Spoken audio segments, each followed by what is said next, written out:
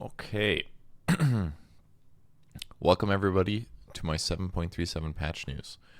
Patch read. This is probably going to be the last huge patch before TI, considering that TI is in about a month. So I expect to see the biggest changes here. We'll probably see a couple fine-tuned changes that change in the next 2 weeks or so. But this should be the last big one. All right, let's see what they have to say. Since patch 7.36 affected basically every hero in the game, it's no surprise that 7.37 is mostly focused on getting the Plague field leveled again. A bunch of heroes are getting new innates and facets, and there's even a rework of Medusa. 7.37 also includes more informative tooltips, which should give a better moment-to-moment understanding of all the variables. What do you mean, check out the new things here? That's what I clicked on. Oh, okay, here we go. An area of effect icon has been added to all tooltip values that are affected by Bloodstone and other AoE increases. Okay, that's cool. So you don't have to guess. You can just see the AoE, or you can read the AoE. Mind's Map Aura. Mighty Mind's health regen aura decreased by 2. That's fair. And Well Map Aura, Well Rish's mana regen decreased as well. So nerfs to both of those. Mighty Mind's one's kind of a big deal. Starting from his second death, Roshan now always drops Roshan's banner. From his third death, Roshan now drops Refresher Shard and Cheese during daytime, or Ag's Blessing during night. Okay. That seems pretty fair to me. Ag's Blessing is straight up better, but Refresher Shard can be really good, as is Cheese. Teleport time to Roshan's outpost decreased from 6 to 4 seconds. That's a huge deal. That's going to make it way easier to contest Roshan, because 6 seconds was kind of wild. It also means buyback fights are more advantageous to the teams that they are Roshing nearby, because buyback fights are still a really big impact part of the game. Following are now considered teleport. TP Scroll, Boots of Travel, BOT2, Twin Gates, Chen's Divine Favor, IO Relocate, Keeper of the Light Recall, Lone Druid Spirit Return, NP Teleport, TA Psionic Projection, Keen Conveyance, Fiend's Gate, Visage Summons Familiar Recall. Okay. I'm not exactly sure why they're doing this, but let's see. Breakability upgrade. Breakability rules of facets, innates, and abilities have been updated. Breakable, yes, has been added to all abilities that are partially or fully disabled by break. That's good, because that stuff's been very confusing. All abilities that are partially disabled by break have an alt tooltip line detailing break interactions. Following are now fully disabled by break. Alchemist Grieval Greed. Okay. Batrider Smoldering Resins. Fine. Bloodseeker Thirst, including removal of movement speed capture. Bounty Hunter Cut Purse. Bounty Hunter Janata. Okay, Chaos Knight, Reigns of Chaos. These are all facets, right? Clockwork's Armor Power, that's an innate. Or, yeah, that's one of his innates. CM's Cold Comfort, Darkster's Heart of Battle. Basically, tons of innates. Death Prophet, Witchcraft, that's a lot of movement speed, so Break is a little bit good against her. Gravity Well, Event Horizon, Distortion Field. Which of these are value to break? Nixth Sense, Degen Aura, it's fine. Pangolier Fortune Favors the Bold. That one's kind of nice to break because it's very difficult to root him, for example, by the Troll Lord. So it might give you some solutions if you do want to kill that hero. Immaterial, that's the 6 hit, I think. Oh no, sorry, that's the evasion. So now you can break the evasion, which is good. It's another solution against the hero if you want it. Phoenix Blinding Sun, Puckish, Bondage, Succubus. Those are her facets, I think. Dynamo's definitely his facet. Menace, Irrepressible. So that's the unsilenceable. You can break it and then silence him. That'd be funny. Mix of things, basically. This is Techie's attack range, I think. Dragon Sight, okay. Partially disabled by break. Phantasmagoria. Ember Spirit Immolation, Juggernaut Blade Form, Monkey King's Jingu Mastery.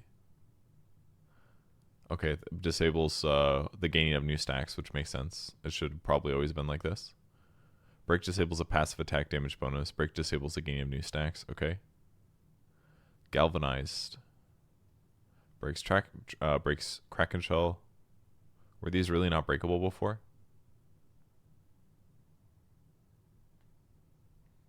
Ability blocking and reflection. Abilities that are applied with attacks can no longer be blocked or reflected. Abilities that are applied with attacks can no longer be blocked or reflected. Okay. Dive bomb, hammer purity. Thank God. This one was really annoying. The hammer was like, should not have been able to be blocked. I assume by like Lincoln Sphere basically, or Lotus Orb.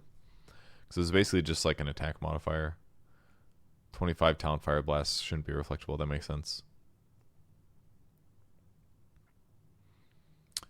Earth Spike and Burrow Strike can't be blocked or reflected anymore. Okay, so if you have a Lincoln's or a Lotus Orb, you can't reflect these anymore, which is good. Good to know. Track their target. When unit target can be blocked or reflected, floating abilities have had their behavior change. Does that mean you can break Lincolns with Ion Shell? Yeah, I wasn't quite expecting the patch either, to be honest. It's kind of a surprise to me. Abilities can be unit target and displaces the caster, now blocked and on ability cast instead of after displacement. So yeah, if you Huskar Life Break, it breaks as soon as you cast it instead of it being once you connect. Marcy's Rebound. Stormhammer with Ag Scepter. Tiny Toss. Okay, that's cool. I like that. Abilities that fire a projectile at a primary target in an area around them only trigger spell block in reflection on the primary target. Okay, so if you Unstable Concoction the primary guy, it will Lincoln's block on him, but everyone else will be stunned in an AoE. No longer spreads when blocked. Okay, no longer block or reflected when cast automatically from Snot Rocket. Okay. Abilities that fire individual tracking projectiles at targets to apply the same effect to all units hit now. Brain Sap. Okay, so basically with Bane's Brain Sap Ag Shard, you could like Lincoln's break an entire team, which is actually kind of sick. That's maybe the coolest change that I've seen here. Because if you get the Shard and you just like nuke a whole squad. I don't know if that goes through BKB. I don't think it does. Oh, it does actually. Sick. So if you get Shard, you can like Lincoln's break heroes with Brain Sap. That's really good. Very good stuff. Shadow Wave. Is that part of it? Poison Touch, Line Finger of Death with Ag Scepter. Okay. Assassin Mind Flare AoE. Ancient Seal AoE. Soul Assumption AoE. Eternal Change is now blockable and reflectable by all targets. An area of effect. That seems interesting. So you can basically block it with Lincoln's now instead of it automatically hitting, which I guess kind of makes sense because Atos is blockable, right? But this in some ways makes Gleipnir better. Like all of these changes make Lincoln's worse, and Gleipnir is an item that a lot of heroes buy, so this kind of just makes Lincoln's a lot weaker. But with that said, in some ways it's good that it doesn't block you if that results in your death, you know? Hooray! Welcome, Goss. Thank you. Do 5 Lotus Orbs kill Bane? I think you would actually take 0 damage, no? Because if they're all Lotus Orb, you'll sap them, and they'll all sap you back. So you should get 300 heal for nuking them, and they'll get 300 heal each from nuking you. It kind of depends on how the math works, though. Like, because if you technically heal 1,500 and then you take 1,500, it's bad, right? But if it goes even, then it doesn't matter. I'm not sure. Unit target abilities that bounce between multiple targets will only trigger spell block and reflection on the primary target. Okay. The ability continues with subsequent targets do not trigger the block or the reflection. So Acorn Shot, Shadow Wave, Mystic Snake, Wrath of Nature. So the primary doesn't get hit, but then the other ones don't get blocked either if they also have Lincolns. Is that kind of how it works? Guess not. Paralyzing Cask is an obvious one. I thought this is already how it works. You throw a Cask on a guy, Lincoln's blocks, he doesn't get stunned or take damage, and then it bounces away. Neutral item, if active effects can only be blocked or reflected. Book of Shadows or Force Boots. Okay. Roshan Banner is buffed. I think they did a good job making it immune. It's been very effective, and maybe not very effective, but it's been effective in pro games lately. So I'm definitely very into the change that they made. It makes pushing easier. You can like basically anti-glyph a wave and help end games at a reasonable time. So that really upped the tempo of games a little bit. Nerfs to Bracer, the best. This was kind of needed. It was like the laning item, the regen item for almost all heroes, especially offlaners. So this item getting nerfed was kind of needed. The fact that it doesn't give you damage is not entirely bad because it is still giving you 5 strength. It's just going to make the item for sure worse on anybody that isn't a strength hero, I feel like. Because now if I buy this on an agility or an intelligence hero, I am getting 3 less damage. It providing health is still kind of sick though, because that means at a level 1, a Bracer now gives you, instead of 110 HP, it now gives you 160 HP, which is kind of good. And you'd also argue that a Bracer on a support is just better now, because now it's even more HP than it gave before. If I'm playing like Undying with a Bracer, I would argue that this is just better because it's more HP. So 160 HP instead of 110, it's pretty good. Or the double of that would be 320 HP. So 300 HP for 500 gold. That's so good, actually. If you compare that to a Vitality Booster, which is 1,000 gold for 250 health, this is so much better. So much better. 10 strength, 4 agility, 4 intelligence, 1.5 health regen. It's actually 1.6 health regen, and 100 health. So 120 plus 100. Wait, did I do my math wrong? Because 5 is 110. It's 22 times 5. So 10 should be double that. So it's 220 plus 100. Yeah, 320 health plus 4 agility plus 4 int and a bunch of health regen. So it's a pretty good raw HP item now. And there might be some times in the mid game where it's worth buying one if it's after 25 minutes, if you have an item slot, if you haven't bought one yet. But yeah, definitely worse as a right clicker item, but it kind of just did a little bit of everything before was the problem. So this could definitely change laning viability for some offlaners, but it's probably still good as a regen item. I mean, it's effectively the same. It's just going to be worse for, you'll farm a little bit slower and you'll fight a little bit less effective to the death, other than the fact that you have more HP, which is kind of good. So we'll see how this turns out, but people are going to be really tanky now. Just seems like getting this on a support sounds kind of cool, but it's probably not as valuable as like a Tranquil Boots plus a little HP, something like that. Its Bloodstone spell lifesteal bonus is decreased. That's the base. The multiplier is increased though, and the blood pact duration is decreased. Okay.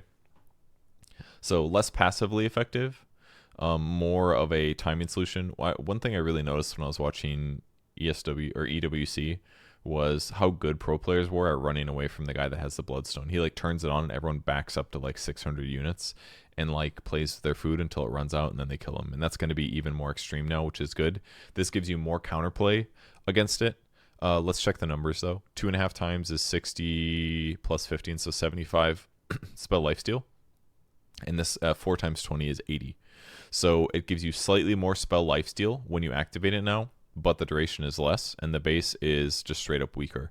The other thing that's impactful about this is that because this base is lower, that means that when you get like a Sanj Kaya, you're getting like infinitely less spell lifesteal without it being pressed. Like your base with Sanj Kaya was probably like close to 40%, and now the base is going to be like 25% or something like that.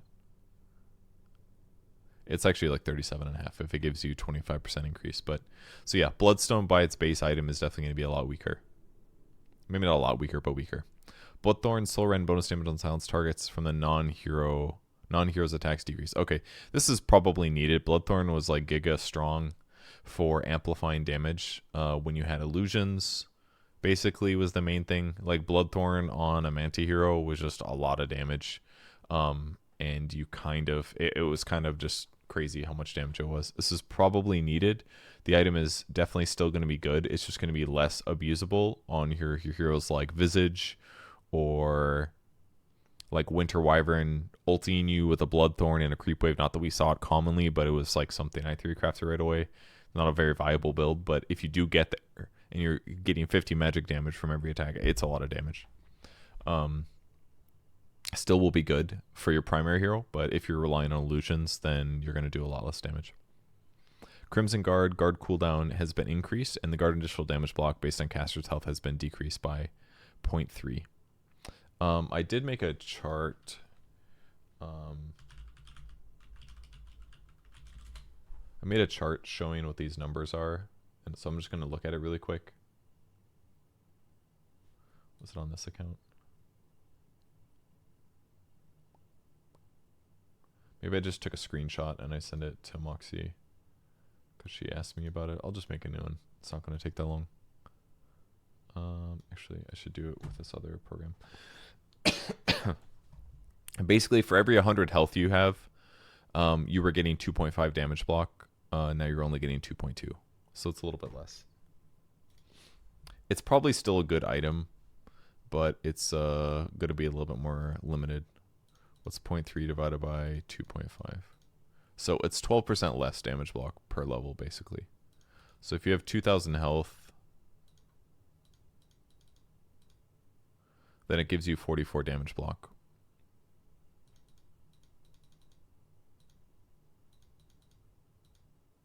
Hooray! Before it gave you 50. So for every 1,000 health, instead of getting 25 HP, you're only getting 22. It's still probably good in the right circumstances, but it's definitely being nerfed. And we have been seeing a lot of teams, maybe not a lot of teams, but some teams just picking the item up on kind of any hero because auras were seen as very strong. Dagon's spell lifesteal bonus is rescaled per level. It used to sit at 15, but now it goes up. So this helps encourage people to actually level it up, which is not common unless you're playing like Nyx Assassin or something. Eternal Shroud Endurance magic resistance per stack has decreased again, down to 3.5%. So this has been nerfed quite a few times. It is way less common than it used to be, for sure. But this will make it certainly easier to kill people with Eternal Shrouds. It's 20% base magic resistance. I mean, I know Pipe is going to get nerfed later on, but... Not reading chat, what you talking about? What did I miss? Hooray! Illusions not changed. Mouse over... I'm sorry, did I... Illusions are considered... Oh, I'm sorry. My bad. Illusions are considered heroes. Okay. Good for illusions, bad for brood. Thank you for the clarification. Which makes sense, because if you run up with like 25 spiders and they each do 50 magic damage, it's kind of busted. Okay, so it's still good on illusion heroes, but it's going to be bad on a hero like Visage, and it's going to be bad on any other summons type heroes, like a Beastmaster type hero. Not that you'd buy it on that hero, but it should just remove some of the viability for those edge cases that are just giga strong. Hey Monka, thanks for subbing.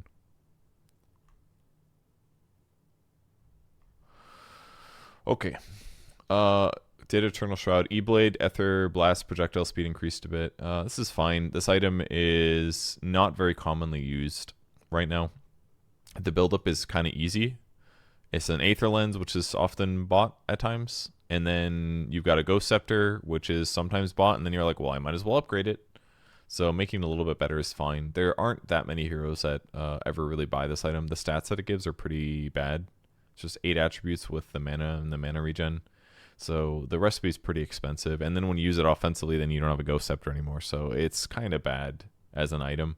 But obviously in some circumstances, it's really good. If you're playing like a Grimstroke or something, it makes a lot of sense. But the buildup is just kind of worse in some ways. So why are they nerfing magic resist? Because tanky heroes are probably still a little bit too tanky at times. And auras make heroes too hard to die at times. Guardian Greaves men cooldown is going to be increased to 45 seconds, which makes sense. Something that we expected to see was just aura nerfs across the board. Heart of Trask max health regen bonus is decreased again, 1.4%. It's a little bit less. Heaven's Halberd slow resistance increased. I haven't seen anybody buy this item. Not many people buy this item in a while. Disarm mana cost is decreased, but these are decent buffs at least. 25 evasion, 20 strength, slow resist, health regen, lifesteal amp. It's okay. It's just the disarm doesn't go through BKB and you can dispel it right now, so it's just kind of like blah. But in some cases it's good. Echo Shell duration decrease. I actually am down for this. Lotus Orb is an incredible item, and reflecting spells takes a lot of good skills. but frankly, 6 seconds is like a huge duration. The part of the downside to this nerf is it's going to make it slightly harder to siege at some cases because you have some high ground guy hitting high ground, hitting tower, and that extra second is going to buy you time to hit the building, or retreat from hitting the building. So if the games are even and all the heroes are alive, this is going to make high grounding a little bit harder.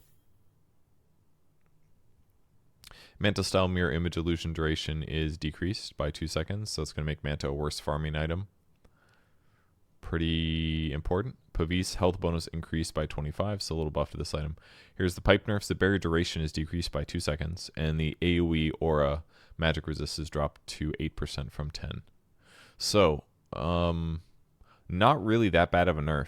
I really expected worse than this, personally. The barrier lasting 2 less seconds, I think, is a great nerf, because if you press your pipe at the wrong time, basically, then this is more punishing, because now if your barrier just runs out without it getting utilized, then it's like, okay, well, you wasted your item. The AoE magic resist only dropping by 2%, I think is fine. It's going to make pipe look a little bit less appealing compared to Eternal Shroud, but frankly, pipe is probably just better in a lot of cases, and at least it has been, or the offlaners that are popular just prefer to buy pipe typically. But I expected a bigger nerf than this. Maybe it'll get nerfed again. But for items that are as ubiquitous as aura items, you got to be a little bit careful how quickly you nerf them, I think, sometimes. So I think this position is probably fine. It might change the meta a lot. We'll see what happens based on feeling. Does it need to cost 175? What you talking about? Oh, the Lotus. Yeah, that's a lot. Solar Crest recipe cost decreased by 100. The total cost decreased by 100. So the item, is going to still give you the same health, but Pavis itself gives you 25. Is it Pavis? I can't remember. But yeah, Pavis giving a little bit more health. This item's really not that popular right now. It's aura-like in a way, but you know, it's one guy.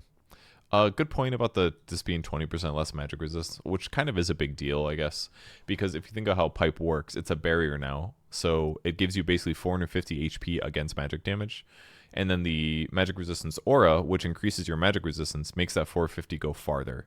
So now that percentage is lower, it's going to effectively mean that the barrier is giving you less estimated hit points than it was before. So it's going to affect you without you popping pipe, and it's going to affect you with popping pipe. So pipe is factually worse, but yeah.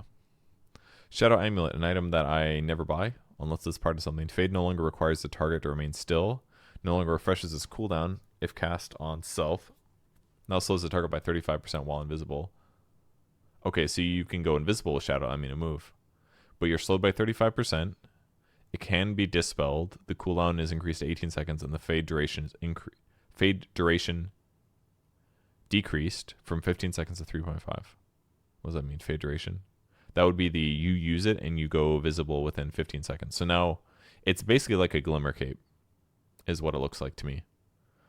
You use it, you go invisible, you're slow while you're invisible. It can be dispelled, and it only lasts for 3.5 seconds, and the cooldown is 18. It's kind of cool. Certainly for heroes that stand still, it makes the item great, right? Like if you're a CM casting ulti, Shadow Amulet is a great item to rush now. If you're a Witch Doctor casting ultimate, it's a great item to rush because it's just ready.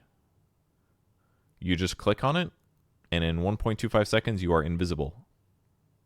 And you can use it to run, but you can also just have it ready. Like as soon as you get 1,000 gold, you can just do invis. Channeling spells, so that's kind of cool.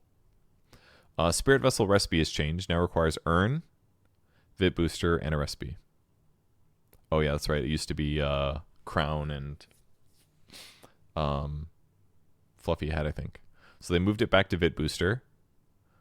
No longer provides 6 attributes. Now provides 375 health. Soul Release cooldown increased from 7 to 10, so it is a longer cooldown.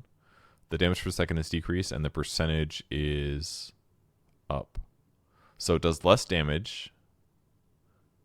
Just does less damage. It's a weaker item.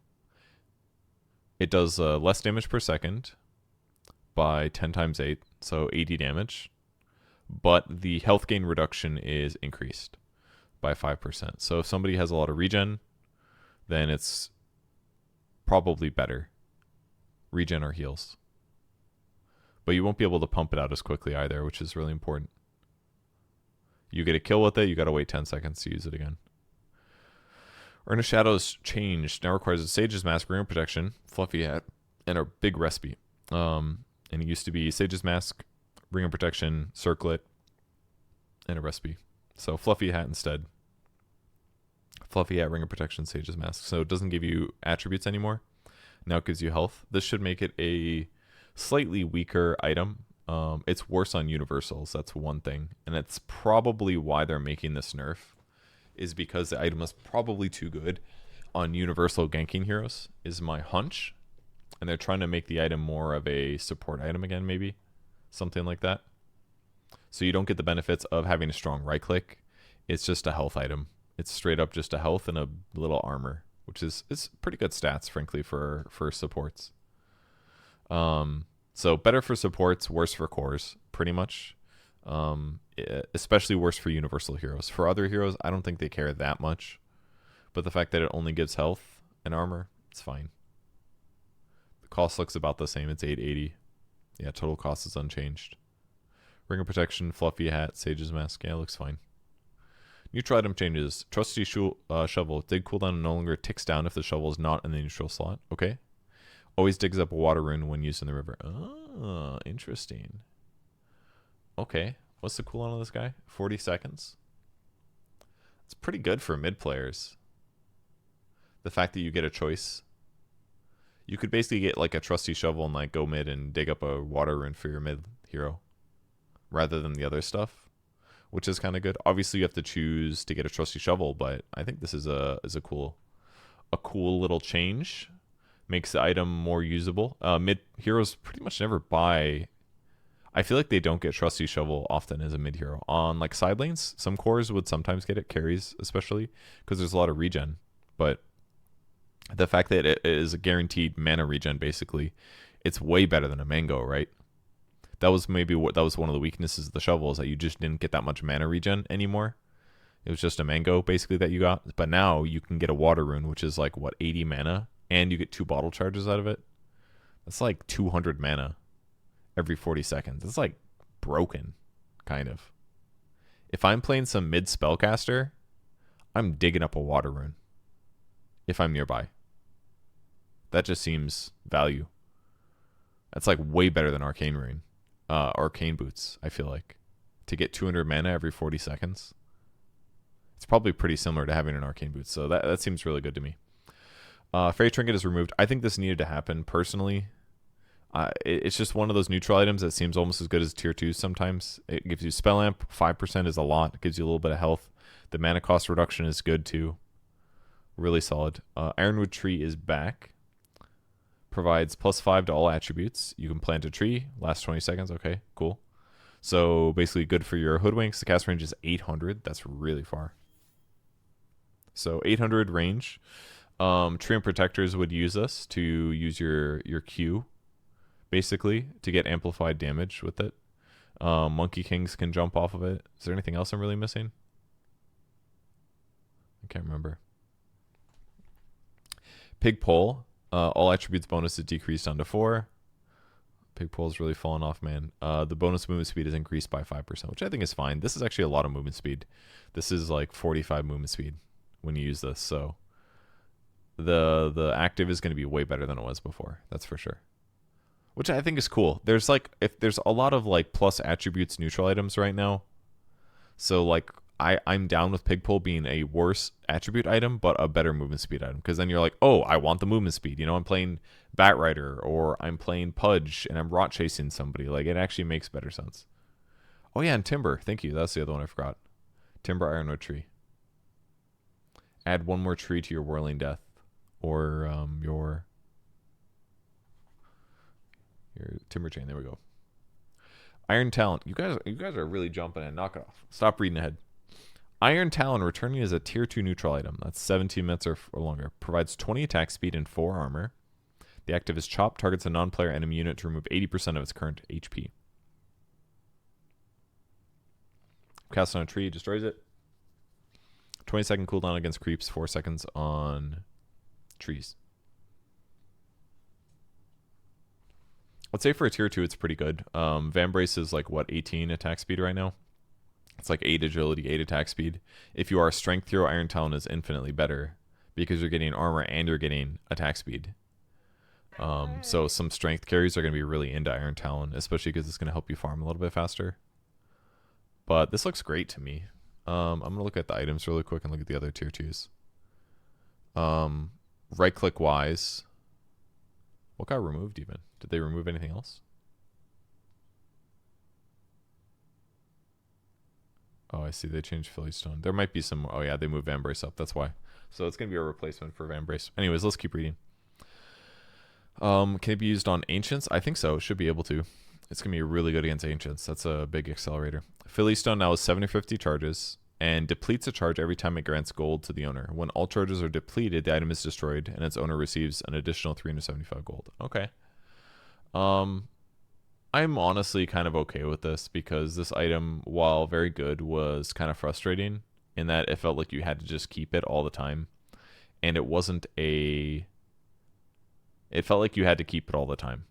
And that isn't very fun. I think the game is more fun when you are moving into stronger and better things. And the fact that I can get value from my Philosopher's Stone and then be done with it, I think is good. 750 gold plus 375. You're basically, you pick this baby up and you're like, I got 1,000 gold. I think that is fine. And then by the time it's dead, you're probably sitting at your next neutral item, because if it's 750 charges and 75 GPM, that means it takes 10 minutes for it to deplete, basically. So you need it in your inventory for 10 minutes, and then it's gone, and you get a gold bonus. It's very hittable. It's trash. Less DPS means less gold. Most heroes aren't attacking, though, or that grab it. You're talking support heroes. But you are correct that... I wonder if you get really bad tier 2 items if carries would ever grab this now. Just to like slap it in their inventory while they're dead or something like that. Get that extra 1,000 gold. It's probably not worth it over a tier 2 item that actually farms for you. But Pupil's Gift attribute bonus for universal heroes increased from 7 to 8. It's a pretty big deal. 8, 16, 24. We're talking 12 plus 4.8. So it's like 16.8 damage to get Pupil's Gift now. Which is pretty good for universal heroes, I would say. Not bad. Vambrace is now tier 3. Main attribute bonus increased from 8 to 10. It's basically old Vambrace. It's literally old Vambrace, except I think the attack speed bonus was never 15. Interesting. So let's look at the other ones. So Vambrace is 25 attack speed with 10 agility if you're an Agi hero. Strength hero is 10 strength, 10 magic. Int is 8 spell amp, which is pretty good. 8 spell amp compared to ceremonial robe is just worse, basically. In almost all ways. I feel like ceremonial robe is just better than blue Vambrace, no doubt about it. Because this is lowering magic resistance by 10, which is more than the 8% spell amp that you're getting. Unless they have like a BKB active or something, in which case maybe it's less good. But at least it gives you another option as a spellcaster, because when you are casting spells and you want to do more spell damage, Ceremonial Robe is your only option as a tier 3. It's like cast range or defensive stuff, and at least Vambrace gives you another thing to do. Also, sometimes you're playing some like spellcaster that is like a ranged hero, and Ceremonial Robe is better for those like tanky supports kind of thing. So, it's fine. Vambrace still whack. It's a little weird, yeah. But magic resistance, I mean, the variety is good. Ogre Seal Totem going to tier 4 is probably fair. The strength bonus increased by 2. Cooldown decreased, damage increased. That's a lot of damage. Can now change direction while flopping. Oh, okay. I think it's mostly good that this got changed in tiers because it came at such a point in the game where it was a free Giga Powerful 4 staff. I mean, it was 27 minutes. You could get Ogre Seal Totem on a bunch of heroes, and it just made fights a little bit. It's like that point in the game where you might have a defensive item or not, and then you just get a free one, and it feels dangerous, basically. So making it a tier 4 I think is completely fine. Martyr's Plate being cycled out is probably for the best because some heroes were getting too tanky. I actually did like getting this item sometimes when you're playing all auras. It just makes sense to have. But they basically they're taking it out because it's probably too much of a game swinger when there's auras that are really popular. So this makes sense to me. As rather than just nerf it into the ground, just take it out, you know, because it kind of like breaks the game a little bit when you activate it with pipe on a tanky hero. Neutral creep changes. Harpy Storm Crafter no longer always casts chain lightning if attacked by lane creeps when pulled. So that means sometimes. Intimidate total attack damage reduction increase from 50 to 60. This could be used for Chens, by the way, because they can summon this. Death Throw power base attack damage bonus increase from 50 to 60. Hellbar Death Throw rush attack speed increase. So buffs to both of these guys. Granite Golem HP bonus percentage is up by a tiny amount. And the armor reduction aura for the Ancient Rock Golem is up. So slightly better neutrals to use. I mean, this one's pretty cool. The armor reduction aura.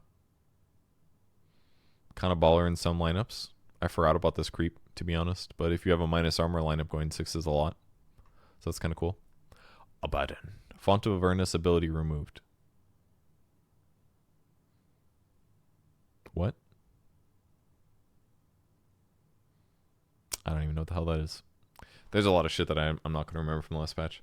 New innate ability. Passive can't be leveled up. Damaging enemies applies the Wither and Mist debuff for 5 seconds. Affected enemies have their HP regeneration, healing, lifesteal, spell lifesteal reduced by 35 if they're below 40% HP. So damaging enemies applies the Wither and Mist debuff. Okay. Damaging kind of sounds like spells or right clicks, which is quite good. So he just has built-in anti-healing on the hero while doing healing, which is a cool combo because that means that in team fights you have a better chance of your guy that you're buffing staying alive and their guy dying. Bard time cooldown is increased. Aphotic shield barrier amount decreased down to 80. Just click really quick. Units dying near him lowers cooldown. Yes, yes, yes. So they just changed this. Must have been his old innate. Radiance GG. Yeah, Radiance would be cool with this. HP regen healings. I mean, 35 is a lot. That's a lot. So if somebody's not BKB, that's pretty powerful. Just like built into the hero now. So some anti-healing just straight up from the hero. Which is probably kind of fair because the hero doesn't do that much damage typically. So it applies some sort of damage without needing farm necessarily. Base health regen for AM. Persecutor, innate ability, passive. Scales with Mana Void. So I believe was Mana Break, it was like a level 0 skill before, right? So this is just like a whole ass innate that Anti-Mage had before. Scales with Mana Void. Attacks slow enemies based on how much mana they're missing. Okay. Minimum of up to 20% slow at 50% mana, up to 40% max at 0. And the slow duration is 0.75. Okay. So rather than them being slowed when you... No, it's the same thing. Attacks slow enemies based on... Okay. Does that mean there's no slow when they're full HP?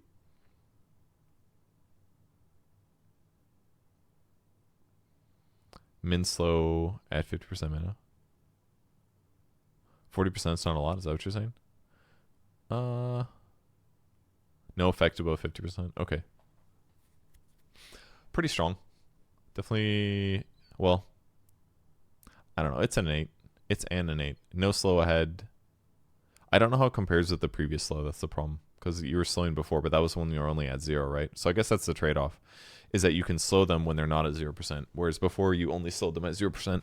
So definitely sounds annoying if you're laning against an anti-mage to me, personally. So Mana Brink's no longer innate. Mana burn per hit rescaled. So basically the level 1 number is about the same, slightly better. Mana per hit numbers are the same. So this is just like an extra innate. Ag Scepter upgrade reworked. Reduces cooldown by 1 second for Blink.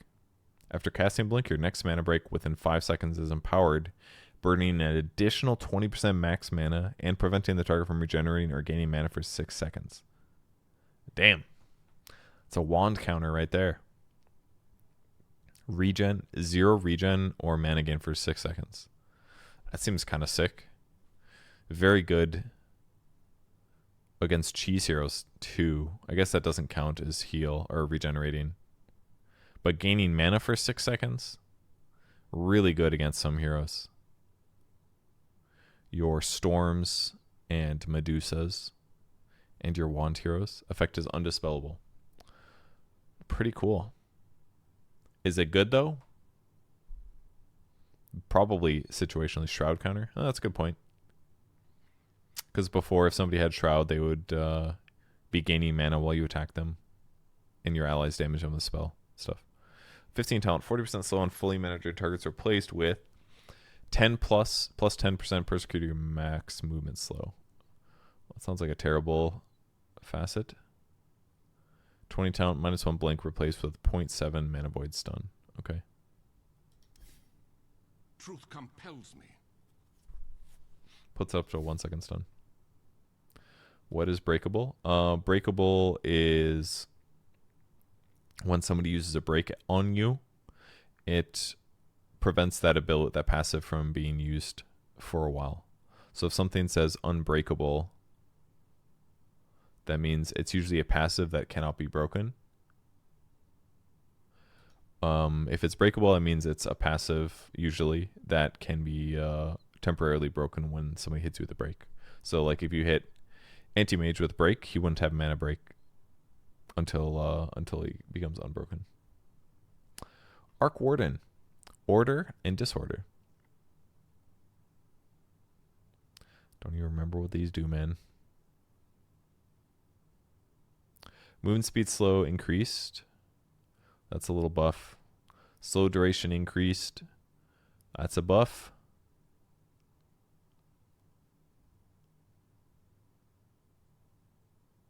So on disorder, the flux movement speed, man, there's so much context in this whole patch now. It's actually wild.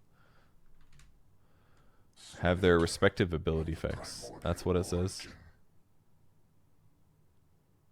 Oh, that's right. They swapped them. Damage per second, movement speed slow. Bro, this is actually so much fucking information. This is like so much. So they buffed the movement on Flux, probably because this is the one that everybody takes. And they buffed the spark rate slow duration, probably because this is the one that nobody takes. And they're nerfing these ones, probably because everyone takes these ones, is my guess. Activation delays 1 second versus 2. Yeah, this is the one that comes up fast, so they're nerfing the slow duration. 20 to 95. This one does more damage, and they're reducing the slow. Okay. You always pick disorder, gotcha. I assume a lot of the patch is going to be like this, where all the facets that are good are going to get nerfed, and the facets that are bad are going to get buffed. For example, Beast Mode. It's going to get nerfed, I thought. Well, maybe they nerf something else. This is the one everybody gets, the one you reactivate it, and then you do a bunch of damage extra. The active bonus attack speed is rescaled. This is just because the innate is different. The innate is now Beastmaster melee hero damage block chance is increased from 50% to 100% versus non-hero units. That's pretty cool. It's going to make him very good at tanking creep waves and jungle creeps. I mean, damage block is not that much. What are the numbers even for melees? I can't remember. I don't know what the numbers are. Obviously, Stout Shield used to be 20. But yeah, it's Poor Man's Shield versus creeps. That's a good way to put it. Guaranteed damage block. So this is going to make your laning stage better. Most importantly, this is going to really help you if you are fighting an enemy hero in a creep wave, because you're going to take no damage from creeps, because you're just always damage blocking against creeps. So it also means that you are going to be a effective hero against summons lineups. I think against Eidolons, Beastmaster would probably be pretty good, because you are getting damage block. It's not going to be like really, really good because the number is kind of low, but it's probably going to be good. Bonus stack. Yeah, these are basically just because the innate being changed, so these are kind of irrelevant. Mana cost for wild axes has gone up, so this means getting your ags timing is going to be a lot harder. This is a big mana increase, by the way, because you usually max out wild axes first. And that's 30% more mana for wild axes. That's a big, big deal. So you can't basically greed out your ags as quickly, because once you get ags, the game kind of unlocks in a big way, because people would take ancient stacks, get your ags, turn ags into Roshans, for example, because it heals you and deals a lot of damage. So, Arcane Rush into Clarities while stacking BM Jungle, kind of sick. Yeah, I mean, it's going to be worse now, that's for sure, because it's a lot of extra mana. If you're axing 10 times, you're talking about 150 less mana. So, you might want to run into mana problems now, basically. Shortest drum interval increased by a bit. Damage per strike decreased. No longer increases stacks when attacking buildings. That third one was definitely very necessary, because sieging, it was kind of unfair to just have the stacks up. And a little bit less damage means less chance of life stealing, and the shortest drum interval increasing. That would be the fastest it could possibly pop, I believe. So they basically reduced the DPS by 2 factors, both the damage and the interval. The longest drum interval is 3 seconds. That's when you don't have that many drum charges. So, yeah, these numbers, you'll probably notice them when you play the hero, but they basically just nerf the Ags build is the main thing. And the ancient stacking. You definitely need arcane boots, among other things. Sanguivore now provides full heal values when denying. Okay. So buff to the hero. The hero basically didn't get touched much at EWC. It got picked a couple times as like a Pango counter and things like that, but it just wasn't that. It wasn't really that good, pretty much. Level 10, talent Blood Rage spell amp increased. Kind of a big deal. The Blood Right damage talent is buffed as well. So basically, nuke builds could become really good on this hero. Spell amp is 30 over here, and this talent is 15. So we're talking. I mean, why don't we see more like Blood Rage on teammates? That's kind of what they're screaming for here. They're like, hey guys, when you cast Blood Rage on your allies, they get half of the attack speed. But they don't get half the spell amp, is what they're trying to tell us. And they're like, hey guys, look, here's another 15. Anyone want to give their Zeus 45% spell amp for 8 seconds? Anyone? The answer is probably yes. And yeah, the hero's going to be weaker. But if you pair this with like some Bloodstone Leshrac or something, like it is going to be insane damage. I mean, Rubik, sure, in the right circumstances, but if anybody actually wanted to do this, they would probably pair it with some like reliable big boy damage dealer, like a Zeus or something. So I don't know if it's viable, but they're trying to encourage it basically with the spell amp. It definitely makes like the Ags Bloodseeker build probably better. I haven't tried it before, but I think I bought it like in one game maybe, but I didn't really like get a lot of feeling for it. Sprays his blood in the area around him, losing health. Oh yeah, so you get the barrier. 7% of your HP per second cost and damage. So, I mean, if you're amping that with all of the spell amp, you're definitely dealing more damage than you're taking. So, Blood Mist. All right, Bounty Hunter base intelligence decreased by 2, so less spamming for him. He actually does have a lot of mana at the start of the game. Streak extra gold increased from 10 to 20. Bro, I didn't even know this was here. When getting a kill or assist on an enemy that has a killing streak, you get a bonus. Cool. So you get 20% extra gold. That could be insane. Big game hunter. Maybe go down pause 3. Oh, Bloodseeker. Oh yeah, yeah. Offlaner is certainly where that build would shine the most. Where you're going for like Blood Right nukes type stuff. Okay. Shuriken Toss Ag Scepter cast range decreased a little bit. And the Shuriken Toss damage. This probably means that the Shuriken Toss is the only viable way to play the hero, kind of. With like Shuriken spam. Which makes sense, because it's a very high damage nuke on a 5-second cooldown. Costs 65 mana for 100 damage, which is really good. It used to be 50. And what I've heard bounty hunters are doing is bouncing the shuriken twice past somebody. You throw it past them to hit a creep, and it bounces back to the hero. That you would need 6 for that to work, but there's cool ways to like get a lot of extra damage out of shuriken toss basically, and it's easier when you have ags because of the cast range increase. Me personally, when I play the hero, I usually go like aura type stuff to get tanky, but I haven't played it in a bit.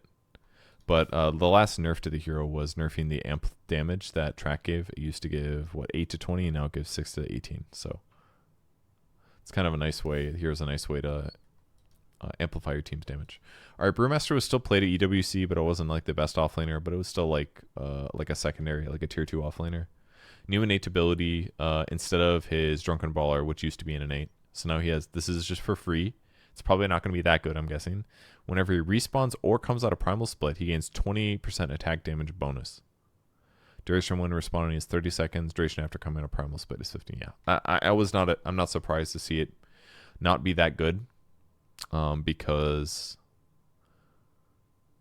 the hero is just playable. 20% attack damage bonus is fine.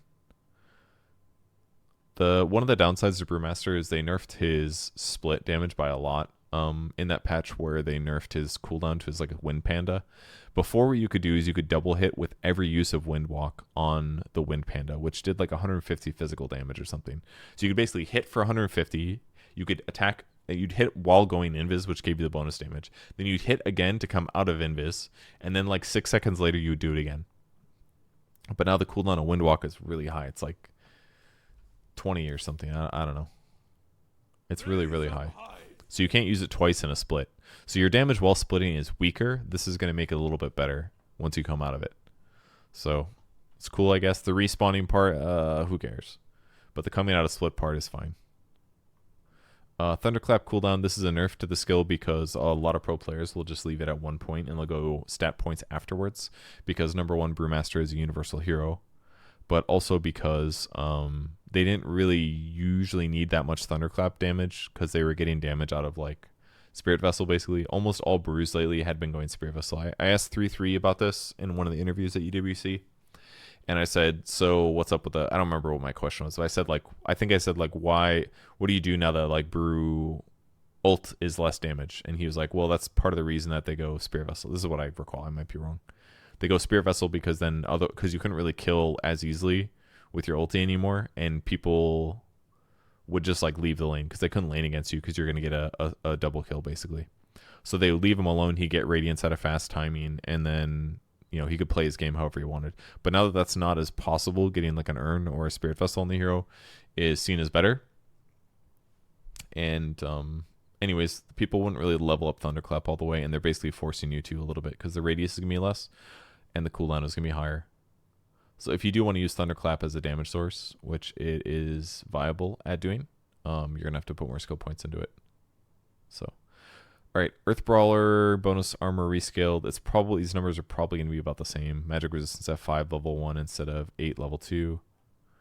Evasion is at 15 at level 1. Bonus movement speed is going to be 5. So this is kind of a big deal because this used to be a passive. You could go 2-4-0 basically, but you'd still have this, which was quite good. I would argue that this actually might be a total nerf to the hero.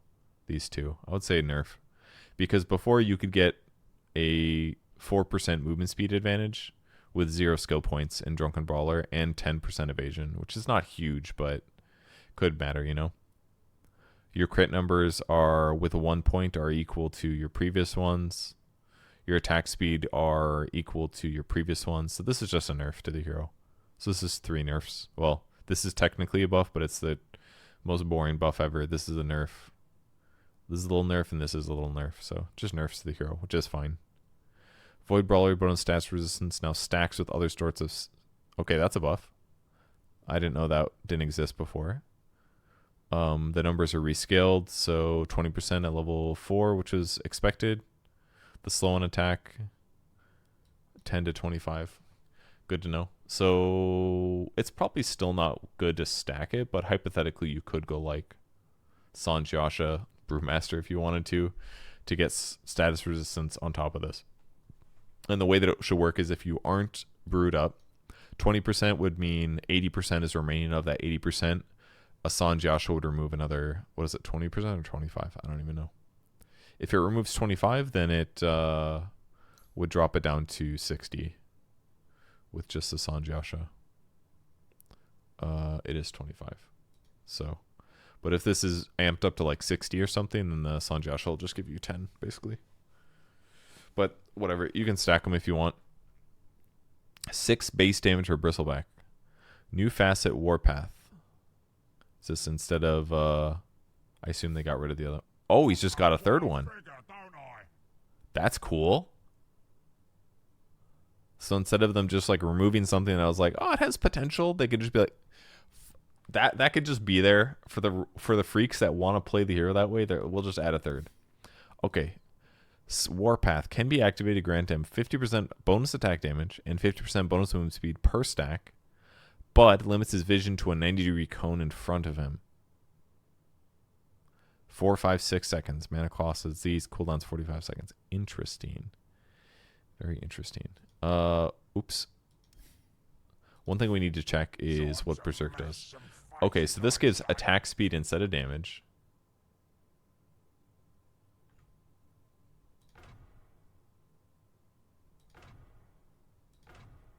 So this is basically just extra stuff. So basically this allows you to play Bristleback like closer to the way he was before.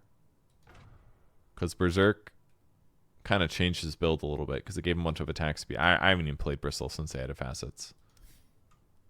But this looks good to me.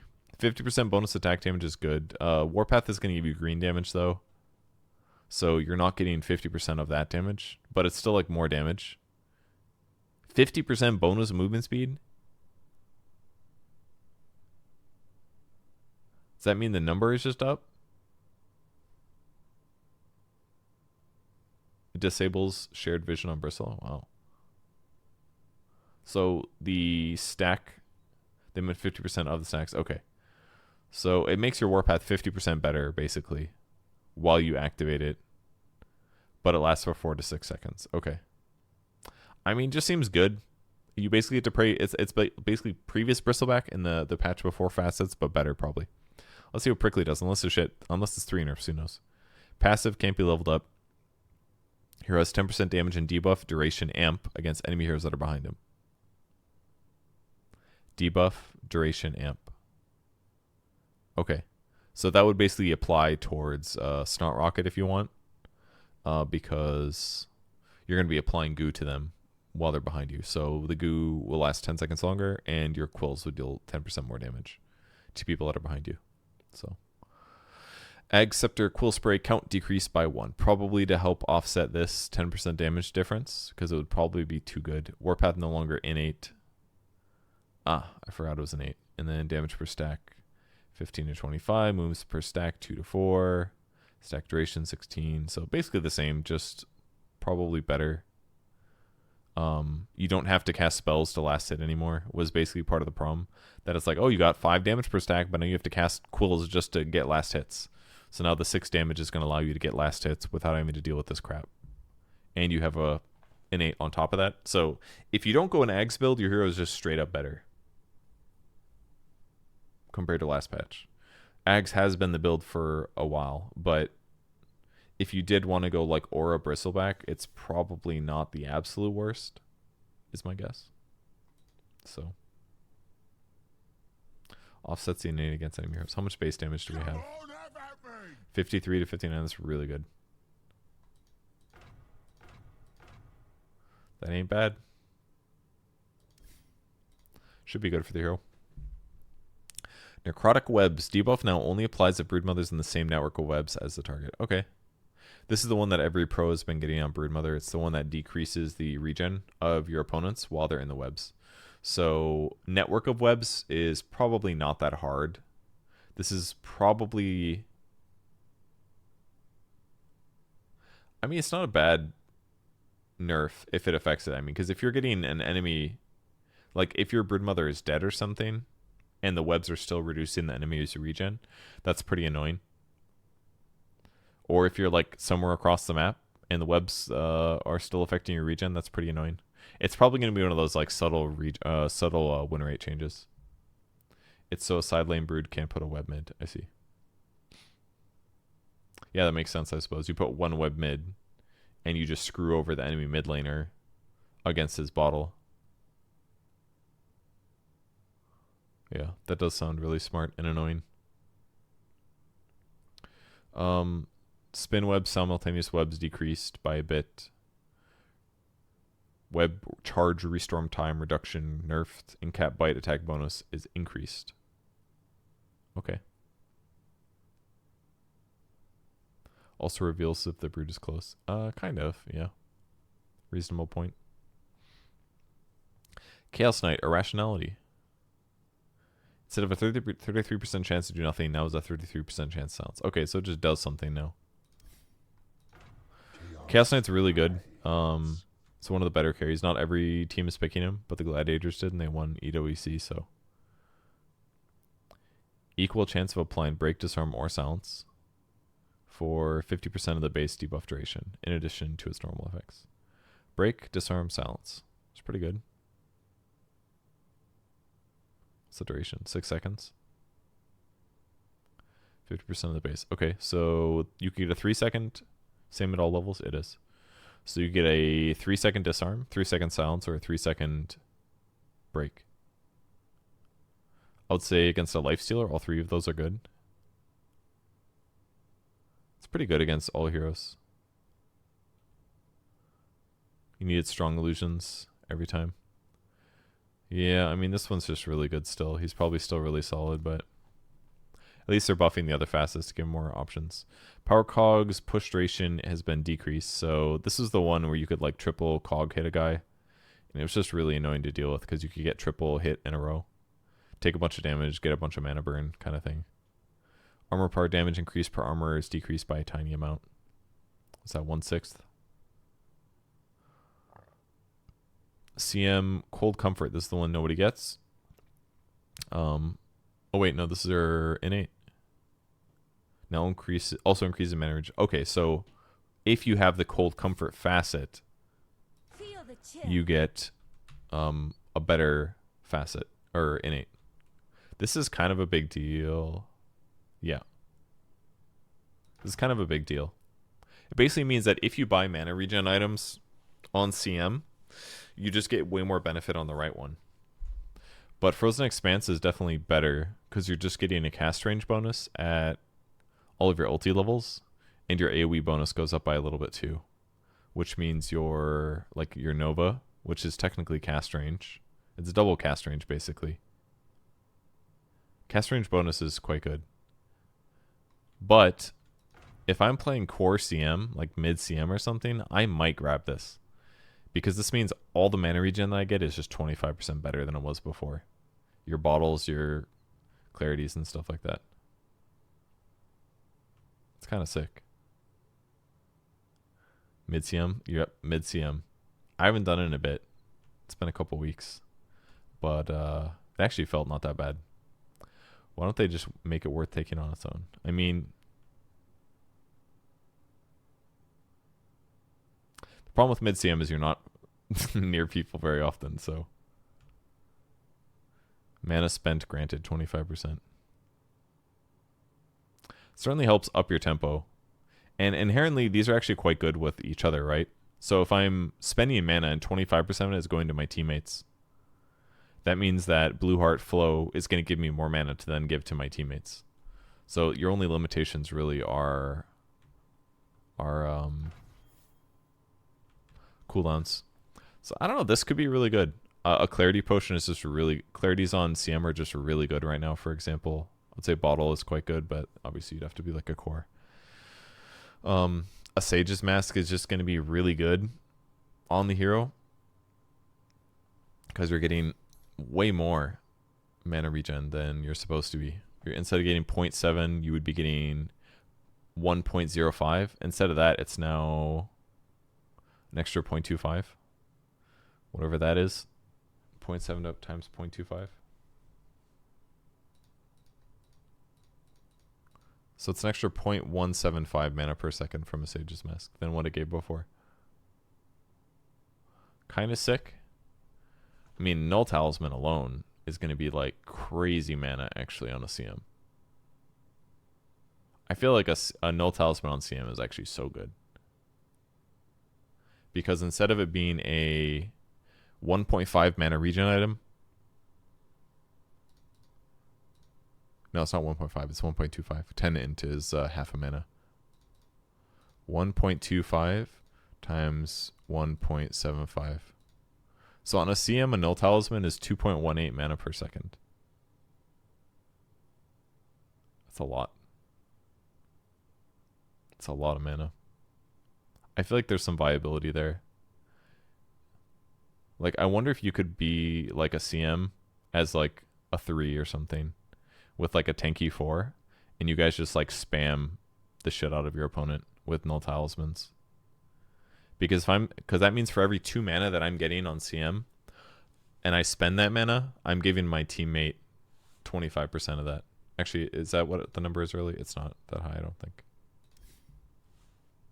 What are the scaling? Games until someone's frozen solid. Oh, it's based on arcane aura. Okay. So if I have arcane aura at level 1, it's only giving them 10%. That's kind of the trade-off, I suppose. Maybe this is part of the reason why this facet sucked so bad. I mean, technically this one's kind of bad too, because you don't actually get it until you're 6. So maybe this one's... I don't know. I could see this being valuable, genuinely. Cast range is really good, but getting 25% more mana regen amp is just really solid. And if you get 1 arcane aura, you're getting 1.2. That's now 25% higher. So... Oh, and she gets 3 times the mana regen. So it's 3.6 times 25%. So it's almost like 1 extra mana per second.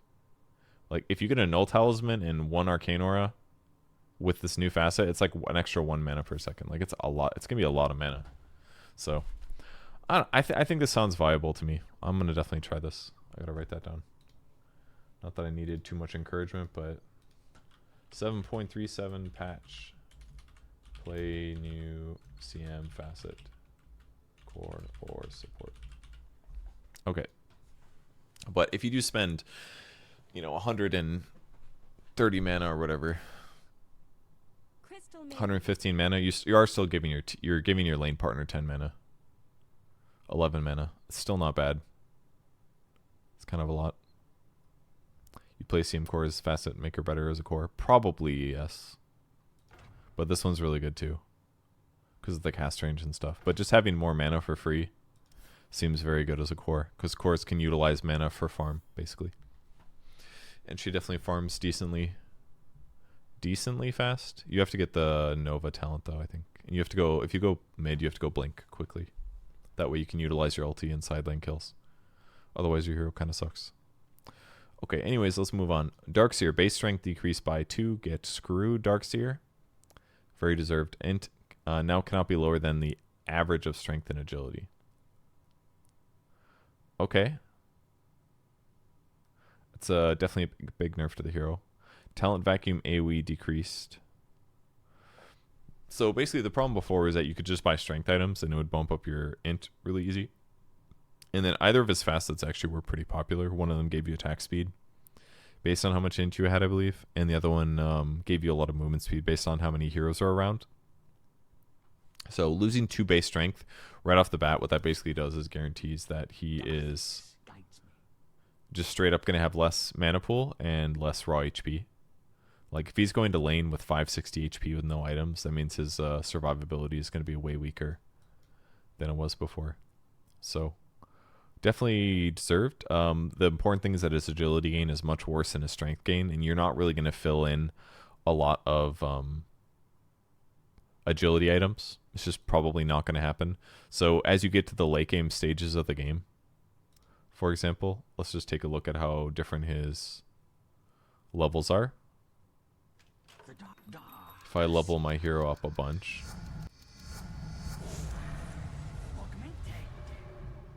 let's do int cannot be lower than the average of his strength and agility. So basically before, if you just bought like a lot of strength items, like do you see how much a difference this was? If this facet was the same as it was before, I would have a free 15, 30 int, basically, by having 2 reavers. So I have 30 less intelligence than I would have had before. And that actually matters for right-click reasons, is the first part. He's a universal hero. So any attributes he gets gives him damage. So 30 less int is like 15 less right-click damage. And considering that my attack speed is based on my int, just right now having 2 reavers, I would have 30 more attack speed and like 20 more damage. Just for free. And yeah, people did start 4 gauntlets. That's true. They would do this. Because this would give them 12 strength, and it would give them 12 int. And 12 int is like 0.6 mana regen. Now it's not going to give you that much. It's going to give you a little bit, but it's not going to give you as much. It should only give you half. So assuming that your strength was higher than your agility, then this would give you 12 strength and 6 int, which is significantly worse than 12 and 12. So needed nerfs to Darkseer, who was a very high win rate hero and also bought auras. Hero was very good. All right, Dazzle, Nothal Balloon barrier duration. This is the one where you heal people, and if they're full HP, it gives you a barrier. I haven't seen anybody play it. I haven't even tried to play Dazzle support. Who needs healing? It's pretty much only played as a core, and some teams play him. Team Spirit played him, for example. Just Ags Rush. I think Gaming Gladiators played him mid too. They always go this one. And Thompson also played him, I believe. Split damage is nerfed. This skill seemed quite good when it was played. Death Prophet Spirit Collector now also gains spirits from Death Prophet's own death and while she's dead. Okay, another buff to Spirit Collector. I'm not surprised about this because I just thought that this one was kind of bad. If it's a slow game, your ulti just doesn't really do that much more damage. And the other facet was slow on Death Prophet. Looks like there's a third one now. Suppress is kind of just good. Slowing when you're chasing people down is important. But this one's not terrible either. I've tried it as well once or twice. And it can be okay. And it is a lot of damage to increase. The damage base is 64. So if your average damage goes up to about 100, it's a pretty big difference. If you're getting a bunch of extra. It looks pretty goofy too. But I'm slowly warming up to it. Morning Ritual's a new one. Passive effect, Death Prophet delays 20 to 50% of upcoming damage, taking the damage in 1 second intervals over 5 seconds. Now scales with Exorcism. That seems really good. It's kind of a perfect facet as far as I'm concerned, because it basically means that she is way less burstable, which is good for the hero because that means you're going to be able to heal against the damage you're taking and lifesteal against the damage that you're taking. Delayed damage matches the damage type of the initial damage and bypasses armor. Magic resistance, damage block. Okay. Yeah, it's good. Permanent Conquer Realm, basically, yeah. Delayed duration is 5. It's gonna be amazing late game. That seems like the best one by far to me, into the way that I play the hero, which is pretty like go crazy, tank to the death type thing. Because we're delaying 50% of the damage over 5 seconds. It basically guarantees you can press BKB. Obviously, you're still going to take the damage later on. But it just seems good. I don't see why you don't just pair this with a Bloodstone, honestly, and become almost unkillable. You lose out on the Spirit Collector. You lose out on slow, but if they have a burst lineup, you definitely take this. If they have a chain stun burst lineup, you take this. So it's breakable. Oh, that's good. That's actually really good. It definitely needs to be breakable. Scales with Exorcism. Wait, do you start at 1 point? Yeah, so you start at 20%. It's quite good. But yeah, breaking it is very, very important. Yeah, it seems great. Crypt Swarm range increased by a bit. Cast range now equal to its wave range. Cool. Spirit Siphon can now target Roshan and Tormentors. That's very nice for her. Level 15. Health talent replaced with Silence AoE. That's a pretty good nerf to the hero. Oh, they moved it to 20 instead. And the Crypt Swarm damage talent, the worst one, the plus 50 damage at level 20. Like, who cares? They changed that with 400 AoE. So her 15 timing is going to be weaker. Because I've definitely hit this like 15 timing on Death Prophet before where I just get that 250 health and now I'm like really hard to kill. Silence AoE sounds fine. I like the Cryptstorm cooldown talent a lot because it increases your farm speed by quite a bit. So I gotta play Death Prophet, I think. Death Prophet, new asset, question mark. That looks great. Disruptor, kinetic defense, cast range increased by 150. I know Insania got this one game at EWC, but I didn't get a chance to watch the game, unfortunately. Hooray! Can I zoom a bit? I can't, unfortunately, because I'm in the client. I'm sorry. You will have to listen to my words, and I promise I will make 0 mistakes. Now deals 20 to 35% of the distance traveled as damage. Max damage remains. Okay.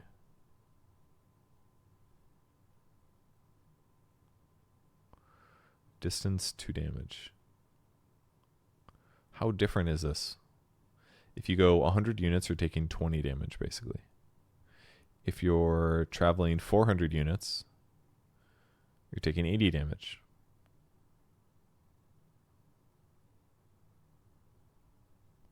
I don't know.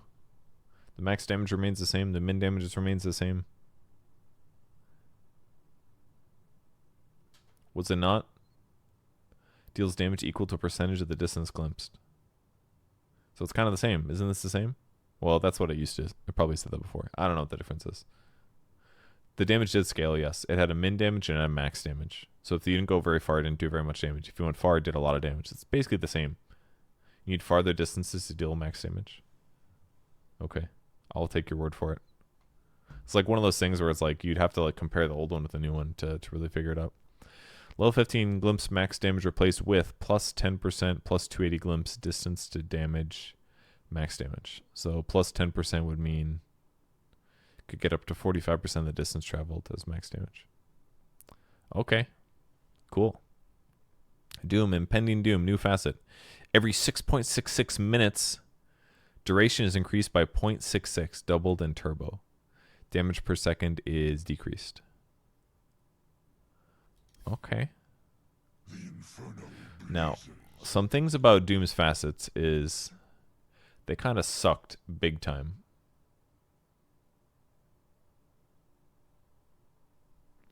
The Gluttony 2 charges, the stolen creep abilities are upgraded by 1 level. It's okay. It's very mild. Devil's Bargain, sell items for 90% of the value. Occasionally used well, but usually it's kind of ignored. This actually does something as the game continues. So if we are 66 minutes in the game, it is 6.66 seconds longer. That's in an ultra late game. But we're talking a couple seconds extra Doom duration. It basically helps you offset status resistance. So I'm into it. I think this is a nice change. Dragonet, Corrosive Breath, Worm's Wrath, Corrosive Breath armor reduction decreased. You know what? It had to happen. This shit was too good. We do see some red dragon. We never see blue dragon. And usually we see green dragon. So that's going to hurt DK as a flex hero. Because it just does less now. Level 1.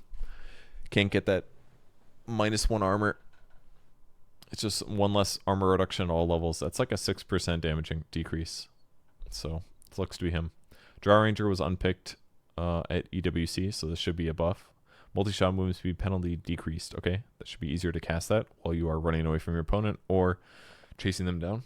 Frost Arrow is bonus damage level 110. Oof, that's a lot. And level 15 talent, 20 life still replaced with attack range. Yeah, it's hard to pass up the multi-shot cooldown talent. It really is. The 15 one. Minus 6 when this is what helps you farm really quick. It's very hard to pass up. However, the attack range facet is pretty cool. Because it does 2 things. Not only can you attack your opponents from farther away, which is good because that's a higher chance of staying out of marksmanship range and sieging towers and stuff, but also the attack range gets bonused by your multi-shot. So the more range you have, the farther your multi-shot goes for. So now you can make a decision. Do you want your multi-shot cooldown to be lower, or do you want a longer distance attack and multi-shot? And I would guess that people actually might go for the attack range, because if you pair 75 attack range with her high attack range, which is already 625, with your typical Dragonlance, I mean, you're going to be really pinging people from far away. And you get a 200 attack range bonus from Glacier. So we could really see a big attack range difference here happen with this facet. But again, multi-shot cooldown is very good for farm increase. But yeah, 10 bonus damage. Frost Arrow level 1 is pretty good. The hero has really bad base HP though. 472, it's atrocious. Hero's very easy to run at. Like, what do you do? You got 500 HP, everyone else is like 800. They say it's madness in my Well, that's what happens when somebody has eyes. like I call it clarity. 10 bonus damage and 10 movement slow, I guess. As a ranged hero. You just have to make your HP low. So that's the trade-off. Don't ever let them hit you, but you can damage and kill them and slow them and stuff. So okay, Earth Spirit, ready to roll. Is this it's a new facet. Okay.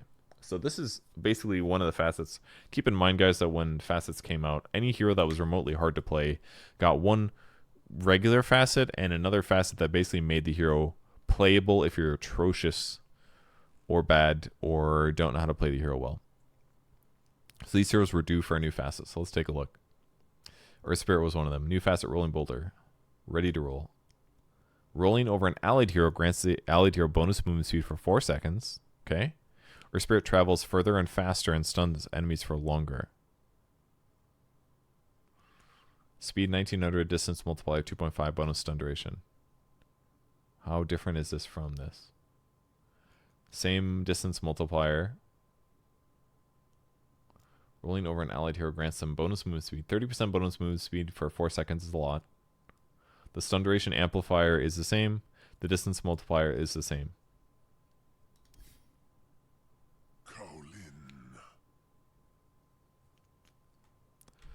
What is this? Bonus attack damage for 8 seconds. 40 to 120. This is the weird one. 4-second cooldown set of charges. Remnants don't get destroyed by a rolling boulder. Also, the cooldown of Stone Remnant is refreshed after the roll is done. So this one's hypothetically useful right now. And here's the new one.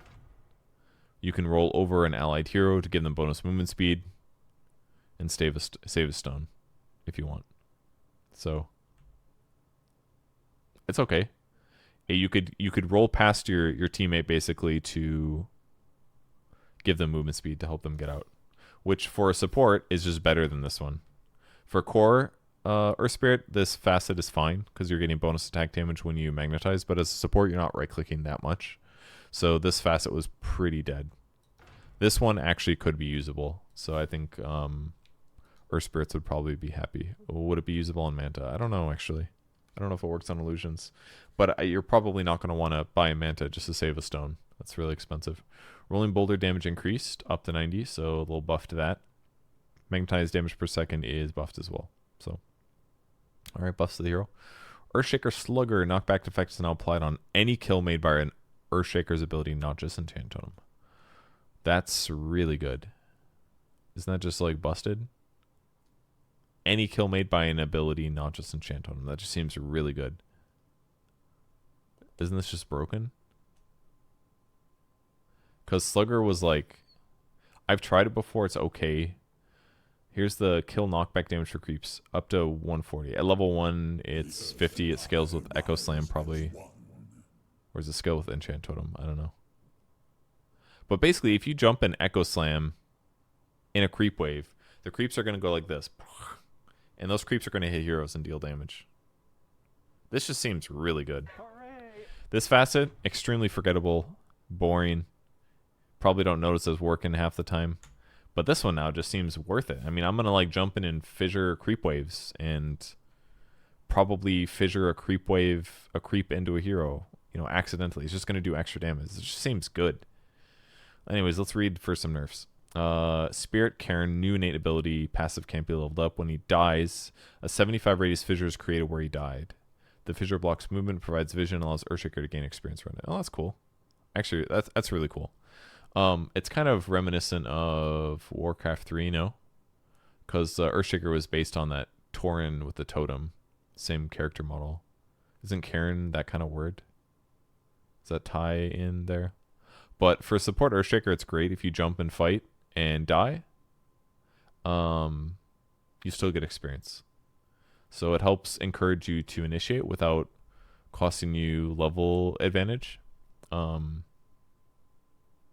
it probably does damage too. Maybe?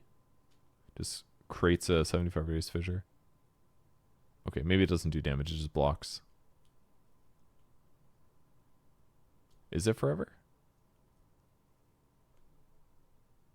Oh yeah, his first name was Karen. Aftershock no longer being an innate is a problem though for the hero. So this is the nerf. The damage is rescaled the same, basically same. So now you actually have to skill Aftershock. You would get this at level 1 before. So you could skill Fissure or Enchant Totem at level 1 and get more value from it because you were getting a free like 35 damage and half second stun duration. So it basically does nothing except gives you experience. Okay. Well, Slugger's going to be good. It just has to be good. You're just getting extra damage now that you didn't have before. So this does say it provides vision, yes. A little vision. Elder Titan's going to get nerfed here because the hero's played a lot. Momentum facet, movement speed as attack speed decreased. I saw some Elder Titans do some scary things. Tip the Scale's new innate passive. So you basically used to get Astral Spirit at level 1 guaranteed. You would get it with you'd skill your aura at level 1 sometimes. And then you would Astral Spirit hit people. New innate. Allied creeps and buildings affected by the Glyph of Fortification or Roshan's Banner deal 100% bonus damage. Allied creeps and buildings affected by Glyph. Wow. That's cool. So if you Glyph creeps, they do more damage. If you Glyph towers, they deal double damage. So it makes your tier 2s and your tier 3s really strong. It puts Elder Titan Ogre lineups in a really cool place because now you can like Bloodlust towers, pop Glyph, and your towers should be shredding, like really shredding heroes. Kind of cool.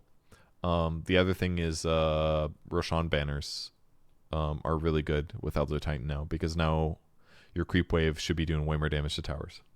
I mean, typically enemy heroes will like pull the creep wave past the tower or whatever, but still, it's cool. Let's see what else. So yeah, same once you skill it. Same once you skill it. Same once you skill it. Same once you skill it. Same once you skill it. Same once you skill it. So no Astral Spirit at level 0 for free. So now you actually have to skill it. And then nerf to momentum. It shouldn't be like, it's probably a big difference, but I have not played ET. So Mega creeps and turbo will be walled. Yeah, that's probably true. But only if they're glyphed. They have to be glyphed. Ember Spirit. I mean, you could get creeps on a tower offensively in glyph just to deal damage. That's kind of cool too. Get all the creeps in the base. Put them on the throne. Pop glyph. Mega creeps on throne. All right, Ember Spirit. Sleight of Fist, second attack damage penalty increased from 40 to 50. Okay, that's fair. The double attack was kind of busted. So it does a little bit less damage. New innate ability instead of Flame Guard. Passive scales with Fire Remnant. Ember Spirit deals 10 to 40 damage per second in a 175 AoE. Okay, so it does do an AoE. Can be upgraded with Ag Shard. Decreases damage by 10. Radius. Oh, increases. I was like, why would the damage go down? Increases damage. Radius is up. Grants Fire Remnants the current level of Immolation. Okay. Not worth rushing. But the radius going up by a bit is kind of cool. 175 AoE is really small. I don't know what the AoE of Flame Guard was. Probably was based on Flame Guard, my guess. Not the best shard, probably, but it's kind of cool. Mostly is good for the Fire Remnants, and it will increase your farm speed by a little bit because of the AoE. Searing Chains, mana cost up. Flame Guard no longer has the innate or passive. And duration is rescaled, so same as when you level it up. These numbers are worse. Worse damage here, but it's fine because this gives 10 damage auto. Scales of Fire Remnant. Yeah, that's based on your ulti, so the numbers are actually better. At level 1 Flame Guard, you do slightly more damage than you did before. So about the same. Okay. This is I don't know, this one's weird. They made it like its own innate, but it's like it still does the same shit. It's just not based on Flame Guard anymore. It's like its own ability. And you can break it, I guess, is the difference. Shard put safely, Remnant on camp for farm just like before. Yeah, I suppose. Alright, Enchantress Force freebie ability removed. This is the Enchanter creep to get a neutral item. Rabble Rouser, innate ability, passive can't be leveled up. All neutral camps deal more damage to enemy heroes. Damage increases 10% plus 3% per Enchantress's hero level. That's cool. 10% plus 3% per her hero level. So I don't think it matters that much. 40% at level 10. That is kind of a lot. So you'll have to be careful jungling, basically, if you are against an Enchantress and you're not a very good jungling hero, is the main thing. Clearing ancient stacks might be a little bit harder for any like tank and fight to the death type hero. Kiting is going to be even more important. Curious to see how this plays out. Obviously, at some point in the game, it just doesn't matter. You just do enough damage. But I think if you don't have the right heroes with like lifesteal, for example, this is just going to be a lot harder. You think it hurts illusion heroes the most? That's a good point. Yeah, illusion's jungling is going to be a lot harder. Aim is definitely going to be hurt by this for sure. Because Aim doesn't get lifesteal. He just has like regen and he has to melee fight. It's a really good point. Aim is going to struggle a lot. Maybe some heroes like lifesteal or two, perhaps. Yeah, it definitely does do a lot for a passive, I agree.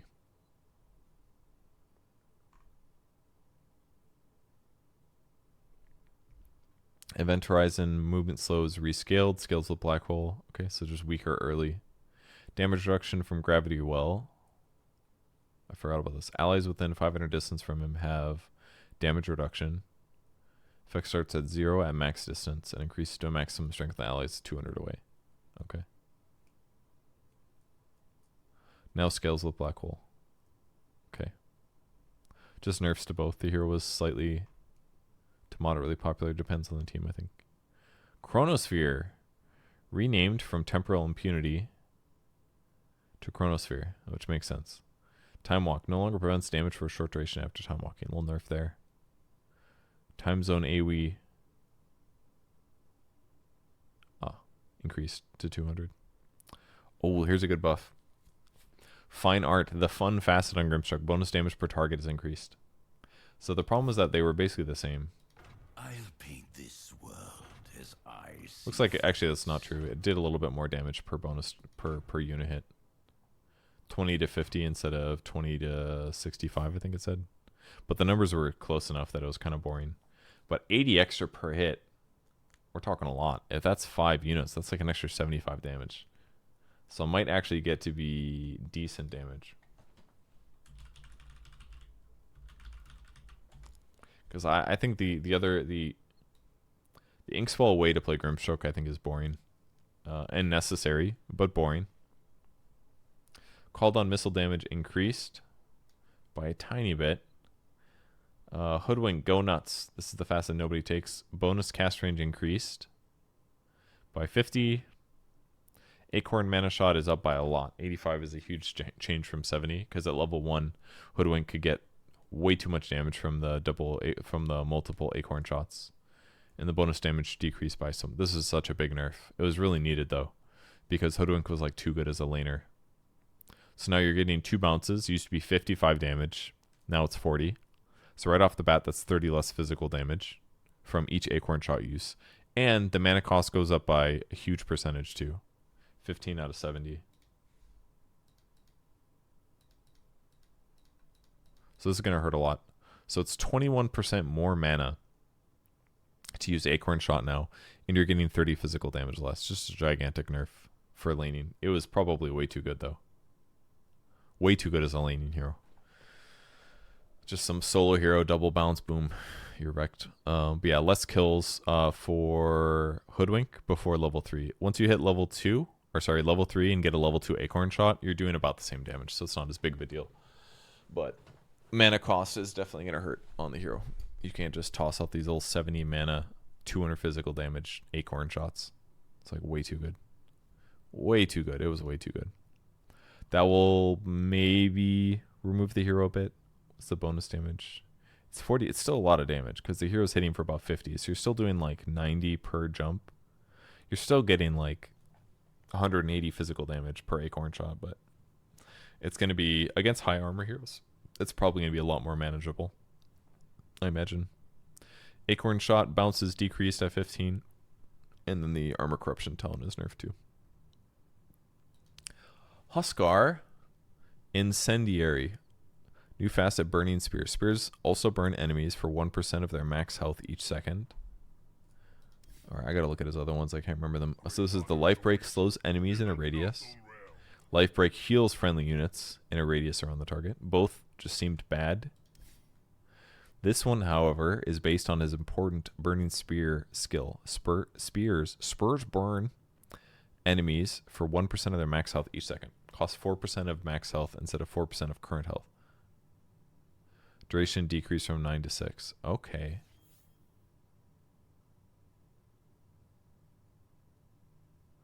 So this seems quite fantastic.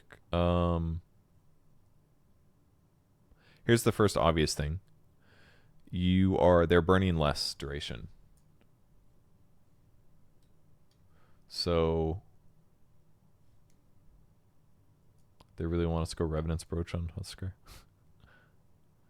Yeah, that's not a bad idea because you'd be getting spell lifesteal based on your attacks. Based on your burn. Losing 4% of max health instead of 4 of current means you're going to be dropping health really quickly, but it's not saying you can't heal it back up or regen it back up, but it's going to be way scary to use it. However, it's going to be easy to keep your HP low if you're into that. That part's kind of cool. 1% of max health burn for 6 seconds. So you could basically think about every Burning Spear being a 6% of max health burn on top of the fact that it's 20 damage. But before you're getting 9 times 20, which is 180 damage, and now you are only getting 120. So you lose 33% about of your Burning Spear raw damage, but you are doing 6% of their max health. And if something has 1,000 HP, you are doing 60 damage. So if something has 1,000 HP, your Burning Spears do the same damage. If you have less than 1,000 HP, they do less damage. And if you have more than 1,000 HP, they're going to do way more damage. Especially against some beefy boy that has 4,000 HP. Because then you're ticking for, your extra... you're ticking for like 200 magic damage per second or something. So, but it is costing you more. But it's going to make beating those ultra tanky heroes a lot easier for Huskar. Whereas before it was probably just kind of impossible. Because if once they get some Eternal Shroud thing, you just can't kill them. It's like tempo or nothing. So, thank you for the sub. +4 Burning Spears duration instead of +6. So this is a big deal at 25 for sure. If you're upping that 6 to 10, that's a huge talent change. It also means lifesteal talent at 15 is going to look way more appealing. Because if you're losing 4% of your max health per Burning Spear throw, you're going to need some lifesteal probably to offset it. So you deal the damage in a smaller time frame. That's a really good point, actually. I didn't think about that. Yeah, because now you're getting the 20 damage and the 1% over 6 seconds instead of 9. So better chance that you kill them before you die and you don't lose experience for it. That's a good point. Yep, it's on top of the damage. So this looks good to me. I would assume that it has a high win rate. Maybe that's not true because you are, again, you're getting more, you're getting cost benefit, right? You're losing max health per throw. So like if you have 1,000 HP, this costs you 40 health to throw it, whether or not your HP is at 200. Whereas before you were losing 4% of current health, so you're losing like a fifth of that. So you're losing like 5 HP to throw the spear at 200 health of 1,000. Now you're losing 40 of your 200 health. It's kind of spooky. So much easier chance for you to die. I wonder if there's some kind of safe way to offset it. I'm not sure. Going with more health is better. Can you kill yourself with it? No, it'll always put you to 1. The skill has never been able to kill you. So, but it is a lot more damage against basically anybody as the game continues. So, Jakiro, level 10. I cannot believe that this is the only nerf to Jakiro. I can't believe this. 10 attack range is decreased. So core Jakiro is again a little bit worse. Jakiro is like one of the best supports right now, and he still is, because dual breath with Frost Facet just does a crap load of damage. It does an absolute crap load of damage. You're adding like, I don't know what the exact number is, but it's a lot. This ticks like every half second or something. So if it ticks 10 times with a 15 damage bonus, it's 150 magic damage basically. So if you hit somebody with Liquid Frost and you hit them with Dual Breath, you're getting 150 magic damage, and while you attack them, you're getting an extra 15 per attack.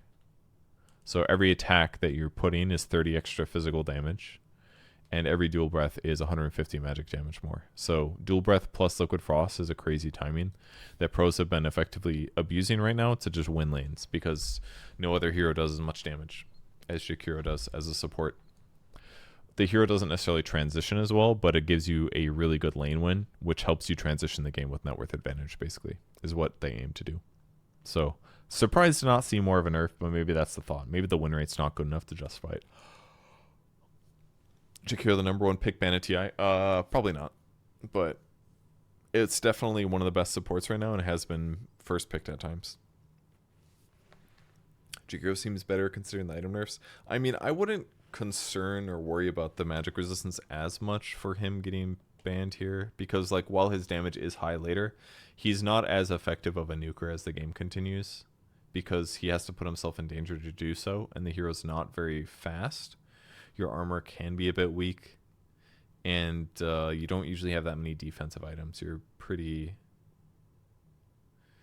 and people have like mantas and BKBs, so I would say that he's not, I wouldn't worry about the magic resistance aspect too much, because almost any core at the pro levels can be popping BKBs and Yules and mantas, and as soon as you dispel the frost blast, or the frost gets used and that person mantas or dies, it's like the other guys are still taking regular Jakiro damage, which is good but not really good, because the third skill is really where a lot of the amplifier is coming from. Juggernaut, so good when the facets came out, and then he got nerfed. Healing ward radius replaced with duelist damage. Okay. Blade Dance crit damage replaced with minus 10 healing ward cooldown. That's at 10 talent. It's kind of nice. Movement speed during Blade Fury increased to 40, and the 20 healing ward cooldown replaced with healing ward heal.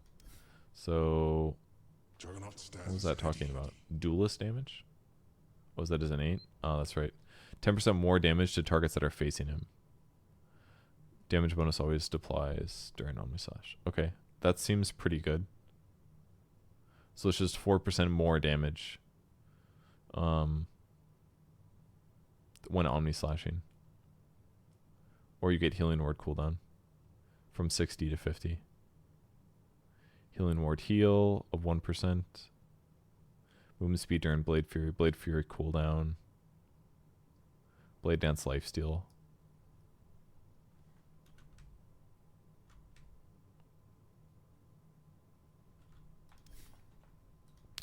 Kunkka. Alright, people have described Kunkka as one of the worst heroes when Facets came out because of the change to X marks the spot. And his Tidebringer was his innate, so it was a big bummer. So let's see what changes. Min damage increased by 4. So this means he has 2 more base damage increase, and his damage range is less. So that's good. 2 damage increase. Damage range being less means easier to last hit. Alright, Admiral's Rum, new innate ability, passive, can't be leveled up. Taking damage from a hero building or Roshan that would reduce his health below 65% health automatically triggers his Rum over 10 seconds, providing 10% bonus movement and delaying 20% of the damage taken. So very similar to Death Prophet's Facet. Delayed damage is dealt evenly over 10 seconds once the buff ends. Stacks additively with other sources of Admiral's Rum. Okay. Well, this just off the bat should make him a very good tank hero. One important aspect about this is that it's a damage source that would reduce him below 65% health. The cooldown's 60 seconds, by the way, so this is an occasional thing. But this is pretty sick for Kunkka 3s, because one of the problems with Kunkka is, one of the ways to beat Kunkka 2 patches ago when he was good, is you would just burst and kill him before he casts any spells, if possible. It wasn't always easy, but if you could burst and kill him, it'd be good. Now he guarantees gets a little buff once he's, you know, down to 65. So he gets a 20% delayed damage plus movement speed bonus. So, which seems quite good because that damage doesn't get dealt evenly until 10 seconds after that buff ends. So once you drop him to 65 health, killing him in the next 10 seconds means you need to do like 20% more damage on that 65. So buying health items on Kunkka should be really good. They'll be really valuable in those 10 seconds when people do try to kill Kunkka. If they are trying to burst this hero, it's going to be hard for them to succeed. So that's kind of interesting. Anyways, Torrent Radius is up, Mana Cost is down. So it's starting to become a really value-looking skill, I gotta say. 250 Radius has got to be big at this point. It only does 80 damage. Stun duration is high at 1.4. That's really, really high for a level 1 ability. But landing the spell is not always super easy. So, wouldn't say it's a perfect skill, but the mana cost is dropping a lot to the point where it maybe support Kunkka could be viable someday. And his mana pool is still pretty bad, but even like fighting to the death early game on this hero looks kind of good. Genuinely, like first blood fights and stuff really could make a difference, especially with the free movement speed. That's like 30 movement speed or something. Tidebringer is no longer an 8. The cleave range is basically the same as it was before. Same and same. So all the numbers are before. It's old Tidebringer. Allied heroes. Torrent Storm is removed, of course. That was one of the problems with the hero. The skill was just kind of too good. Once it got too good, it's you just had to get it every time. Allied heroes touched by the ghost ship receive a stronger Admiral's Rum. Rum bonus speed is 15%. Damage delayed 35. Okay. Now upgradable with Aghanim Scepter. Creates a fleet of 2 ships at the target point on a 2.5 second interval. Each ship also fires 3 waves of 4 cannonballs from the port and the starboard side that deal 40% of the ghost ship's damage as they pass through enemies. Each unit can only be hit by 1 cannonball per volley. I think this was an Ag's Lab thing. I'm pretty sure. We're definitely looking at this. Oh, yes. Reduce cooldown per enemy hero hit. When X returns the target, nearby allies gain ghost ship's damage delay buff. Huh. Roam duration is 3 seconds only. Let's take a look. Did they specify port and starboard? I missed that. I'm Admiral Kunkka. Yeah, this is normal. A scepter. Prepare for battle.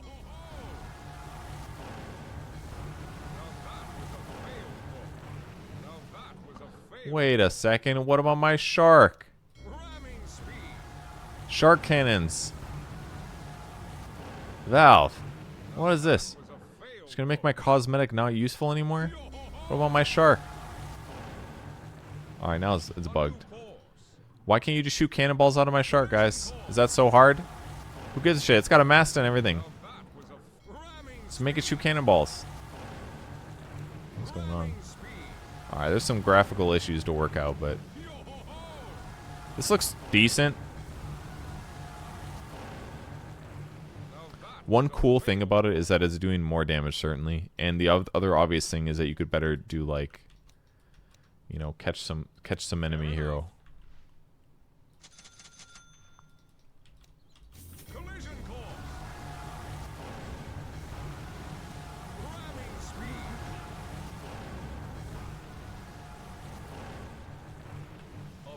I mean, we can't see them, of course, but Fells my blade. I think that looks cool. It basically makes the hero more of a nuker. I could see that being a better playstyle in some ways, at least for solo killing. That part seems possible. especially if you can do like a ghost ship into a torrent into an X marks the spot.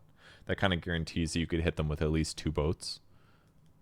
So I don't know. This looks viable to me because you're going from a 400 damage ghost ship into a potentially 1200 damage ghost ship. That just seems good. And it's also hitting other people in the fight. How much damage do they do? 40% of the damage. So 40% of 400 is probably about 100 or something. I don't know. 160? That's pretty good. 3 waves of 4 cannonballs. It just seems really good. This ag seems legit to me. Again, a little bit difficult to land it to start, but if you fight a team fight around it and you get multiple ghost ships on a guy, like you're doing a lot of damage.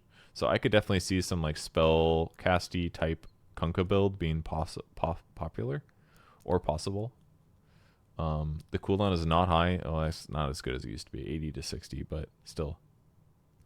Ghost ship, pretty strong.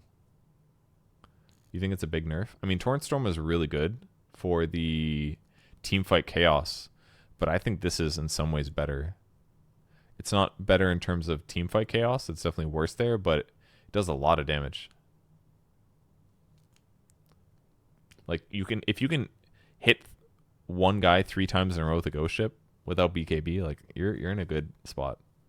You're doing magic damage. You're stunning in an AoE, and you're reapplying rum on your teammates. Seems kind of good.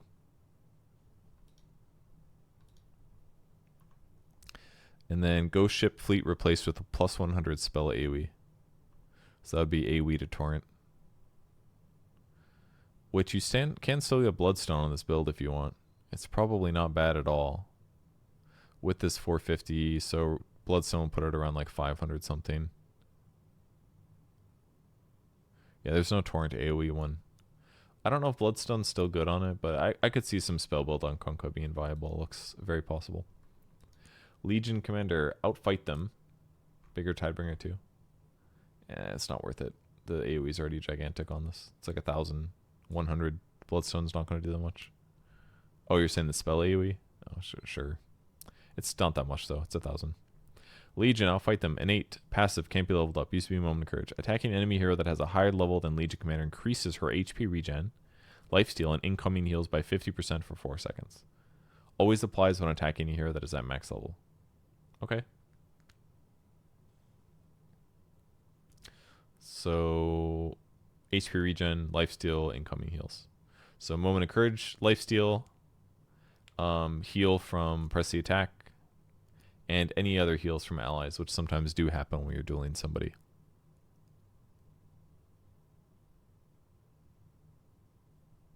So a nice catch-up thing basically really helps you just blade mail duel some strong hero.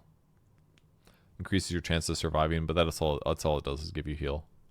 So kind of mediocre. Lifesteal for Moment of Courage is rescaled. It is slightly worse technically, but that's probably to combo with outfight them for it being too good. And the cooldown rescaled. Okay, so basically the same. This is really not much difference. Arguably a nerf with Moment of Courage being gone at level 1, but it's fine. Misanthropy, Diabolic Edict, duration decreased from 7 to 6. So this is the facet, I believe, that does the increased explosion rate, but it no longer damages buildings. So I don't think I've seen any Lesh get this one, because people pick Leshrac to deal damage to towers. I think this might be one of those things that just never gets skilled much, but it's cool in theory.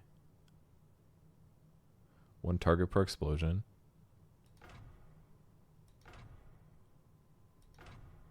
So the explosions are the same. The damage per explosion are the same. It's just the duration. The duration is 6 seconds instead of 10. Duration decreased from 7 to 6, right? Total damage unchanged, yeah. So instead of it dealing your Diabolic Edict damage in 10 seconds, it does it in 6. So you're just going to do... It's going to be way more single target damage on this hero with this skill. I don't necessarily think that's a great thing, depending. The long duration can be nice. But, I don't know. As a support, usually you want to go this talent, because then you're getting free mana to cast spells. But hypothetically, if somebody makes a mistake, having more damage in a short period of time is kind of cool too. So, Split Earth damage decreased. But the problem is, like, the whole purpose of Leshrac is like abusing towers with Diabolic Edict. It's a really powerful thing. So I don't know. This just seems kind of goofy to me. To pass up the skill that could just shred towers. Hard to argue for it. But there probably is some value. It's just if you don't have a good tower hitter on your team, you have to take this. You have to take the facet. So you can't get this one.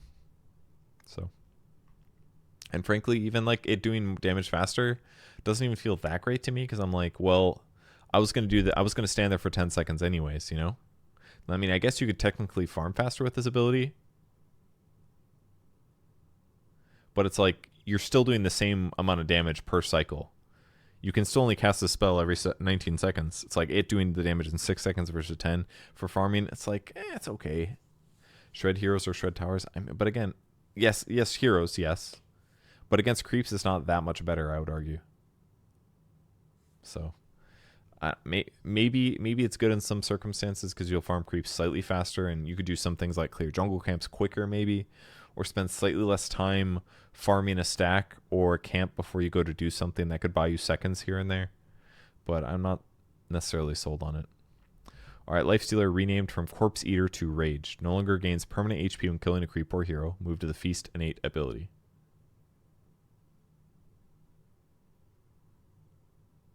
Oh. So they it's kind of like, yeah, they named them after the two skills, basically. So what does this do again? Status resistance and magic resistance. You can apply a dispel and it can be cast while disabled. So you can use this while you're stunned. I played against this one time when I was a Bane and it was annoying. Because I just couldn't Fiend's Grip him ever. Because if I do, he casts it, you know. It's basically like I have to like Nightmare him. I guess I needed to Nightmare him consistently and then force him to cast it maybe. Or you can get Rage. Okay, so here's Rage. The innate now is, in addition, he gains permanent max HP whenever he kills a creeper hero. 1 per creep, 15 per hero. So this is the same as what it was before. It just, no one ever was going to get Corpse Eater because they wanted the HP. So this is always there now as part of Feast. And now you can choose between Corpse Eater and Rage. Alright, Lina Combustion. New innate ability, passive, scales with Laguna Blade. Every 150 damage Lina does to an enemy hero causes them to overheat, dealing 10 to 40 damage to their allies in a 400 radius. Deals 10 damage if the target is an illusion. Dealing over 150 damage can cause this effect to trigger multiple times. Okay, that's what I figured. Kind of cool. So if you like blast everything into one hero, they're going to start dealing damage per second to their teammates. It's kind of cool. Seems good with AoEs, right? Every 150 damage Lina does to enemy hero. Isn't this just really good with like Maelstrom? Because Maelstrom's going to like jump and deal AoE damage. So if you like Dragon Slave, Light Strike Raid, an AoE of heroes, like they're all with Maelstrom procs, they're going to deal damage to each other and they're all going to die really fast. Seems kind of good. Fiery Soul, no longer a levelable innate ability. Okay. Move speed, what does that mean? Oh, it used to be you would get it at level 1. Yeah. Numbers are the same. Okay. Fiery Soul, you need to level it. You don't get it at level 1 anymore. Every 150 damage. Okay. In some ways, Slow Burn is better because it does a bigger percentage of damage. By 25. So you're getting a better chance to proc things. Temporarily supercharge the greater stacks of Fiery Soul. Yeah. I played against Lino one time mid where I got dumpstered by Slow Burn and it was totally fine. But most of the other times I played against it or tried it myself, it didn't feel very good. So, but this is probably... Alright, one thing I want to check is if it's just right clicks too. If it's also right clicks, then it's kind of cool.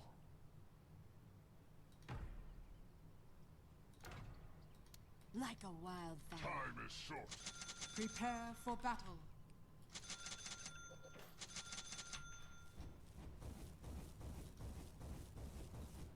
Burn a path. Duty calls.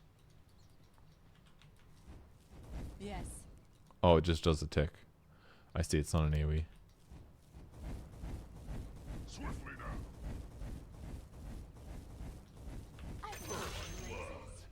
It seems okay. It's not amazing, but it seems okay. An honor. What was that? Scorcher. And then obviously they probably, yeah, makes your AoEs better basically. On it. Your middle tower is under attack. To the Nothel realm. Heat wave. Seems fine. It gives you more damage. It's more AoE. So it should make farming Lena slightly better because you're just gonna kill neutral creeps faster most likely. Oh, it's only enemy heroes, sorry. Kind of cool for a laning stage though. So maybe mediocre, but for laning it should just be better. Line mana drain. When the enemy hero has no mana remaining, the slow for mana drain is increased by an additional 15%. Okay. Seems fine. Up to 30 plus that talent of 10, 40%. Yeah, it's kind of cool. I actually need to put them on my list of heroes to play. Line 4 with Drum, Wraith, Band, Shadow Blade. Lone Druid. Unbearable. This is the... increases the attack distance threshold between Lone Druid and Spirit Pirate. This is really needed. This is that facet that was garbage. This is the one where when you use your ulti, it transforms your bear into a better version of the bear. Actually, not even that. It gives you armor and bonus attack speed. Which is just not great. It didn't give it HP. It did make Demolish. Is that it? Just attack speed? Is that really it? Lowers the cooldown on Entangling Claws. But it's bad. It's bad. And so basically people will just kill you, you know? You're like, oh, there's a Lone Druid, just fucking kill him. So it giving more attack range for the Spirit Bearer is a good thing.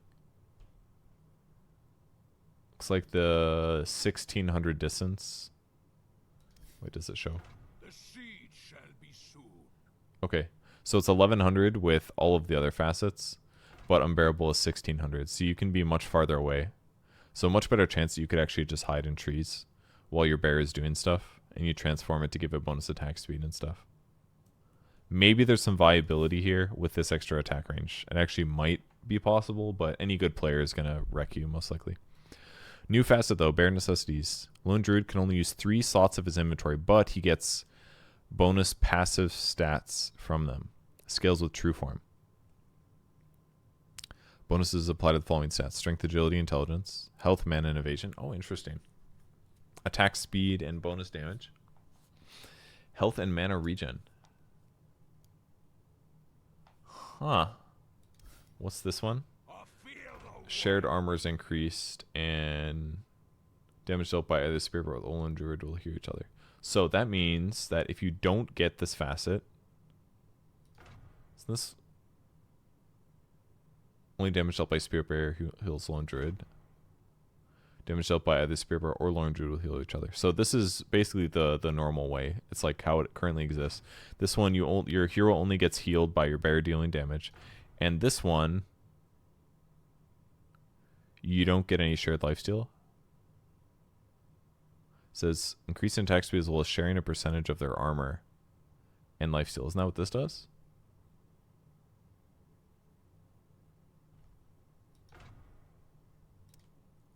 I gotta test this out. Because before I talk about the attributes thing, I need to figure out, like, is the other stuff still there? Yes. Give me a dummy. For battle.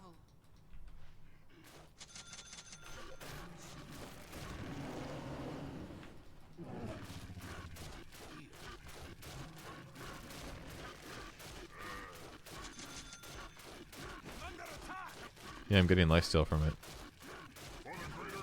Why doesn't it just say that?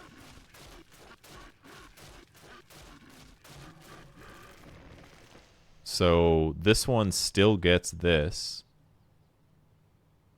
You don't get the shared armor, basically. Is that it?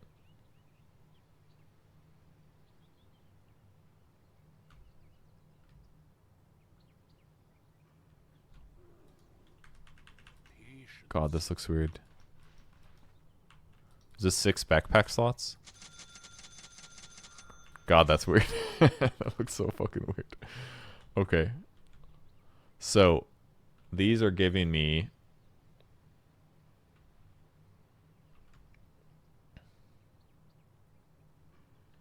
How much more?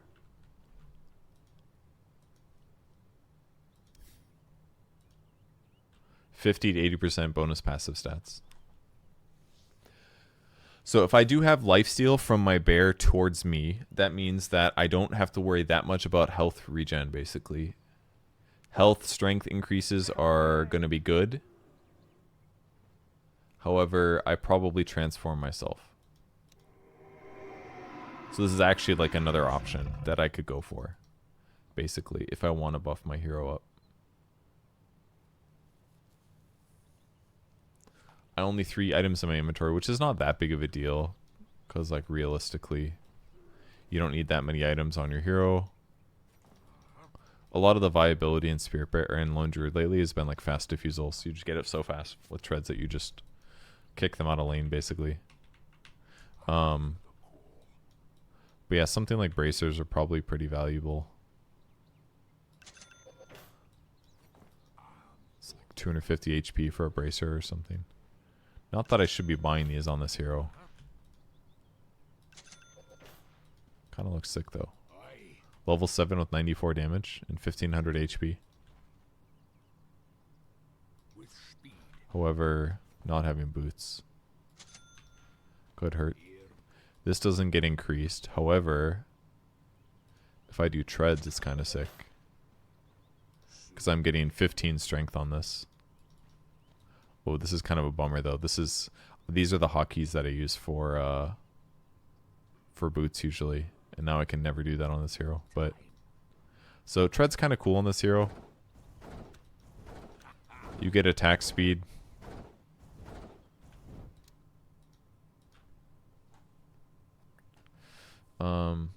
Yeah, I can see how much a neutral gives.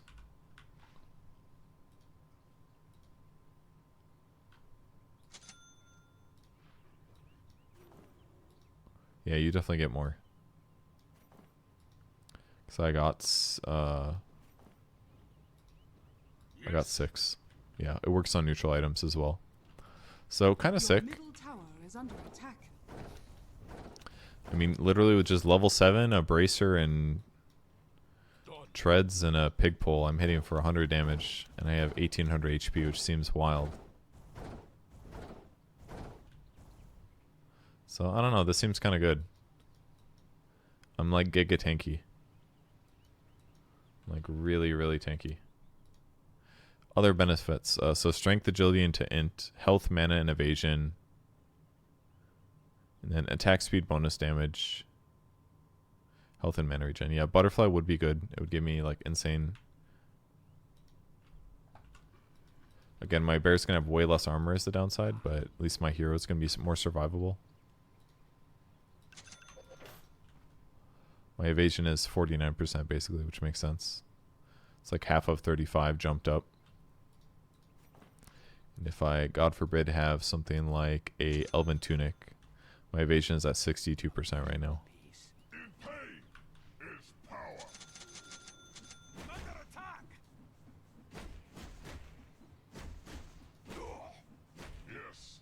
So yeah, butterfly quite good.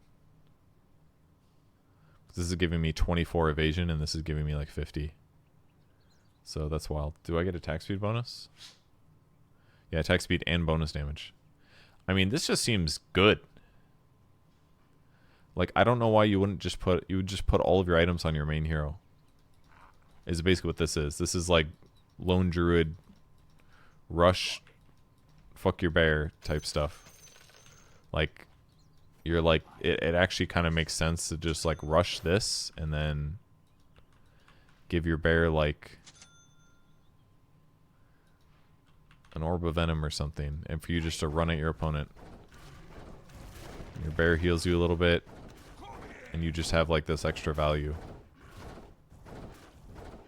Or maybe I go Wraith Bands or something. That's a lot of HP though.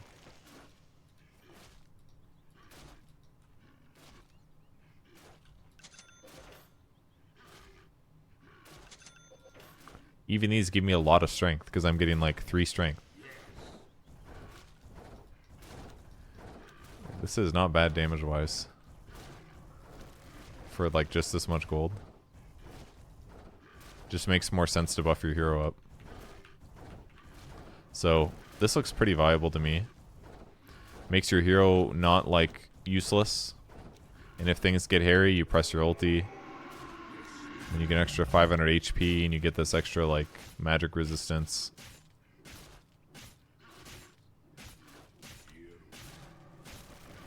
Again, your bear is easier to kill, but I don't know, this seems kind of cool.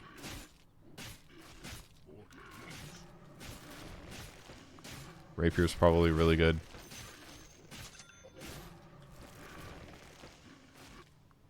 Your middle No? tower is under attack. Bonus damage? Isn't that... Your middle tower is under attack. Why isn't this number higher? Is that a bug?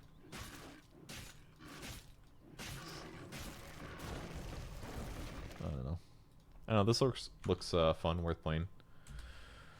Lone Druid, third facet, stat, items on primary hero. Stats, health, mana, evasion, attack speed, bonus damage, health and mana regen.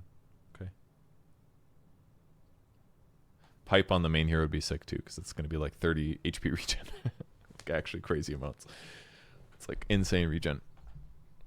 Alright, Gift Bear. I didn't even see this. Lone Druid can reroll his neutral token once per tier. Okay. So basically you get your first one, and then later on you can change it. To help ensure that you get something you can actually use. But I think they're all pretty good. It matters double for Lone Druid? Why are you guys saying that? I mean, obviously Duelist Gloves and Broom Handle are really good. Attribute items are really good too, because he's your universal on both. So I'd say Ironwood Tree is good, Broom Handle's good, Duelist Glove is good, Pigpole is good. I would say Occult Bracelet is bad. Spark of Courage would be good. Occult Bracelet is not the worst, but it's fine. Because you can get a stat item on the bear. I mean, but you only get one. What am I missing? Like, sure, Faded Brooch is useless. Royal Jelly is useless. Safety Bulb is a little bit bad. Seeds of Serenity is kind of bad, arguably, because you won't need the regen much because you have Lifesteal from Bear. Arcane Ring is bad. So there's like 4 to 5 bad ones. So I guess it is possible for one of them to suck, but it's like low chances, I feel like.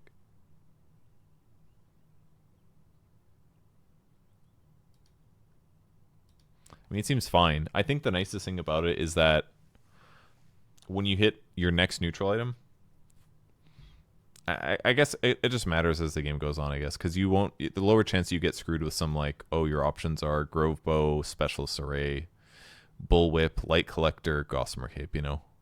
You have a better chance of, like at some tier 2 and tier 3, sometimes you can get really screwed, I feel like. Because at these, it's like, okay, there's an item that's clearly better, that does a lot of damage, or increases your attack speed. You might get screwed and have to pick like Cloak of Flames instead of like Vambrace or Nemesis Curse or Vindicator's Axe, something like that, I guess, is sometimes really problematic. And then you can go back and switch your tier 2 if it wasn't good enough, for example. Or you can switch things if you think you picked the wrong one. If you go like a damage, if I go like Iron Talon tier 2, but later in the game I'm like, I need to be tankier, I could switch and go to like People's Gift or something, if possible. Like say, oh, I need more tanky than 4 armor, and go to something else, maybe. I guess is an option. Summon Spirit Bearer. Spirit Bearer can no longer equip its own neutral items. Oh, it copies and shares a cooldown with lone druids currently equipped neutral item. Oh, okay. Everything I just said, I did the thing. Yeah, Iron Talon is back. Can you roll after you choose or only before? I assume that explains why my lone druid bear had the same thing. Problem is that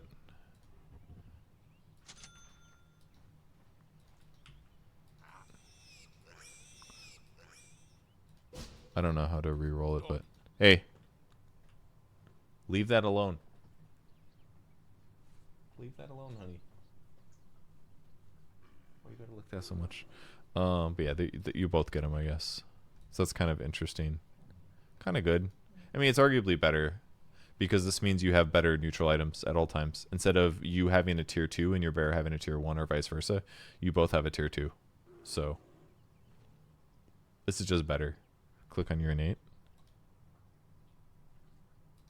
It's a good idea, but it doesn't work. More pets for you? Okay. So just better for the hero. I think I'm into this. Double neutrals.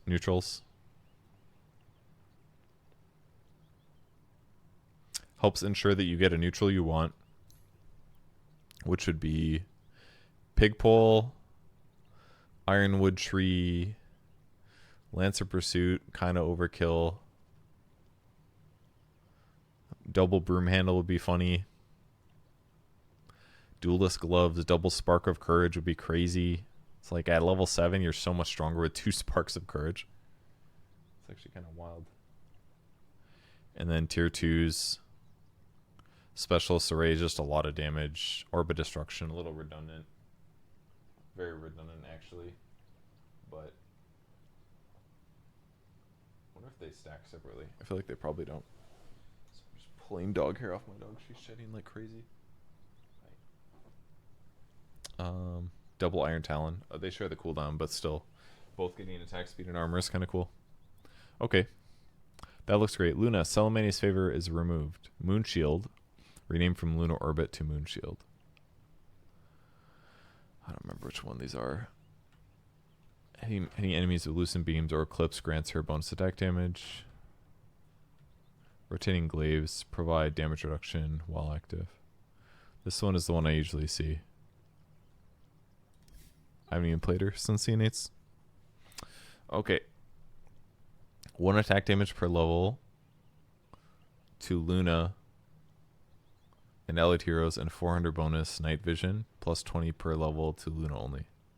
What? Oh, this is the Lunar and Blessing. Oh, they made Lunar Orbit an ability. Okay. Your middle tower is under attack. Oh, no, it didn't.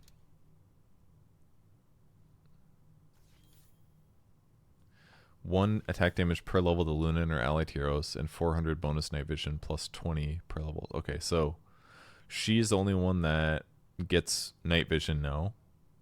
She gets double the attack damage bonus. That means at level 1, she's doing 2 damage. At level... Is she really not going to get a damage increase? It seems kind of like a big nerf to me for base last hitting.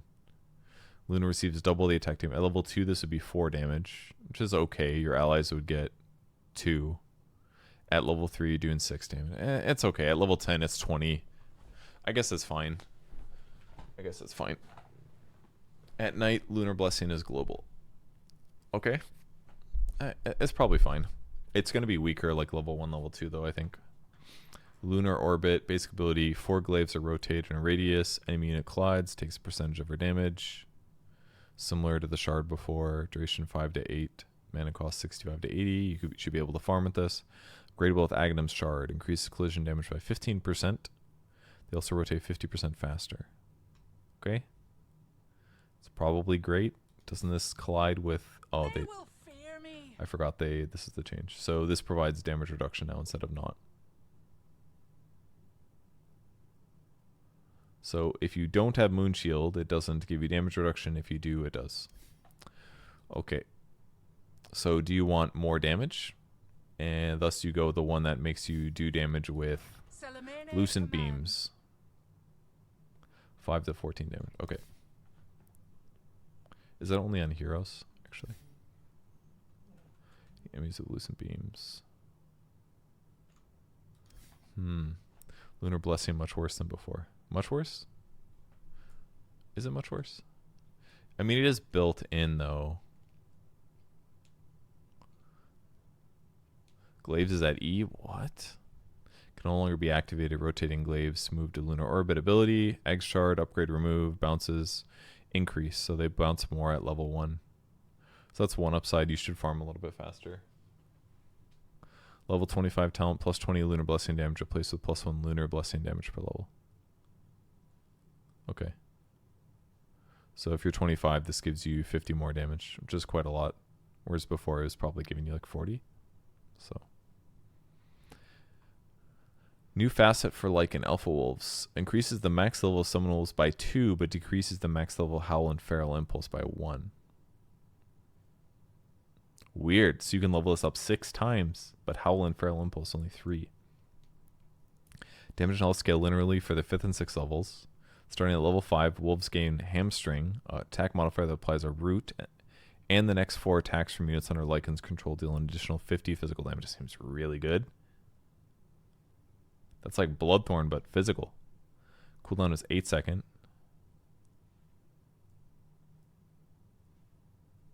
Starting at level 6, Wolves gain Hightail. When activated, Wolves get a burst of energy, gaining hasted and phased movement, 100% evasion, and 20 attack speed for 8 seconds. Cooldown is 50 seconds. Wolves summoned with Ag Shard are improved when leveling Summon Wolves past 4. This just seems cool. Man, this is basically they like made these facets and a lot of them are just kind of boring. And then they're just like, yeah, let's make your wolves really fucking cool.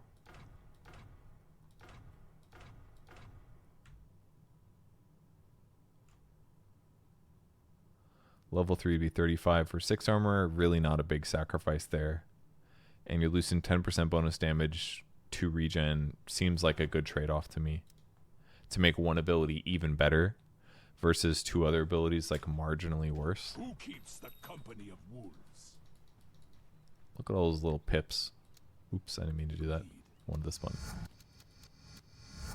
Prepare for battle. 2, 3, 4. Okay, so it takes a while to level this up though. Because I'm level 7, of course. They got cripple, 20% chance. Movement speed slow, attack speed slow, damage per second. As it please you. Level 8. Level 9.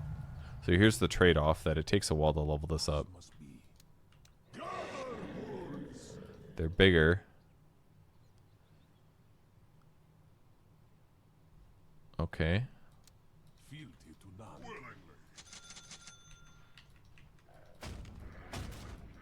The wolf rides.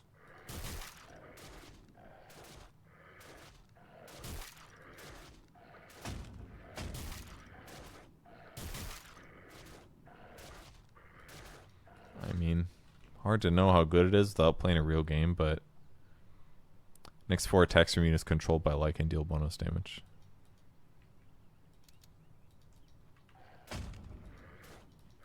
Oh, there's just a 50 under there. I mean, it's kind of wild. They're basically doing like double damage for a while. If you stagger these especially. Onward. Especially going to be really good with like an AC. God forbid a Bloodthorn as well. And then, what's your next chance to do this? Here's your 10. 11 is where you level it up. Shift in power. The damage keeps scaling up. You have you have basically 100 more HP.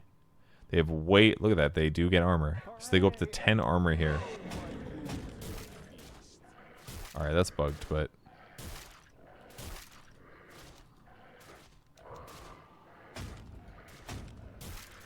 An honor. What's this do? Evasion, bonus attack speed. That's it. Not saying it's bad or anything, like it's damage, but I look to battle. I mean that seems pretty cool. This says here that they get armor at the next 2 levels, which is pretty important. And they probably had to do that because if you do really try to make these things like your ride or die fighters in your DPS, then you're losing that if they have no armor, because they're just going to die to like some Battle Fury hero. So 10 armor sounds pretty fair. However, hamstring seems quite good. Beware the wolf. So you're just getting like 50 damage per attack. It makes AC even better, obviously. Armor and attack speed for you and your wolves. You're obviously losing these levels a bit.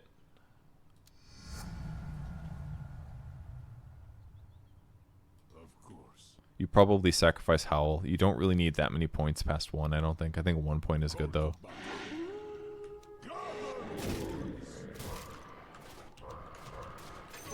I don't know. Yeah, that seems really cool. Can you activate the haste evasion on lane wolves? That I don't know. But if you can, it's really cool. Those ones aren't controllable, so my guess is no, but they probably get the one that auto procs, which is going to be really good, because if you attack the right thing and there's creeps attacking, it's going to push like crazy. So that actually makes your shard way better.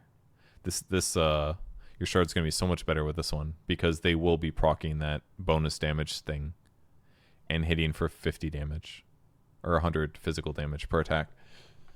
So that seems really good. That's next 4 attacks from units. Oh, it's next 4 attacks from units under Lycan's control. Oh, okay. So that means it's only 200 physical damage more. I was thinking it was the next 4 seconds of attacks. It's only the next 4 attacks. Still good, but it's like 200 physical. So definitely AC is good. Deso or minus armor is good with the build. Howl is obviously good, lowers their armor. So physical damage plus minus armor is going to be good damage, but not sure how good this is going to be.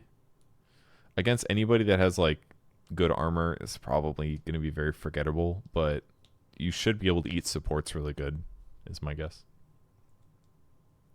And at least you can give your wolves 100% evasion. So them getting killed is going to be a little bit harder, unless there's some creep there to get cleaved off of. Magnus Reverse Polarity, renamed from Run Through to Reverse Polarity. Skewer no longer deals additional damage when skewering enemies into trees or cliffs. Move to the base ability. Okay. Now deals additional damage when skewering enemies into trees or cliffs. So basically what they did is that part of the reason Reverse Polarity was so bad was the skill's harder to use, and number 2, the other one, Reverse Polarity, the skewer was better. Now the better skewer is on both abilities. No matter what. Tree hit damage increased. Cliff hit damage increased. So the abilities is better for both heroes. So that should raise the win rate of Reverse Polarity. Even though Reverse Polarity is going to be better, at least they make them a little bit more even. Marcy Bodyguard.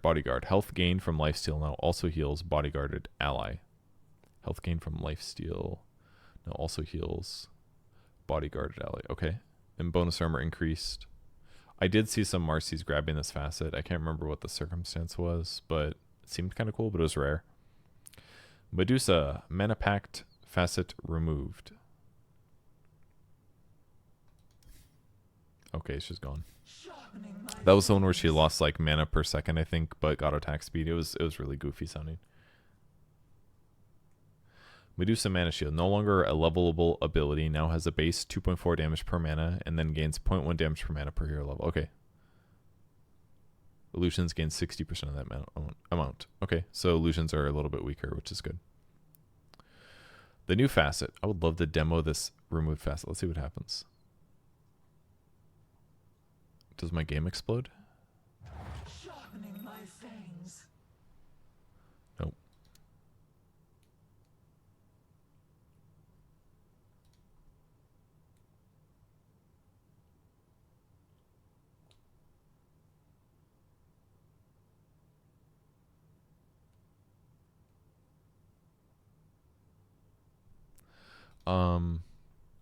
Alright, Medusa applies a poison to every 5th attack, slowing enemies' movement speed by 35%, attack speed by 80%, and cast speed by 50% for 1.5 seconds. Poison attack counts as an attack modifier for the purposes of split shot.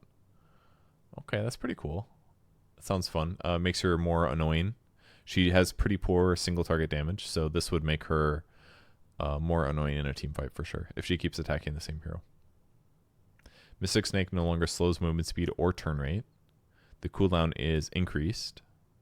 So weaker as a harassment tool and as a sustain.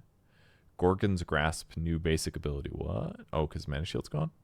She fires a volley of arrows into the sky that land in groups and 3 groups in a line, with each grouping larger than the previous.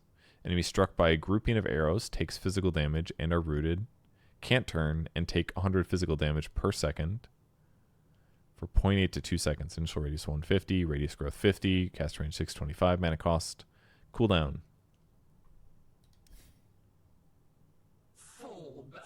So the purpose of this basically, I mean, and this is partially Mystic Snake too, is that people's turn radius was lower, and the goal would be that they would look at you too long and they would get stuck on Stone Gaze. And this is going to root you and stop you from turning, and thus give you more time.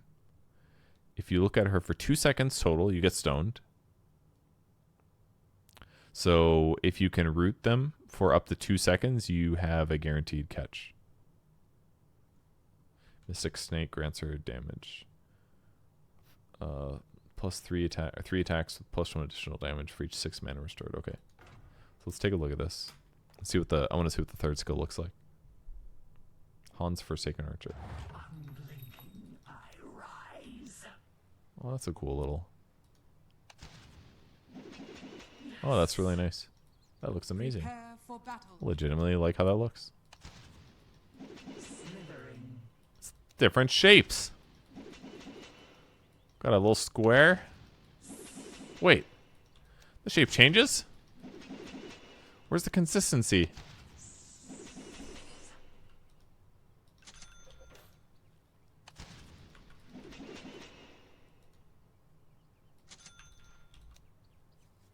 Crawling.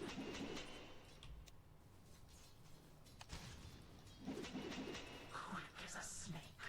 Does damage. Plaything for my pets. Unblinking. Run, vermin. Okay, so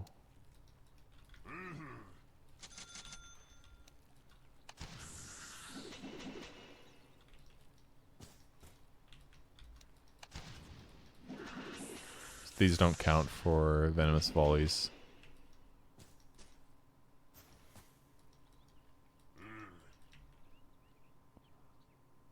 Okay, every 5 attacks. 35% move slow, 80 attack slow, cast speed slow. Okay. Damage per second is 100. Oh, it says that the damage is 30 to 150. For honor. So hypothetically, you can have 2 nukes now, finally. Hug me. Hypothetically, this makes her a better support, but Be my pet. Right. it's kind of cool. What does it say? This is pretty good damage, right? It's like it's not that good. It's like 200 damage, 200 physical damage. Duty calls. Rush. Time is short. Fight for honor. Power is beauty.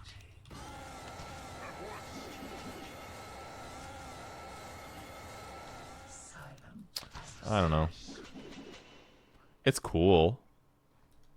I don't know if you really level it that much, though. The damage is really low. The cooldown's super high. The mana cost is not that bad. This is basically like a 1-point wonder skill at best. Like, I just don't Right. see this just not being at least a little bit of a nerf to the hero. Like, maybe the mana shield is... I don't know what the difference is going to be. Like, you can't power levels into it anymore. But this ability just seems kind of weak. Tremble. 350 physical damage. Where are you getting your 350 from? Are you adding these two together? It says damage per second 100. Why does it say damage is 150, but it also says damage per second is 100 and the duration is 2 seconds? The math don't math. Does it do damage and it does damage per second? Is that what's going on? Oh yeah, I think it does both. Okay. 150 plus. Okay, that's a lot better then. So if it's a 250 AoE nuke, but it's a 21-second cooldown, which is really high.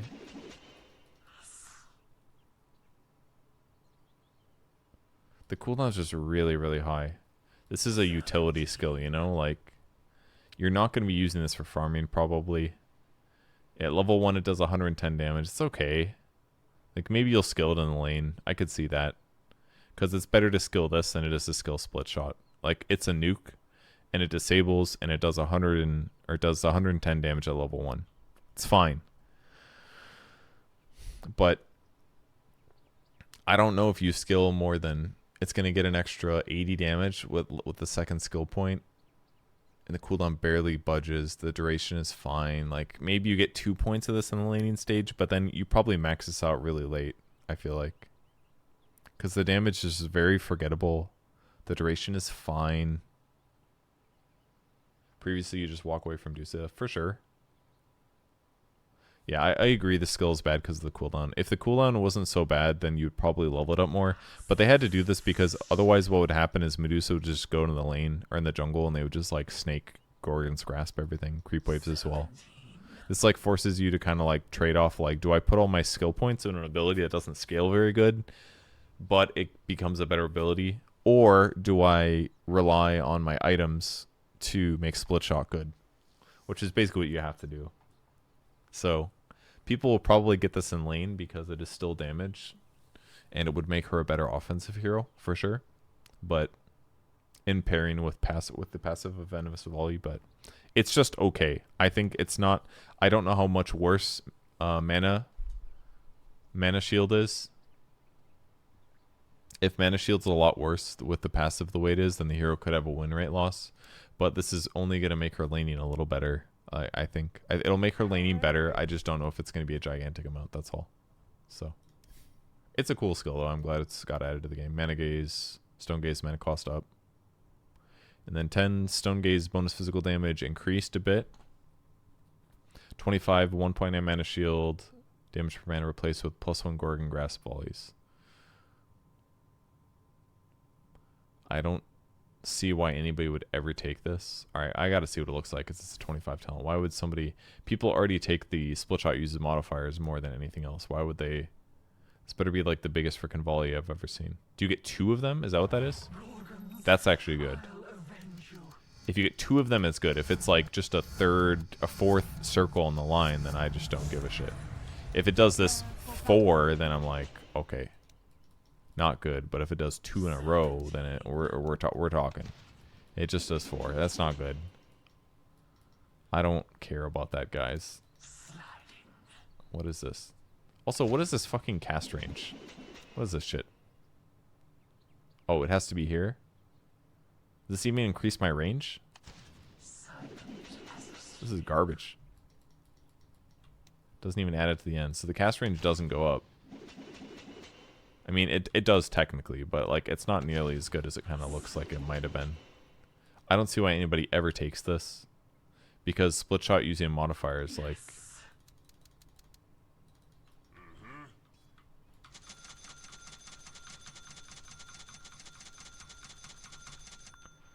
And then if I do.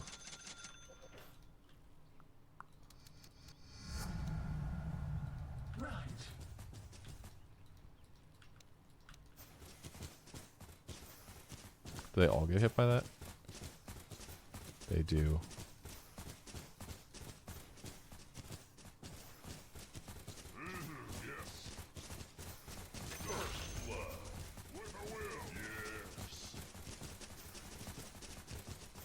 So because that split shot attack is the Venomous Volley one, it hits everybody. So if you're attacking fast enough, this is kind of one of the things on Ducey you probably want to do now, is you want to go pretty high in attack speed. It basically means you don't have to get Scotty necessarily. But split shot using modifiers is without a doubt going to be the better facet. This one sucks ass. With the Venomous, with this new facet, you just go, you'd definitely want like a butterfly, which you were going to get anyways. But getting a Moon Shard looks kind of appealing to me because you're getting so much attack speed that now when you're attacking, you're actually closer to permanent slowing people. Which, if you pair that with a frickin' Scotty as well, it's probably like insane. Look at this slow. It's actually insane. So it's just extra slow. This looks really good. Making them stop moving seems very viable with this. And that's even without Gorgon's Grasp, so that's cool. Attack speed, big deal on this hero.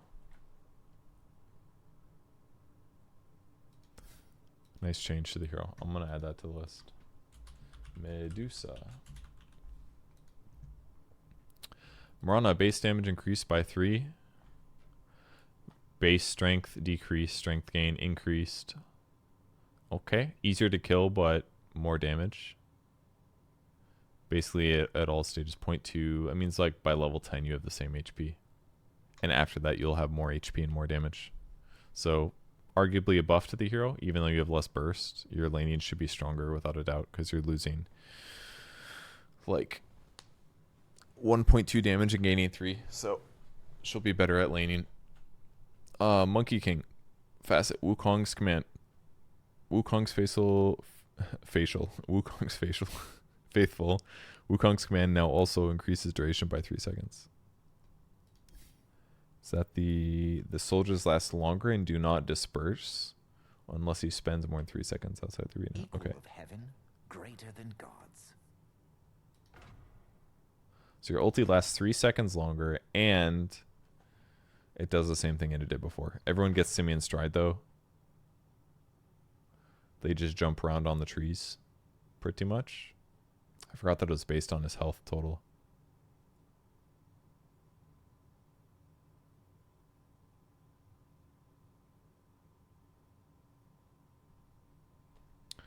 But Monkey King was a pretty high banned hero as well, if not the most. I think he was like the most banned hero actually at EWC. So, yeah. I mean, so it'll encourage people to grab this, but most Wukong's commands don't last 16 seconds anyways. So I don't really see this being that good. Tree Dance jump speed decreased by 100. I'm down for that. Now goes on cooldown when taking any damage, not only from player-controlled units or Roshan. Okay. That's kind of cool. Basically means that... okay, so basically what this means is if you are jungling on Monkey King, then you are gankable. Which is a cool punish to the hero. Because, like, again, the hero is the most picked and banned at EWC. You got to nerf the shit out of him in a moderate way. So the fact that now if you're jungling neutrals, you can be initiated on is a very important change. That's going to be the biggest difference. Lane creeps, okay, sure. If you're taking creep wave damage, you deserve to die. But any good player is not going to be taking damage from the creep wave while they are laning. Unless, of course, you don't have a creep wave. If you're cutting creeps. Okay, so that's actually another big deal. This is actually a huge, huge change to the hero, actually. So here's the circumstances and the ways that this changes things. The jungling is a big one. If I'm in a neutral camp jungling, I'm taking hits, and after the last hit hits me, I can't jump for, what, 3 seconds? Or something? Or 0.8 seconds? Damage cooldown, 3 seconds. I get hit by a neutral creep, I cannot use it for 3 seconds. That means I finish the neutral creep, assuming that they attack me the same time I attack them, which may not be the case because you are a high attack range hero. You can kite them. Then I can't jump towards the next camp for 3 seconds, which is going to decrease my farm speed. That's problem number 1. Problem number 2, if you are being a noob in lane and the lane creeps are attacking you, you can't jump for 3 seconds, which means much easier to get ganked.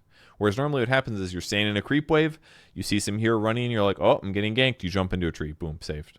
So it's like ganking the hero is just hard. Outside of like having like a long range ability like Wave of Terror to hit him before he can jump away. Here's the next problem now. A lot of Monkey Kings are very happy to kill creep waves. What they do to safely kill creep waves is they start from the tree, they primal spring down to nuke the creep wave, and then they jump back up into the tree right away. You just can't do that shit anymore because you're going to jump into a creep wave, those creeps are going to hit you, and you can't jump back up. Let's see if that's the case. Because this is kind of what really matters. If you can't get away with that, then cutting creep waves is going to be harder on this hero, and the hero is going to be way more vulnerable. Why can I not buy this neutral item? Prepare for battle. Time to I don't know what's going on.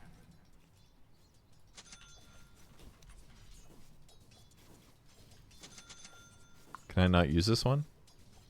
Is this hero banned from using this item? I can't remember. What am I missing? Yes.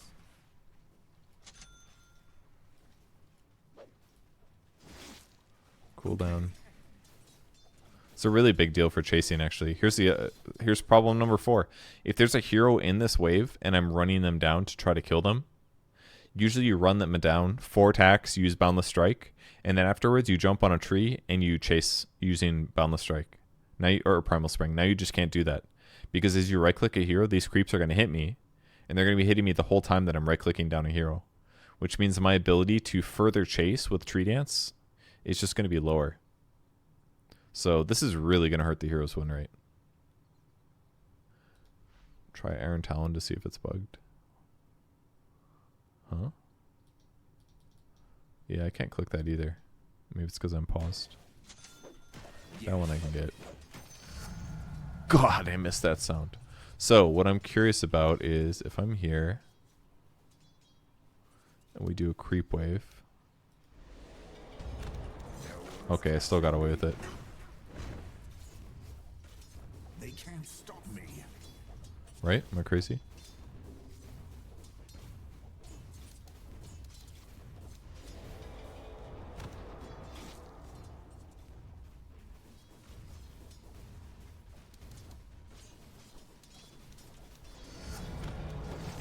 But if I'm slow, I get hit. So you just have to be fast. So I think pros will be fine. That was what I was worried about, that they would hit me. And then I wouldn't be able to get away, basically. Okay. So, still bad, though. Definitely still bad. It's going to be way easier to gank the hero, and people are going to have to be more careful about kiting creep waves, basically.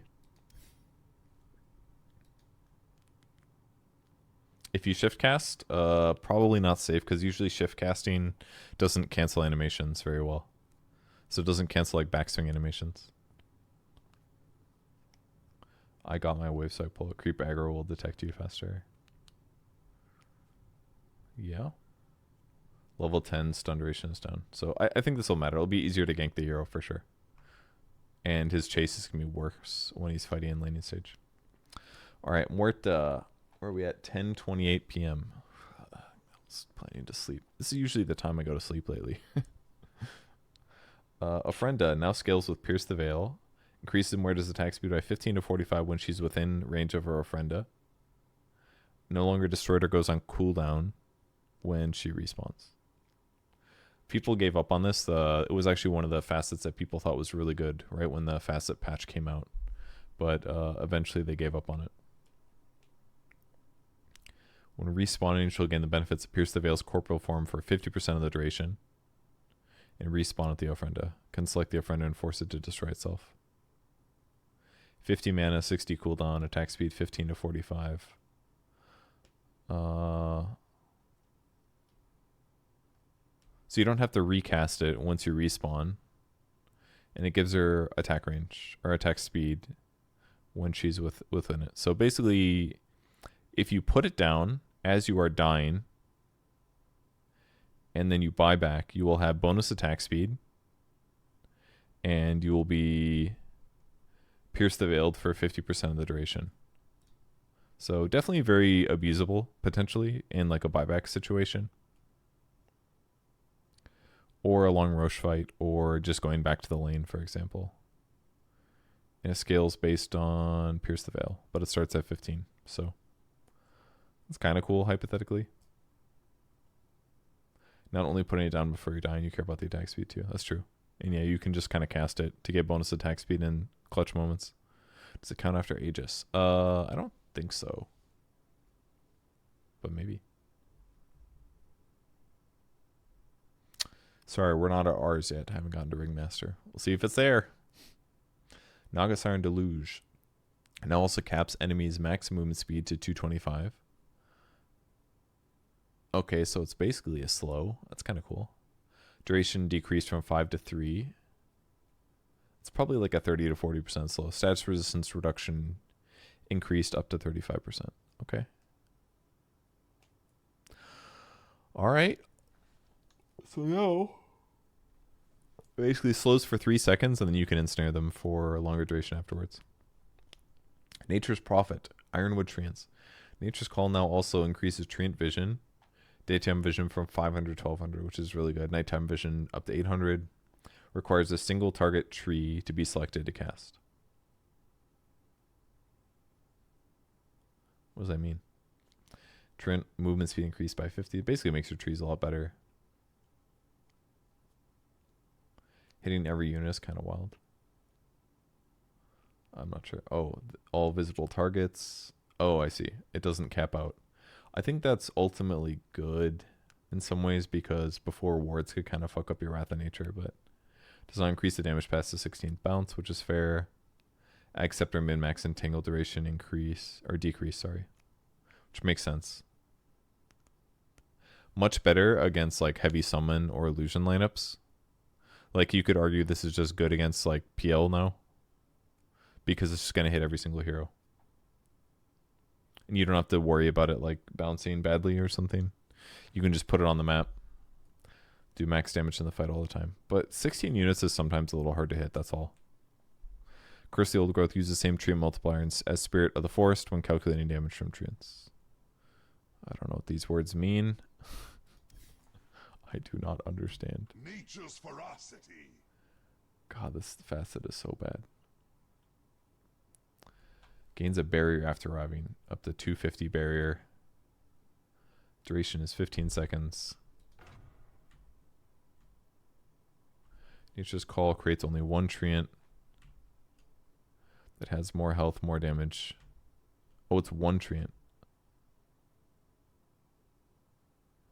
Ah, that's right. That's why they're buffing it. That makes sense. It's reinforced. What does that mean? Does it mean armor type? I summon the forces of nature with me.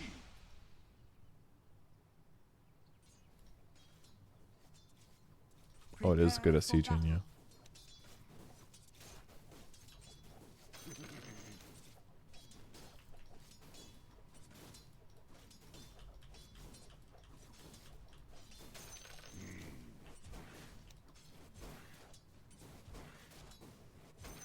Damage scales up. They're basically just making its vision and movement speed and everything better instead of it being like one slow little guy. Oh, they explode the towers. Okay. So there's the trade-off, basically. Just instant damage. Nature calls. Pull roots and run. Only... Oh! So it's going to shred towers, but it will also die to towers.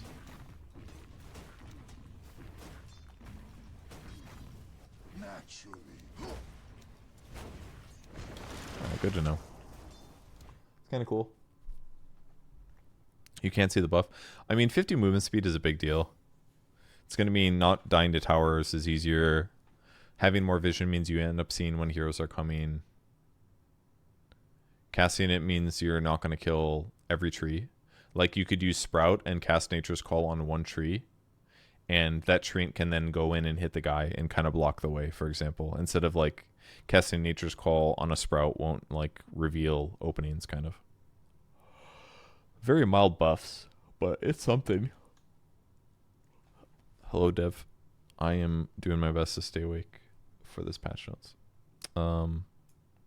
Anyways, Wrath of Nature change is good. I think Ags looks kind of sick. This one has potential, certainly. Solar Crest would be the build because you could buff just the one little treant with attack speed. It does 80 damage. I don't know if it's that good against heroes, but it's good for pushing, probably.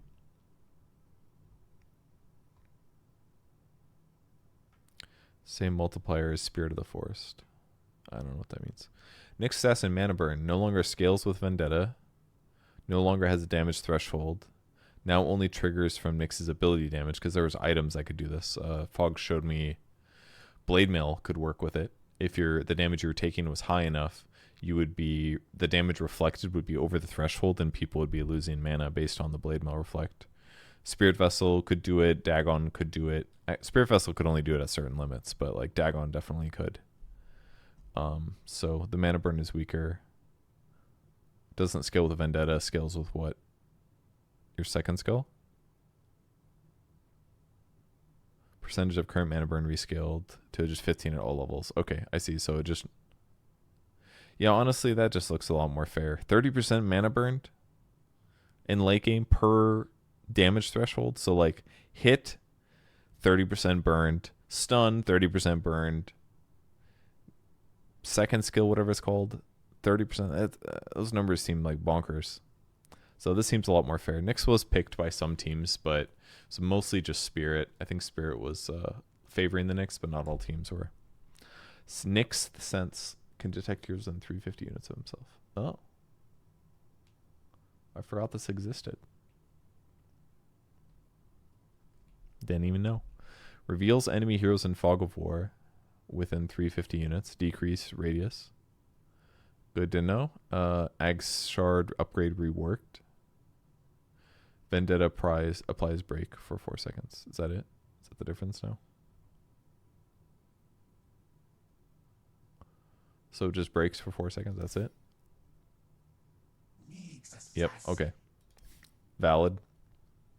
The old shard was kind of busted because it amplified the spell damage that somebody took after you hit them with your ulti, and it just meant that the hero was very, very blow up one guy, and that is being partially removed. It now gives you a break option, so if you're ganking a Tidehunter or somebody like that, or some other passive that you want to deal with, this is one of your options. But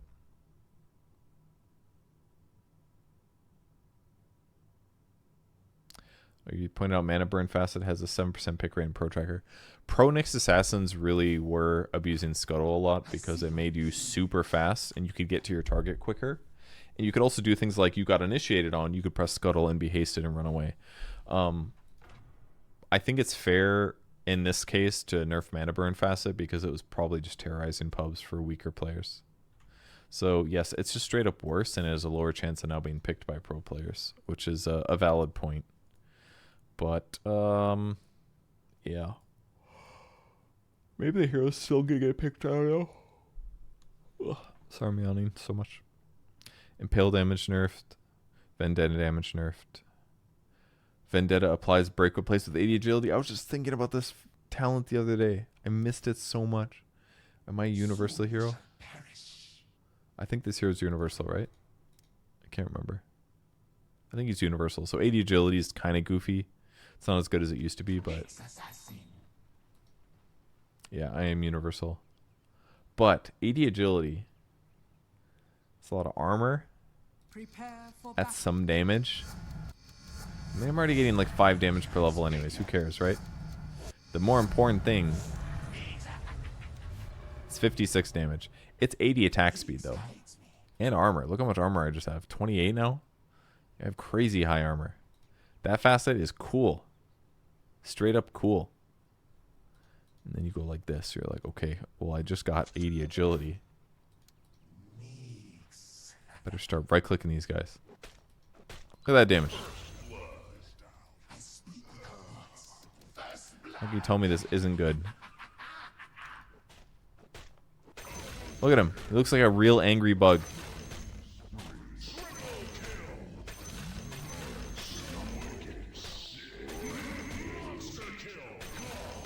It's just with level 25 and a data list.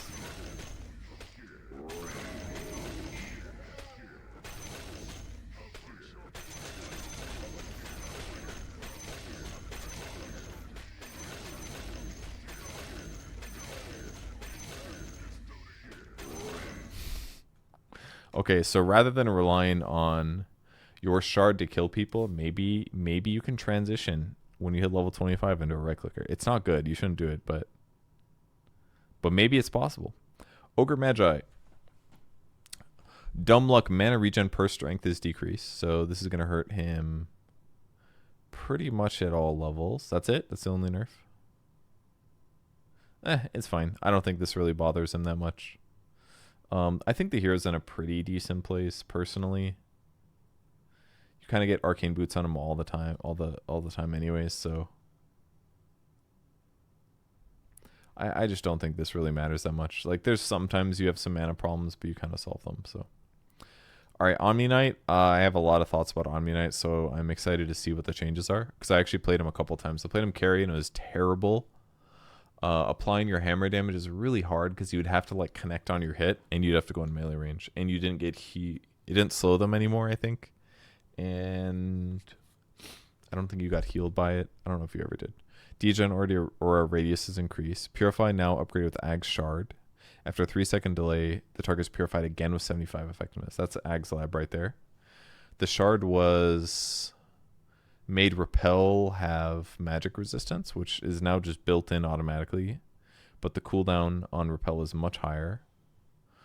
Probably fine. It's still kind of a goofy ability because it's basically just a... Are there any other abilities that have this long of a cooldown? At level 4, it's kind of crazy. 40-second cooldown. I guess you've got Tombstone and Metamorphosis and stuff, but very long cooldown for a 6-second duration ability, guys. It's crazy. But it's got magic resistance built in again, which is good. I think it's worth it to lose 10-second cooldown for it auto having magic resistance. Makes the ability just better in the laning stage. This shard is great, I think. It's what, 225 heal basically. Makes it so much more viable from a support perspective. So much more viable. Slap that on top of a melee hero that's dying, and you're going to get a double heal. Hammer Purity is really the one that needs a change. So this shard is so much better, actually, than this one. This one was so bad. It's like, for 6 seconds, you have a BKB instead of just status resistance. It's like, okay, I guess. It's not really why I was using Repel, but I guess. Extra heal and extra damage, I'm into it. You could actually just rush shard and you're like, oh, I just did 225 pure damage instead of 300. That actually sounds good while healing yourself. I like that. All right. Hammer Purity properly converted to be an attack modifier. This removes the delay between the melee attack hit and the pure damage application because it would fly out. It's true.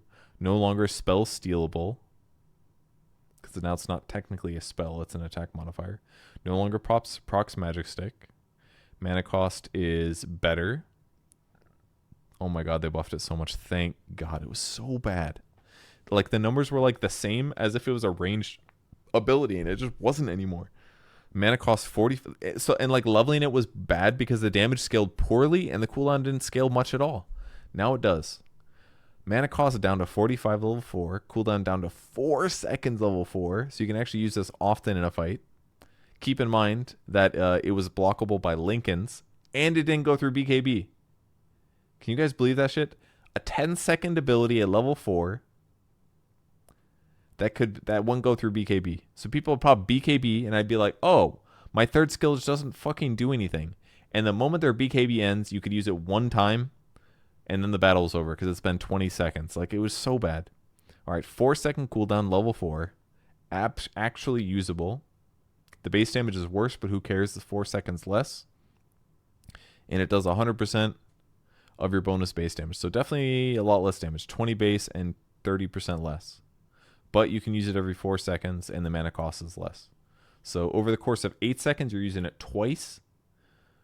Over the course of 20 seconds, you're using it 5 times instead of 2. So 5 usages instead of 2 over a 20-second period without talents. Huge improvement. It's a freaking huge improvement. Just got to be better. I mean, you're spending 200 mana to do this. No more than that. 250 mana instead of 120. But the damage is more viable. They seem lost with Omni. I mean, I kind of agree, but this is already a huge change. Huge change here. Because it actually is viable to level this up. Like, now it makes sense to go 4-1-4, for example. Before, it was like, leveling this up just didn't seem that good. It's like you get this mediocre level cooldown difference. The damage goes up, sure. But it's still a 10-second ability. So it's like, what am I supposed to do for the other 9 seconds in a fight? Now you can be like, I'm Omni Knight. I'm hitting you with a Hammer of Purity every 4 seconds. And you're being slowed by Degen Aura.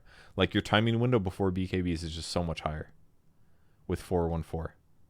Purify, run somebody down. Buy shard, buy items, buy whatever. Bracers, I don't care. And your, like, this facet right here, so much better. Increase your damage for against them for every 0.3 seconds they spend. Well, you're getting, what, max 20% bonus damage? Well, you're just standing on them now, and you're hitting them with Hammer of Purities every 4 seconds. It just makes sense. It's so much better. Big change. I'm sure it's got to be more viable now. Omni Knight. Alright, Guardian Angel. Change from unit target ability to point target ability. Applies Guardian Angel to all the ally units in a radius. Okay, no longer has 2 charges. Cast range decreased. Cooldown. So it's kind of similar to the old one. Mana cost is a little bit higher, but it's AoE. Ag Scepter upgrade work. Provides global cast range, increased radius, allows it to affect buildings. Also amps health regen and incoming heals by 100% for the duration. Okay. So this is definitely better. The problem with problem with Omni previous patch is that, like, you're just so countered by Nullifier. It's like you'd use, is this dispellable? Yeah, this was. You'd put Repel on an ally and they could fucking dispel it. You put Guardian Angel on an ally, they could dispel it. So if they didn't buy dispels, you're like, okay, my hero's kind of good. But as soon as they buy a Nullifier, you're like, oh, my hero does nothing. All I can do is purify myself or an ally for 300 health. That was it. That was all you could do. I could hammer a purity guy and maybe get 30% of the healing back from the hammer, which, by the way, is going to work on this hammer of purity shit. It's going to be very good. But now you can Guardian Angel your allies and increase the healing that they get, either yourself or other people. That's great, especially with the shard. Because if this lasts for 5 seconds, if you have shard here, you're giving somebody 1,000 HP. It's crazy high. Plus, if you get a mech on top of that, you're doubling it. So this is, Omni's way better now. Huge difference. Both playstyles are better, I feel like. Guardian Angel's the true ultimate. Doubles the heals that somebody gets. If you get a Holy Locket on top of it, you're talking bonkers numbers. Heals are going to be insane on this guy. I want to see what the ulti looks like. Repel couldn't be nullified? It said it was dispellable. Only from Winter Wyvern ult and SD ult? Okay. So maybe it's just like a labeling thing that technically was true, but...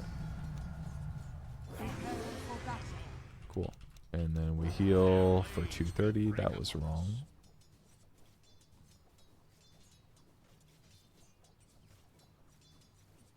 Also amplifies health regen and incoming heals by 100%. Okay, that's bugged.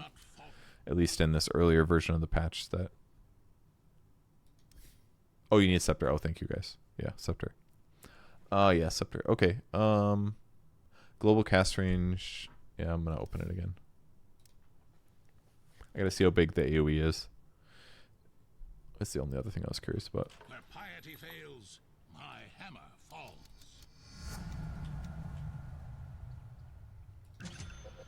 Big. Scepter. Prepare for battle. Guardian, watch over us.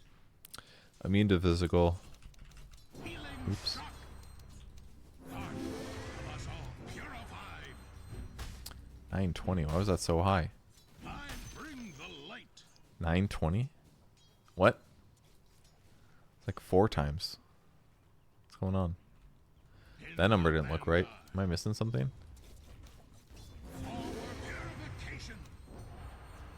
920 off a 230 heal. What? What's going on? This is bugged. This is definitely bugged. Still 920. That's not right. Healing shock. All is known. Blessings. 299. Healing and harm. Healing purification. That's fucking cool. One protects us all. Get that refresher shard. That refresher Omni. My path is Just give him the old...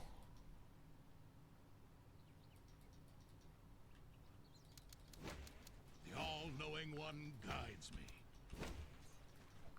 That's what you do. You go.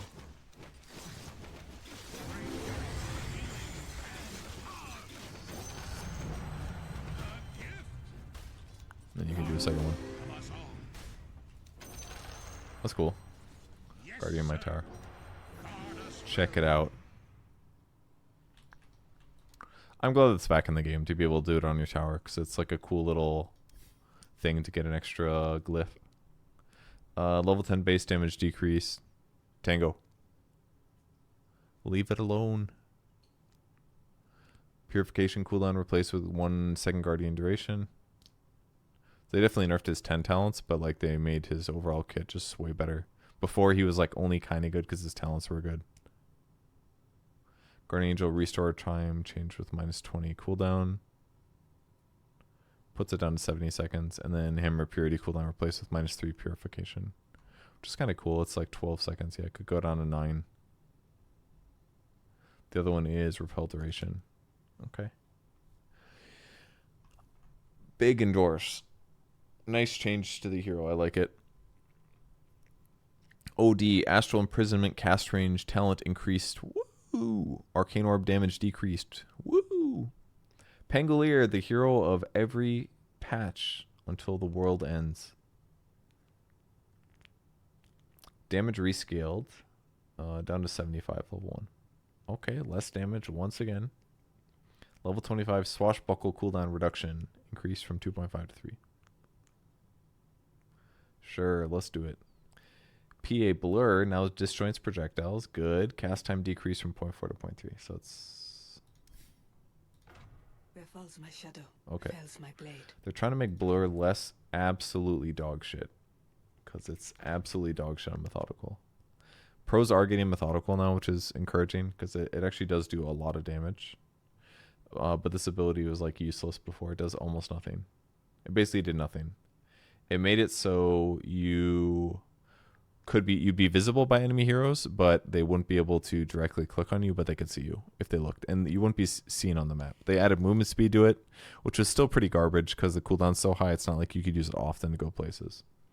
And then now you can finally disjoint attacks. So you could disjoint attacks or some spells like magic missile type stuff. So the cast times decreased a little bit to make it more possible to dodge things correctly, but it's still a lot of mana actually to try to disjoint. And I still probably wouldn't bother skilling this in the laning stage unless I'm against a hero like Venge that has a very disjointable projectile. In which case they're spending mana, I'm spending mana, it's worth it. You know, Spirit Lance, something like that. There has to be like a good reason to skill it. Otherwise this is not worth the skill point. Does Jug ulti go through Blur? There's a fade time. There's that vanish buffer, the 0.4 to 1. It's possible that he wouldn't be able to target you in that moment while you were becoming visible. So it's probably still good against Juggernaut, yeah. PL Divergence. Juxtapose bonus illusion damage increased from 0.4 to 0.2. Additional illusion per 25% of health that he's missing. Spawn on random nearby units. And deal more damage but can't be controlled. That's right.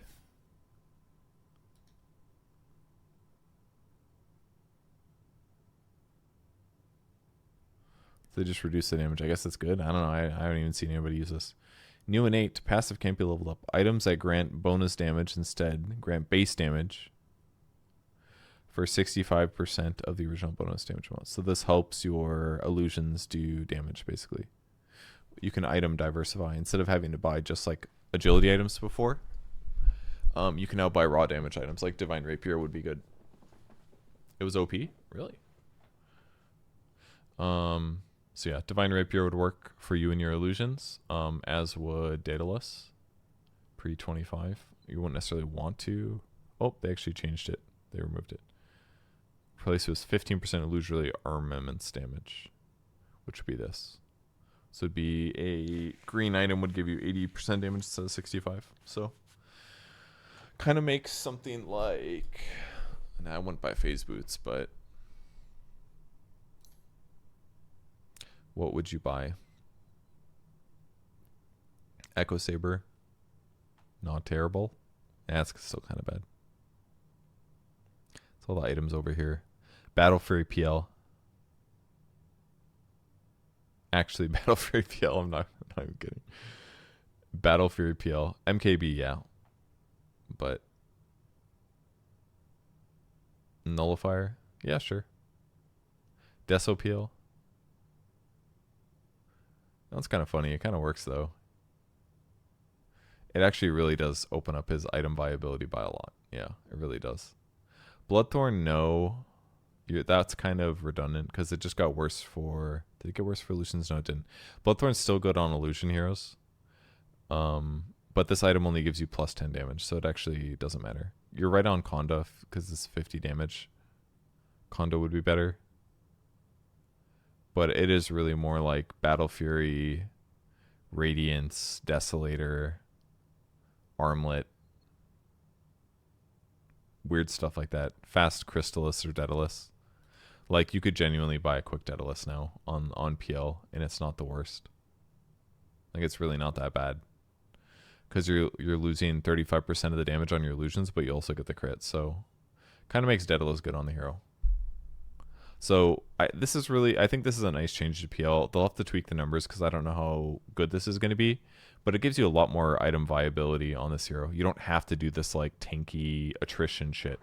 Maybe you can just go Divergence with a Daedalus, you know? And just get in there and right-click people and do a lot of physical damage. Like, that actually might work now. And that's going to change PL for the first time in a big way. Like, in years. Ag's build is now a little bad. That's good. That build sucks. Well, it's good, but it's boring. You know, I'm ready for changes. Phantom Rush no longer innate. Cooldown is the same. You just don't get it at level 1. Spirit Lance illusion damage decreased by 5. Ag Scepter bonus illusion damage decreased by 10. So a lot of damage decreased there by Spirit Lance. But 15% for your illusion. It's really not much. But that's probably because of this. Because your illusions with the Divine Rapier would just be like too good. Or something. Juxtaposed illusion damage is nerfed by a lot to help compensate for the fact that you can just more easily pump damage into your illusions with like a Daedalus instead of having to buy like 2 butterflies or something. Daedalus is probably the item in a lot of ways. Although MKB is probably really good too because of a lot of attack speed. But your illusions won't proc, so it probably still sucks. Daedalus is going to be way better. Come here, Tango. Don't step on my power strip. Let me just pet you. In a second, I'm going to do Phoenix, and then I'm going to take a really quick break and go let my dog outside upstairs because she hasn't gone on in a bit. Phoenix, Dying Light, Radius Decrease. I thought they would nerf this more. I played Phoenix recently, and I just was really impressed by Dying Light. It is so much damage. It's a huge amount of damage. The Radius got decreased, which is going to hurt the hero a little bit, but I mean, it's just a really good facet. It's picked like 90% of the time on Pro Tracker. Icarus dive move slow is decreased, so just a weaker skill. It's a pretty garbage skill. I mean, it's a good skill, but it is not a great skill. It does really crappy damage. The dive length is great. It's kind of a 1-point wonder skill. You don't really need a lot of levels in it for it to be good. The cooldown decrease is good, but anyways, I'm gonna run 3 minutes ads right now, and then I'll be back with the rest of the patch. Thanks for watching, everybody. If you guys got any Twitch Primes, I would take your money. I would take your money. Okay, I'll be right back. Hooray!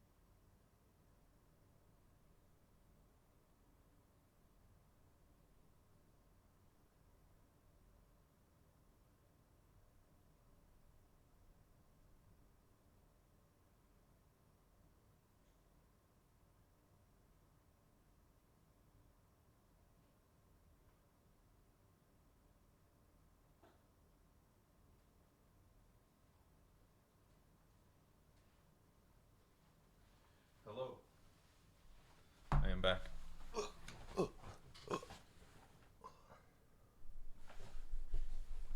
Okay, let's continue. Primal Beast. Trample, Romp, and Stomp. Self bonus movement speed increased from 4 to 5%. Active added bonus speed decreased by 1.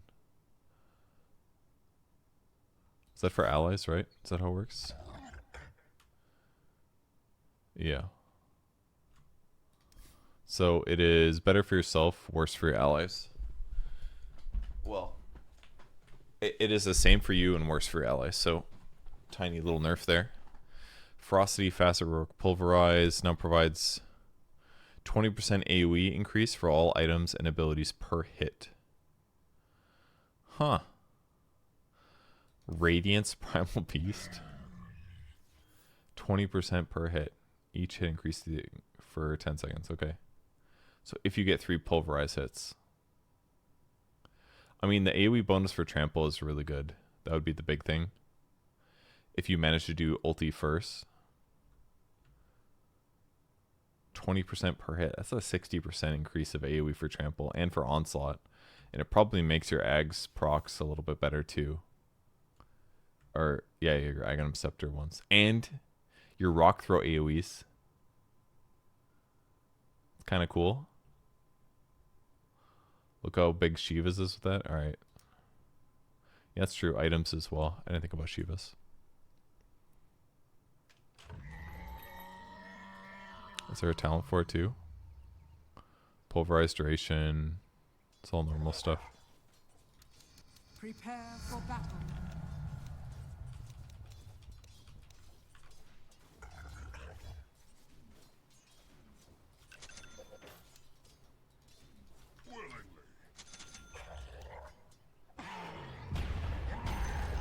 When the AoE gets bigger.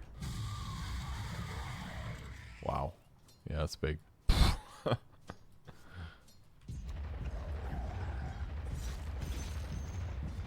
Looks like it stayed bigger. Looked like it stayed bigger just because of that being active. I mean, that seems pretty good.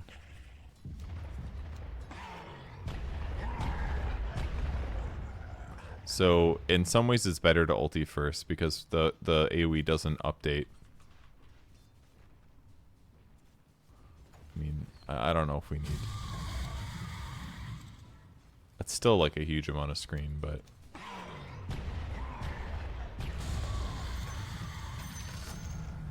Yeah, that's pretty huge.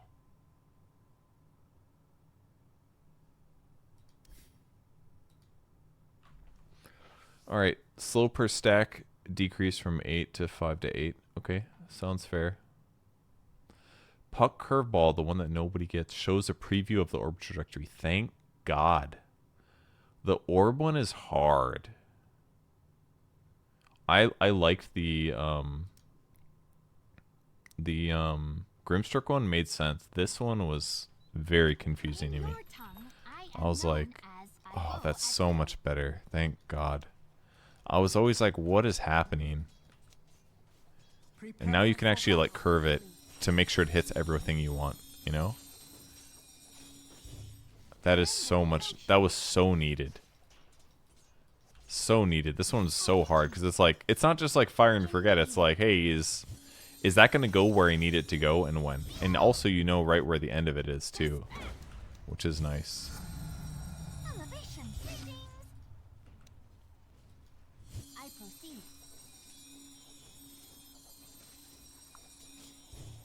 That one really does last a long time.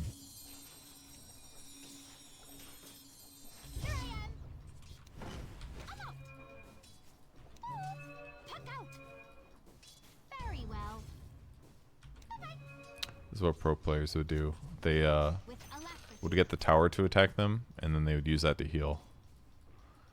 They would do it like so. And then they phase shift, and they get 2 tower hits dodged. And they would do that too. See? Isn't that cool? Oops.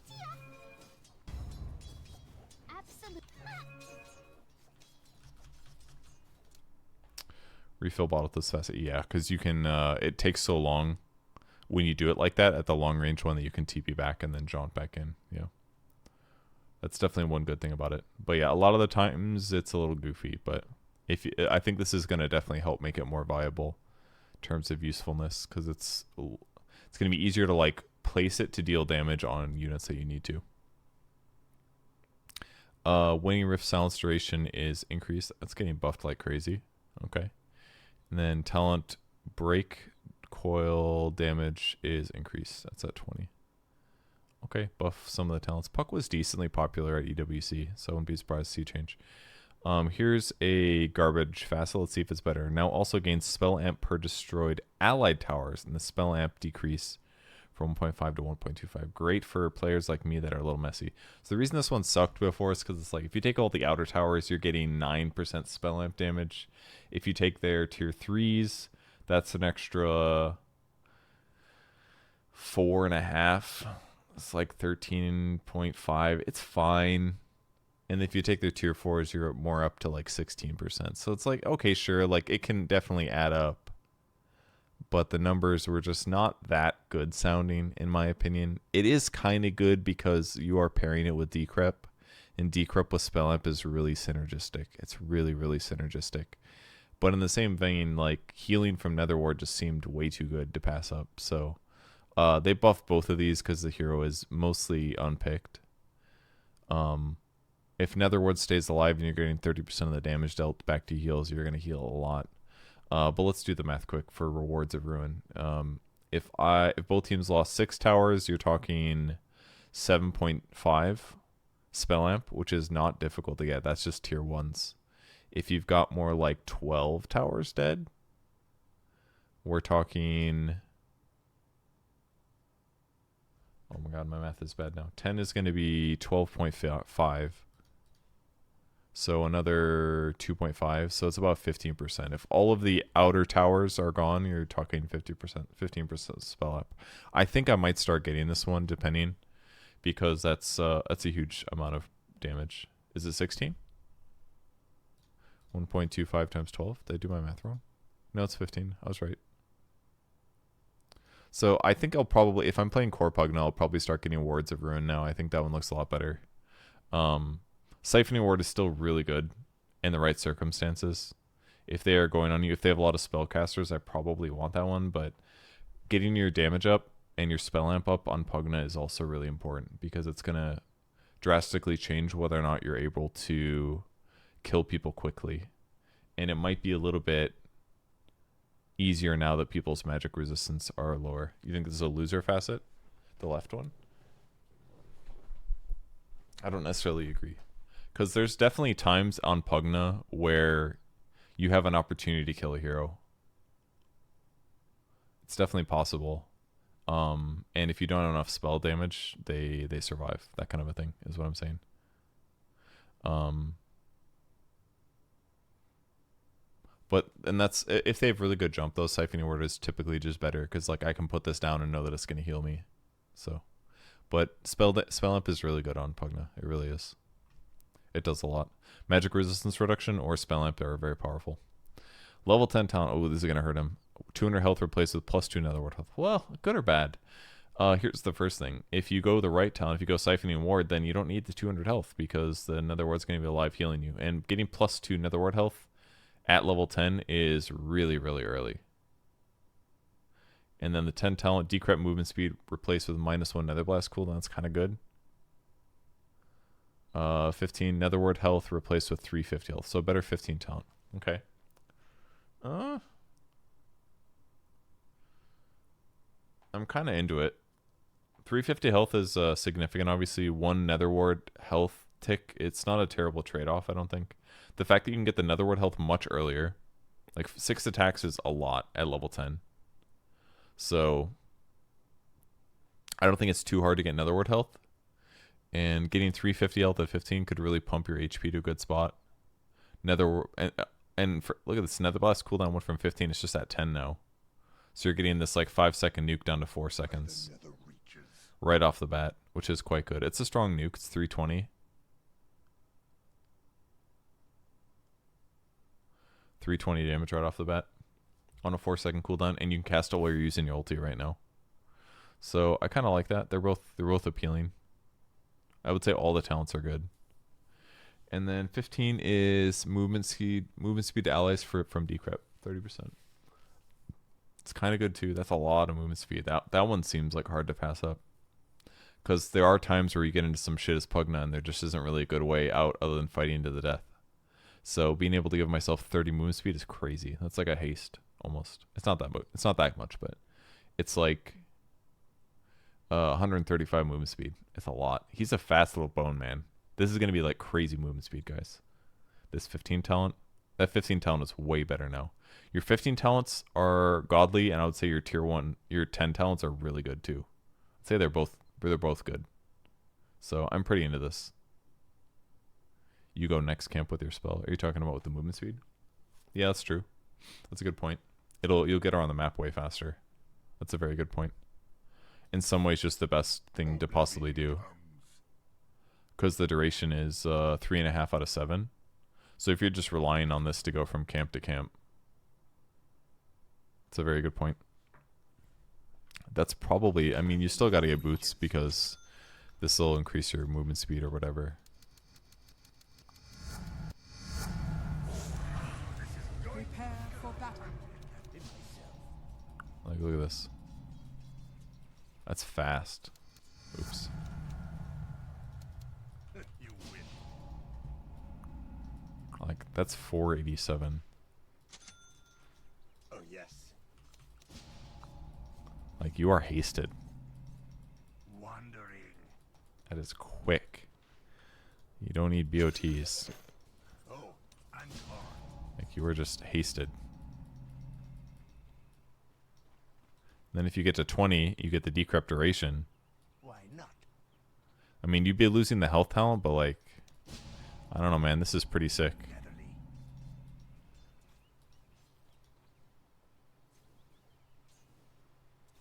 I'll take a crack at it. I guess you maybe do this. I'm going. Attack. 4-second cooldown on this when you get spell lamp on it. Just seems kind of good. A little job. I don't know if I would ever justify like buying Kaya or something, but it's kind of good too. Spell lifesteal amplification. This isn't spell lifesteal, it's like a life drain though, so it doesn't count. So that part's kind of wasted, the spell lifesteal there. 16 int. But on a spell imp is quite good. It synergizes with this. It's kind of overkill for mana regen too, because usually you get some of your mana back just from ulting things. Sange would amp the heal though. I don't think it would. Because Sange amps regen and lifesteal. And you aren't lifestealing, I don't think. It's like a drain, it's different, I think.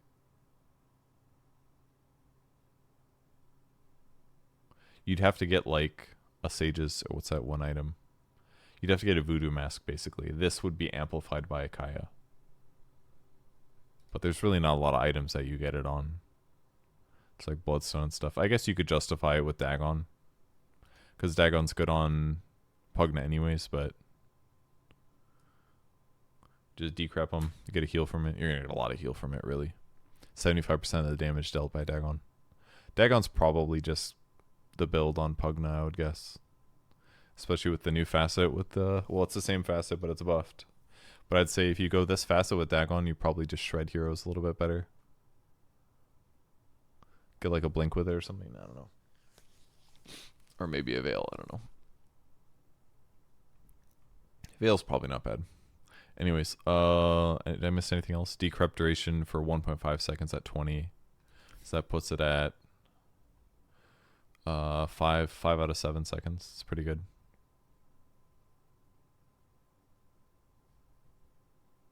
You don't think Locket is worth it? Yeah, I would agree with that. It's not that great on Pugna. There's a lot of other items I'd rather you buy. Would I take Rewards of Ruin? If I'm playing a core Pugna, I'm definitely taking Rewards of Ruin now, I think, to try it out.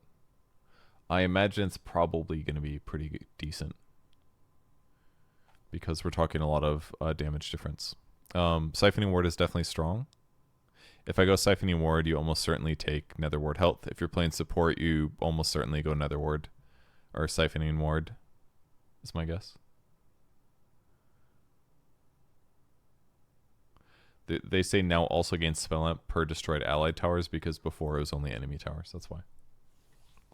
Okay, let's move on. Queen of Pain base strength increased from 18 to 20. It's a big deal. Bondage return damage. Deals spell damage to her. She returns 15% of the damage dealt. Okay. Return damage increased from 10 to 15. I forgot about this. That this existed. Whenever within 1200 range deals spell damage. That's like easy. Blade Mail Queen of Pain. Deal more to them than they do to you. Shadow Strike mana cost is down. 20 damage talent replaced with 35 attack speed against Shadow Strike units. Cool. And then 40 attack speed against Shadow Strike units replaced with 30 damage. Ah. Just swapped them.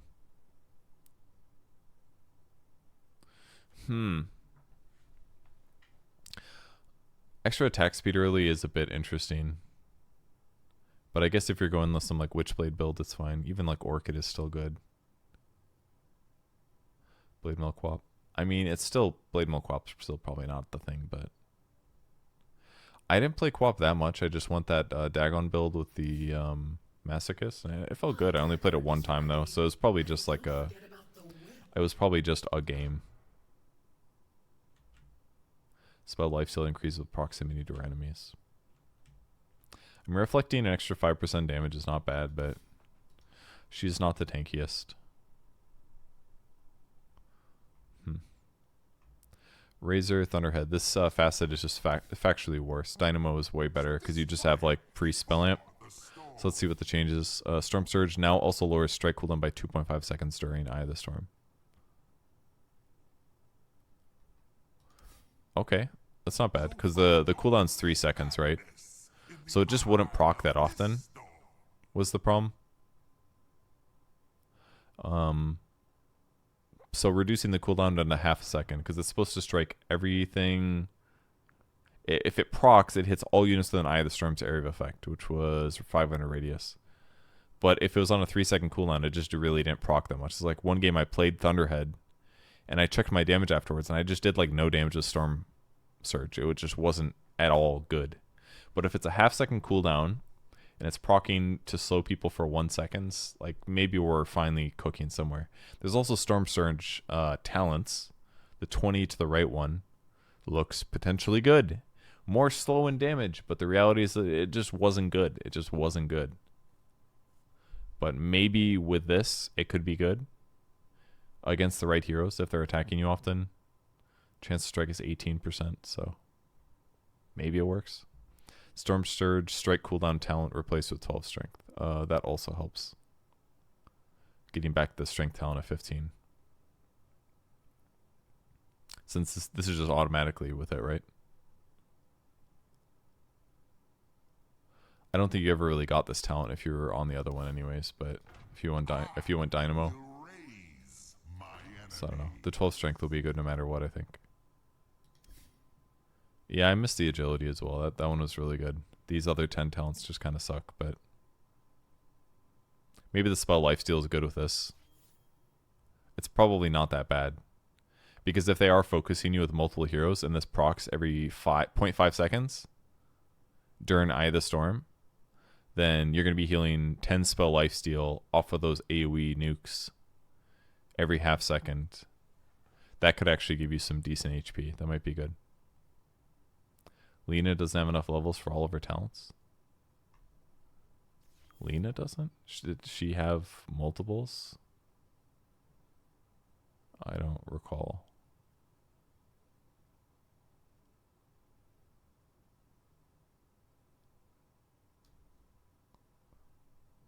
What do you mean she doesn't have enough levels?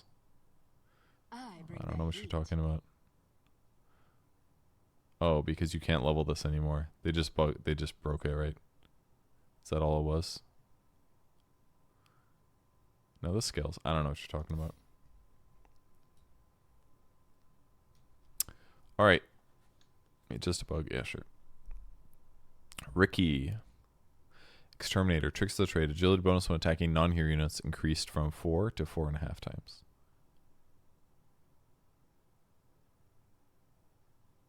When attacking non-hero units. I mean, you're supposed to be able to farm with this, but the attack count is not that much. It's 2-second duration. You attack 4 times. Is it even that fast? Smoke screen cooldown got buffed a little bit. And the other one is the bonus experience for assists and kills. It's just like, it's okay.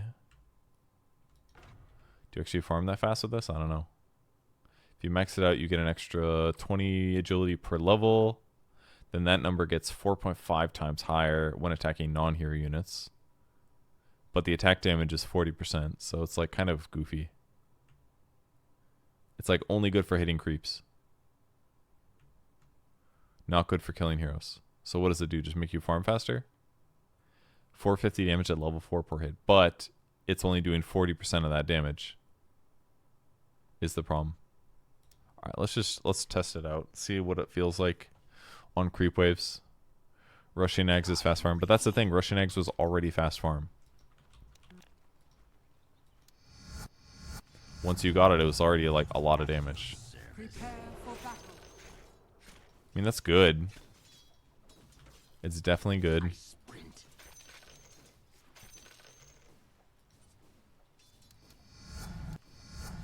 Invisible. Silent as smoke. It's Battle Fury work with tricks. Yeah, I think it does. It's just not the greatest damage.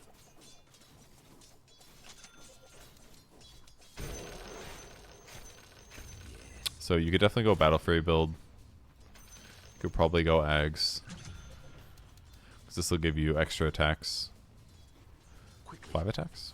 And you attack two things per attack. That is not fast farm, I'm gonna say it. Guess I don't have a lot of items, but Quietly now.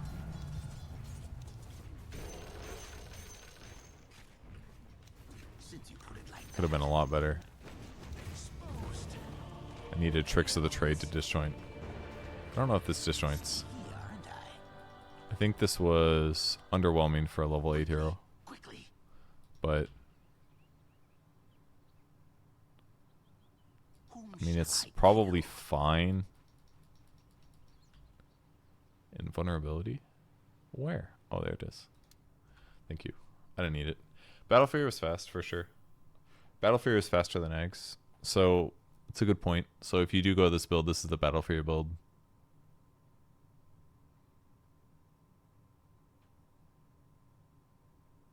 "12-second cooldown, Battle Fury." Yeah, I don't know. Kind of weird.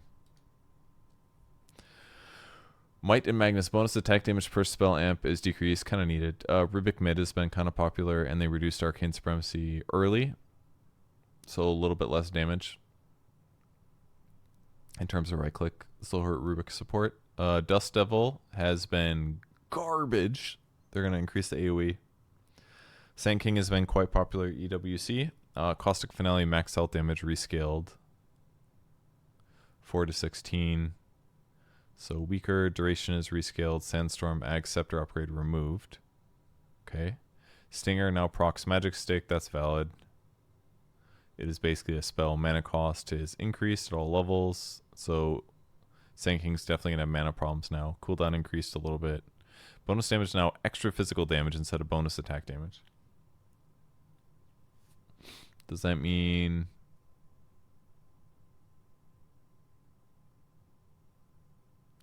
bonus attack damage decreased? Does that mean it doesn't add to your damage? This is just damage? What does that mean? No Daedalus? Nobody got Daedalus. Doesn't scale with crits. Is that it? I think you can steal a Stinger with Rubik. I've seen it, I feel like. You were one-shotting Ancient Stacks with Ags Ricky last patch. That's like late game, though.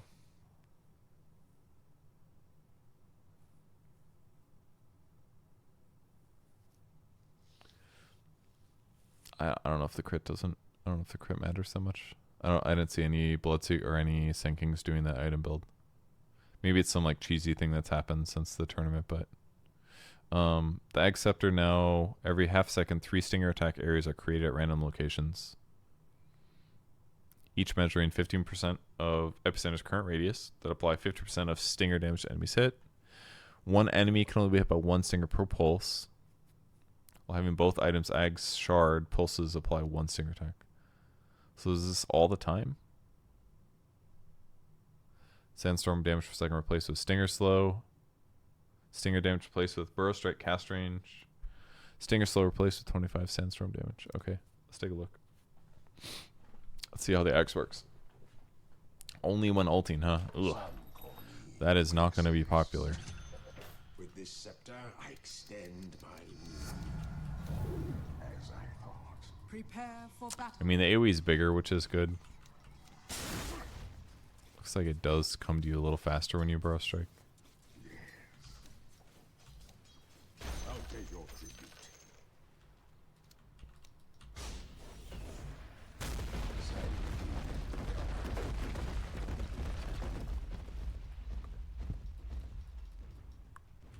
That lasted a lot longer. I forgot they increased the pulse number.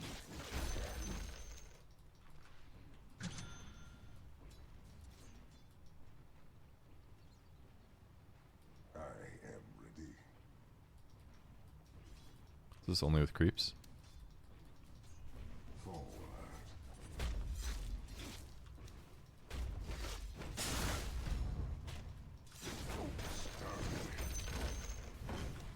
Oh man, that AoE is not big. I mean, there's like a chance to get a stun, but it's like not gonna fucking happen, you know? Oh man, that's a lot of damage. Like, what's the... I don't know. This is just like worse. With this Ags, you want a Daedalus? Granted. Are you saying they're trying to make it viable, basically? So you say. Because now these are going to apply Stinger. Is that what it was? Oh yeah, it is Stingers. Oh, they don't even stun, do they?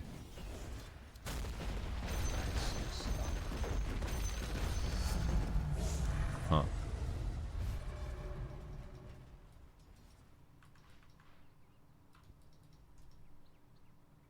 Yes, indeed.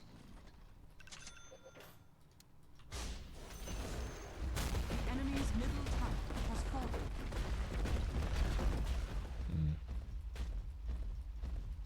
Because if you do get hit by it, Like the sands. it's a lot more damage.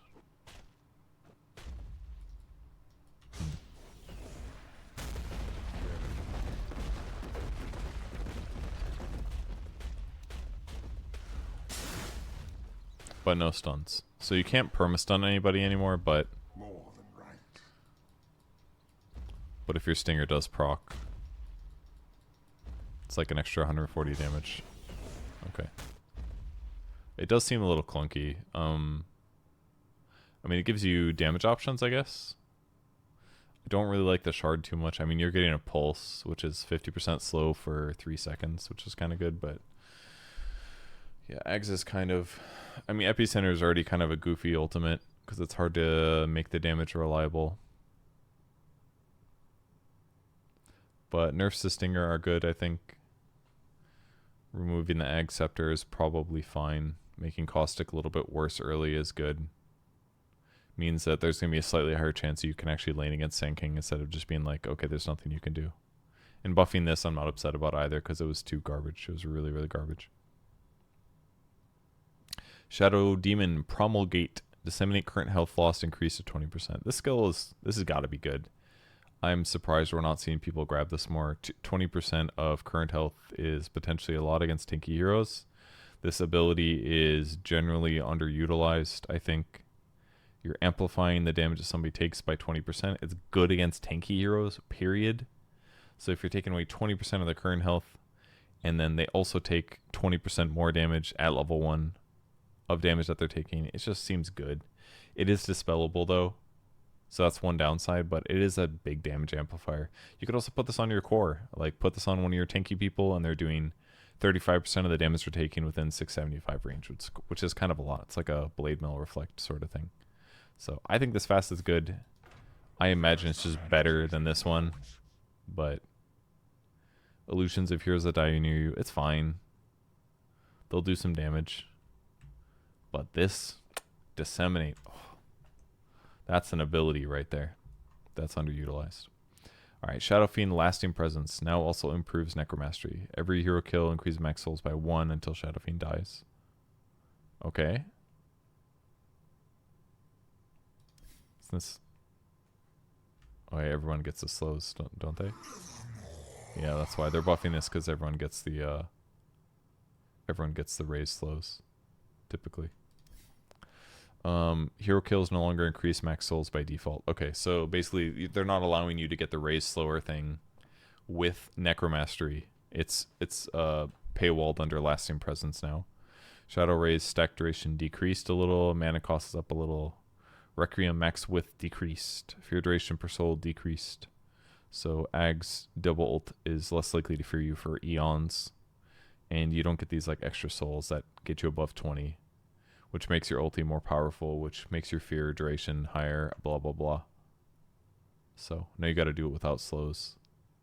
Every hero kill increases max souls by 1 until he dies, and steals the soul from units he kills, gaining bonus damage on death. He releases 30%. Okay. Yep. What else does Lasting Presence do? Temporarily reduces more armor after nearby enemy heroes are killed. 2 per hero for 70 seconds. It's kind of good. Kind of good. Master Reward. Health increase from 7.5 to 10. Kind of needed. That one sucked. 10 times damage, 10 times bounty values, 10 times health. Okay. Harder to kill. It's so bad at clearing creep waves, though. It's like better at towers sieging, but like if there's like a lot of small units, it just doesn't kill them all quickly. It's really bad. Ag's Shard, Serpent Ward, Linger Duration increased. Very nice. Little buff there. Shackle Duration replaced with Hex Breaks. That needed to be removed. The Shackles duration of 15 was like way too good. Just felt like it made your Shackles like amazing. And Hex Breaking at 15 just means you have a better window. 20 was like, okay, you're probably never going to hit 25 on Shadow Shaman. So getting the Hex Breaks at 20 is like hard. And you kind of need it earlier than that in a lot of cases. The interesting thing is that normally it'd be like, I don't really want Hex Breaks most of the time at 15 because there's a lot of heroes where it's like it just doesn't do anything. But there's a lot of N8s now, so like that break. So probably a lot better. Probably a lot better than it used to be. Hex Breaks replaced with Shackles duration at 20. So it puts you up to 5.7. Probably more fair at level 20. This just seems more balanced. It's probably not necessarily better for the hero, but kind of nerfy stuff for Shadow Shaman here. It wasn't picked. Surprised the buffs aren't more, but Silencer Brain Drain. Permanent int steal decreased from 2 to 1. Okay, Ag Shard int steal decreased from 4 to 3. Now also steals intelligence if the dying unit was also debuffed by Silencer, even if he's out of range. Okay, cool. So basically, if you just cast spells and walk away, you get an int, even if you don't. If he kills, let me reread. I might be confused. Permanent int steal decrease from 2 to 1. Ag Shard int steal decrease from 4 to 3. So it's 1 less. But if they have a buff on them, you also steal an int from them, even if you're out of range. So basically, if you're playing support, it's easier to get int. Kind of. Wonder if you could be dead for this. I'm not quite sure. This kind of needed to happen. The Glaive's cost was way too high at level 1. The damage was atrocious at level 1. It was only for setting up like silence, basically. So it being 14 is a lot more fair. And the last word damage also felt really underwhelming. So I think these are valid buffs. This one's a little interesting, but 10 talent arcane curse buff, a little damage. Last word damage slow replaced with +2/1 second arcane curse base and silence duration. So that would mean your arcane curse does last for 2 more seconds or 1 more second, but does 2 more damage. Is that what it is? There is purity in silence. Arcane curse base and silence version. Okay, yeah. So, oops. A new age of dark. So if you get that 15 talent, your arcane curse will last for 2 more seconds, Silencer comes up to war. 8, and if they get silenced, it lasts for a little bit longer, which is probably better than the last word damage slow, because it just means that your arcane curse is just a better spell. This hero is kind of really focused on arcane curse right now, so these buffs to those talents I think are kind of reasonable. Arcane curse undispellable replaced. That was probably needed. That one was just too good. It's like when your hero's so based on arcane curse, like how can you not take arcane curse undispellable? Way too good. And now it's gonna be 35 last word damage and slow. So if someone is silenced around you, last word will deal more damage to them. Up to an extra 35, so 95 damage per second instead of 60. Same slow as the 15 talent though. Alright, Sky Mage. Shield of the Sky on barrier duration decreased. What is this? This hero's like barely touched. Am I wrong? I don't even think this one's good. Is this still bugged? It feels bugged. I don't know if it's actually bugged. Deals a magic damage to enemy hero with an ability. Like, isn't your ulti supposed to just like mega drop your cooldowns?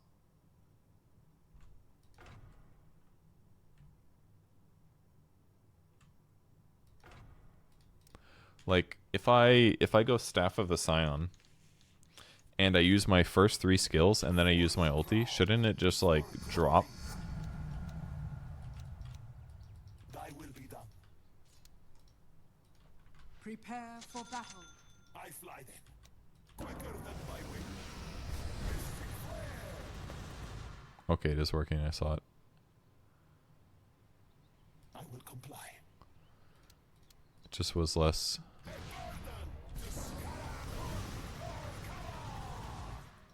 It's probably just less noticeable than I thought it would be. Advancing.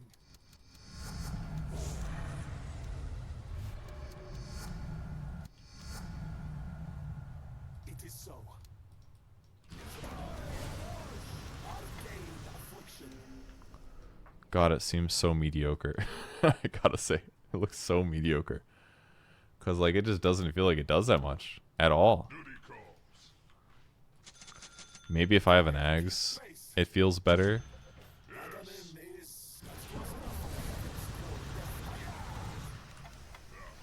That felt a lot better. If you have Ags, it's kind of good. I feel like without Ags, this one just kind of sucks.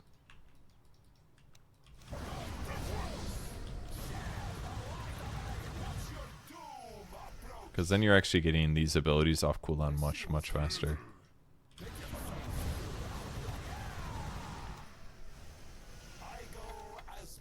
Oh, that's right, and this doesn't split unless... Oh, that's the shard, that's right, that's right.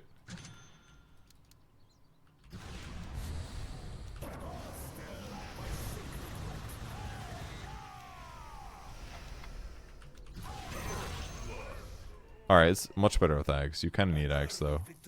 You need that double ulti. If you don't have the double ult, it sucks. I am seeing the numbers go down faster. The Arcane Bolt was ticking faster. It just wasn't very obvious. It's like I could see the numbers going from like 5 to 4 more rapidly. Anyways, the barrier one that everybody gets, that got nerfed. And then the 15 talent, 15% rune and restoration spell lifesteal replaced with plus 15% concussive shot slow. Yeah, this one, the spell lifesteal on it is like not that impressive. This says it got replaced, but there's a bug here or something. What's going on? 20%, the base is up to 50. 15% slow on concussive shot looks pretty good to me. Better able to use it to land good ultis basically without an Atos. Ancient Seal cooldown is good too, but I actually think the slow is going to be viable in some cases. Ag Slithering Crush, or sorry, blah. Slaughter Slithering Crush. Ag Scepter Puddle duration decreased. Radius decreased. Tauros of Haze talent increased. Okay. Slark base damage increased by 3. Amar will be very happy. Shadow Dance attack speed increased talent. Shadow Dance duration increased. Okay. Snapfire, huge flex hero of the tournament. Kind of fell off a little bit towards the end, but still very good. Little Shredder, this was the ability that people were maxing on support and core. It's very powerful. Fire Snap Cookie, impact damage increased. I think this is fine. This ability is kind of forgotten right now because it's just the worst of the 3 in terms of damage. Like Little Shredder just does way more damage, and the Blast does a lot of damage no matter what facet you get. So up the cookie damage, I'm down. Little Shredder attack talent is nerfed. Oh my god, huge nerf. I played her at the perfect time. I played her on stream last time. I had a great Little Shredder game, and now she has 2 less attacks. And they even nerfed the 25 talent. It was way too good. It felt way too. Totally agree. Well, I'm glad I got that video done. Sniper Keen Scope. Attack range bonus increased. I'm confused. I call the shots around here. How did they change this? Increases armor?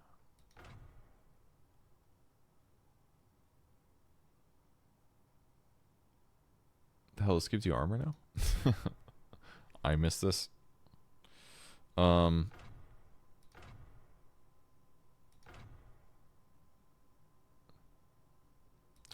yeah, this is the one that just does burst damage. 1 second. Okay. Anyways.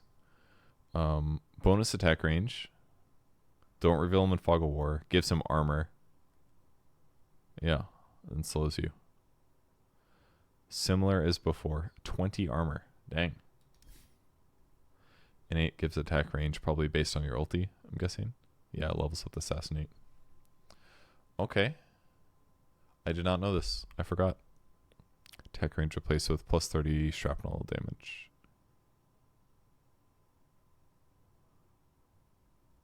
Plus 15 take aim armor. That's wild. You can give yourself 35 armor on Sniper now. This guy really should have been take aiming when I jumped on him with Snapfire and murdered him. Alright, Spectre changes. I actually played this hero a bit. Mana cost decrease for the dagger. Dispersion damage reflect is better early. Regen talent buffed. I don't know if this really fixes the hero that much. I mean, this kind of encourages like a tanky build.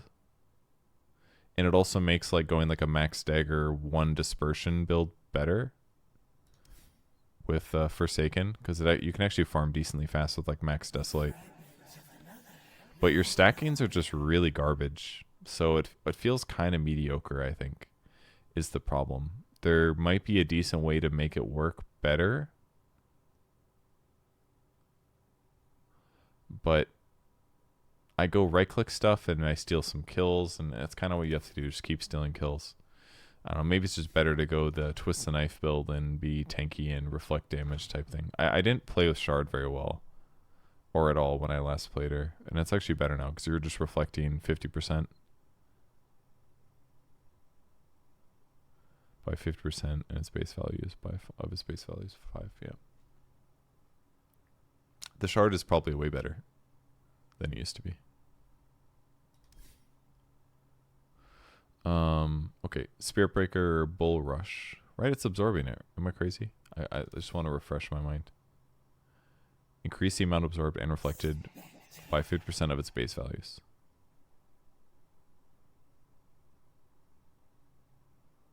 Does that mean just 10% better? Alright, I gotta check. The wording was kind of confusing. Is it 50% of all damage you take?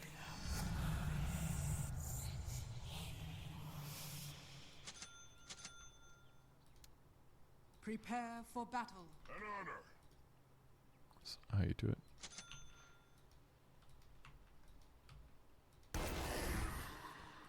it. $870. Swiftly now.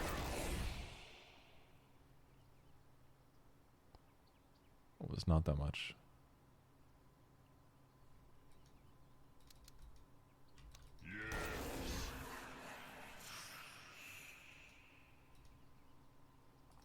So if I...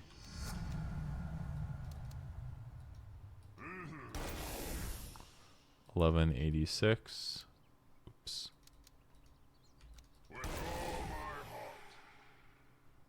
Is it just 10% more? Is that all this is? I feel like it is. It's not time yet.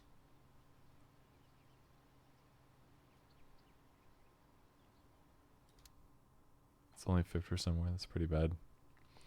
It's misleading. I really thought it was 50% of all damage taken, but if it's just 10%, that's kind of ass.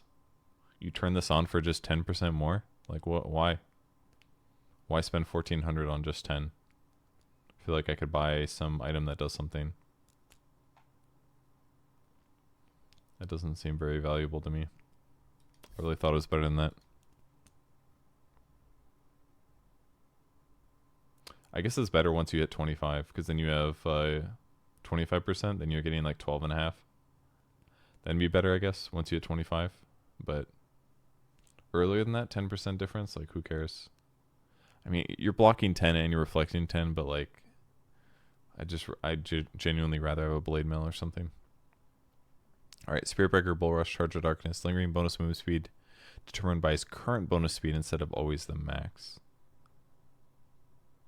Okay, so that probably means that if you use slows on Spirit Breaker, after he finishes a charge, it probably works better against him. That's my guess. But I'm not going to spend brain power to figure it out. It'll probably feel different. Gradually ramps up to max movement speed starting at 25% of the bonus speed. Okay. I'm kind of into that. Storm Spirit Shockcaller. Debuff now grants that the next attack of the enemy is redirected onto themselves and triggers the overload charge. Okay, so before it was just giving you like one overload charge to use this, I believe. Something like that was happening. But now it also means that your opponent is going to attack themselves once, which is kind of cool. Probably good in some circumstances. Some hero with like Basher or something. Kind of good. Saying you can't do a point blank charge or runaway move full move speed. That makes sense, yeah. Sounds good. PA crits herself. I don't know if you can crit yourself. It's a good question. 10 talent, 150 attack range and overloaded, replaced with plus 20 overload damage. Okay. Because everyone was getting mana regen, I'm sure. Electric vortex duration increase or decrease, sorry. And auto remnant and ball lightning distance decreased by a bit. Haven't seen that one in forever. Sven, the hero that needs a nerf. Bonus armor decreased by 3 at max level. Ag Shard no longer passively grants allies movement speed bonus. I didn't know that it did. What the hell? I thought it was just giving armor. Ag Shard now increases active movement speed bonus by an additional 3. Okay. That's fine.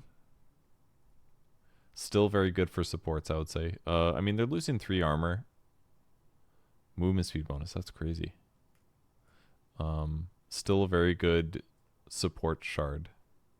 God strength cooldown reduction decrease. What a lame little talent. 12 seconds. Yikes. And then Warcry armor decreased by 2. So that's a difference of 5 less armor for supports. For support Sven. So should be easier to kill those heroes. But I mean, they're still pumping out a freaking 240 physical damage barrier with 12 armor. Better than 15 though. Certainly. Or 25. Literally 25 armor. Now it's going to be 20. But like, those numbers are crazy. Techie, squeeze scope. Each point of attack speed now also grants 1 attack projectile speed. I don't think that matters, but cool. These numbers are still not like that. I haven't tried this. I think I saw it like in one game, but it's still not great. If you want explosions, Because like... Except no substitutes. Just for you. Okay, that's not bad. That's way better than I thought it would be.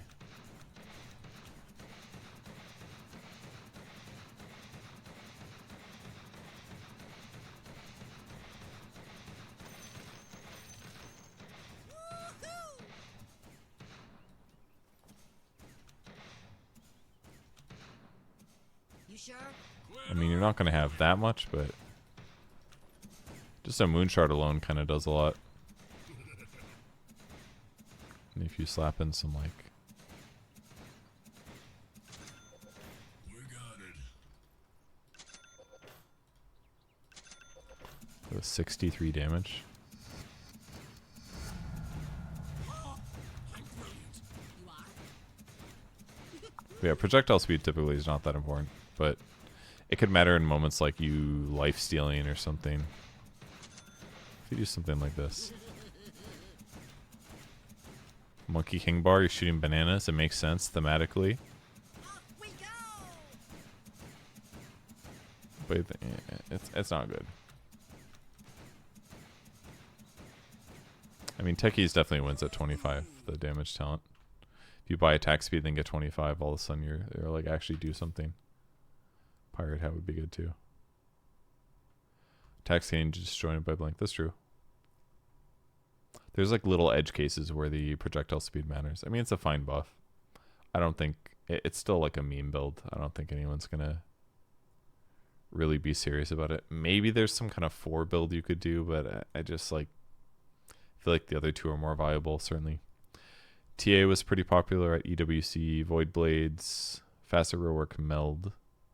Attacking a target with meld also applies the bonus damage and debuff to enemies hit by the side blade spell. Oh, that's cool. So you could meld strike a creep and then attack the creep to apply the bonus damage to other heroes.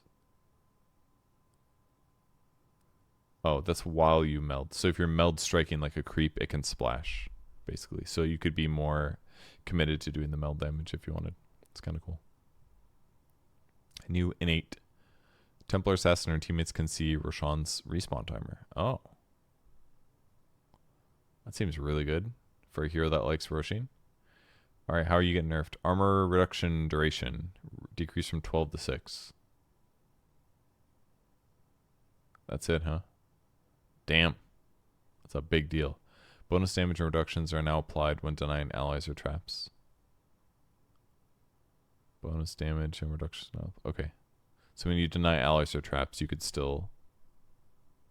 Well, in fact, when you're denying allies, you could do bonus damage to guarantee deny your ally with meld, basically. And you can guarantee one shot a trap with meld, too. But yeah, this duration is a huge, huge deal because you can't... Basically, you'd walk into Roche, you'd meld, you'd wait 5 seconds, attack, instantly meld the second time, and then you'd have 12 seconds that they're reduced by like minus 16 armor. But now it's only going to last for 6 seconds. It's a big deal. It's going to really impact your ability to kill Roche on a good speed. So that's definitely a nerf. And frankly, even against heroes, 6 seconds is something you can play around. It's true this isn't a very good passive in some ways, but in pros kind of don't need it as much either, but still, you could make decisions around it. Bonus attack range. Same at all levels, same at all levels, same at all levels as before. You just don't get it at 0. Psionic trap. Traps no longer provide vision inside Roche Pit. Now always take 2 hits to kill from range and 1 by melee and 4 by creeps. Okay. That looks fair. Metamorphosis attack range increased. Good for you, TB. Have fun with that one. Tide base int is up. Cooldown for Ravage is going to be decreased a little bit. A little bit more spammy. Timber Saw Shredder, Timber Chain, Splinter Slow duration is up. Exposure to the mana per tree destroyed is up. Tinker Repair Bots. Huge improvement, actually. Alright, I got to do it. Tinker Repair Bot support. I got to do it. I've been meaning to. I played the other one a little bit, but I never tried the support one. 45 per second? It's pretty good. It's pretty freaking good. 6 second duration. Just put the march on the machines in your whole team fight. 45 per second. Damage barrier decreased at level 1. It's fine. Warflare now always teleports the target enemy to the ability's current cast range. Plus 100 from his position when he threw the flare. Will not teleport units that are over 2,000 range from the desired position. Okay, so if you throw it at somebody that's far away, or that's running away from you, it'll pull them back. which is good because it basically gives the ability more usages. Because before, if it pushes them away and you throw it at somebody and you realize, like, basically if someone's running away from you, the ability is just useless because it's always going to push them away. You would never want to cast it. But hypothetically, you can throw it now and they will come towards you. Kind of interesting. Okay. Unless they're over 2,000 range, then it won't work. But yeah, Tinker's support probably kind of okay. They did nerf Greaves and Pipe a little bit, but maybe it still works. Mech, Sanj, SNK. Sanj and Kaya. Blink, I don't know about that one. Thanks for the raid though. You've been playing Tinker for 3 months, 250 games, heal bots OP. Yeah, I mean, the numbers are really good. And then you just TP around and like spam bots on lanes, I guess. Push waves out, buy defensive items, heal your teammates. A shitty glimpse, yeah. But it is good if people are close to you. You push them back. Mana cost reduction from Kaya Sanj is necessary.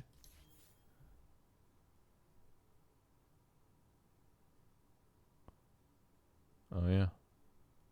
I forgot they added that. 25% less.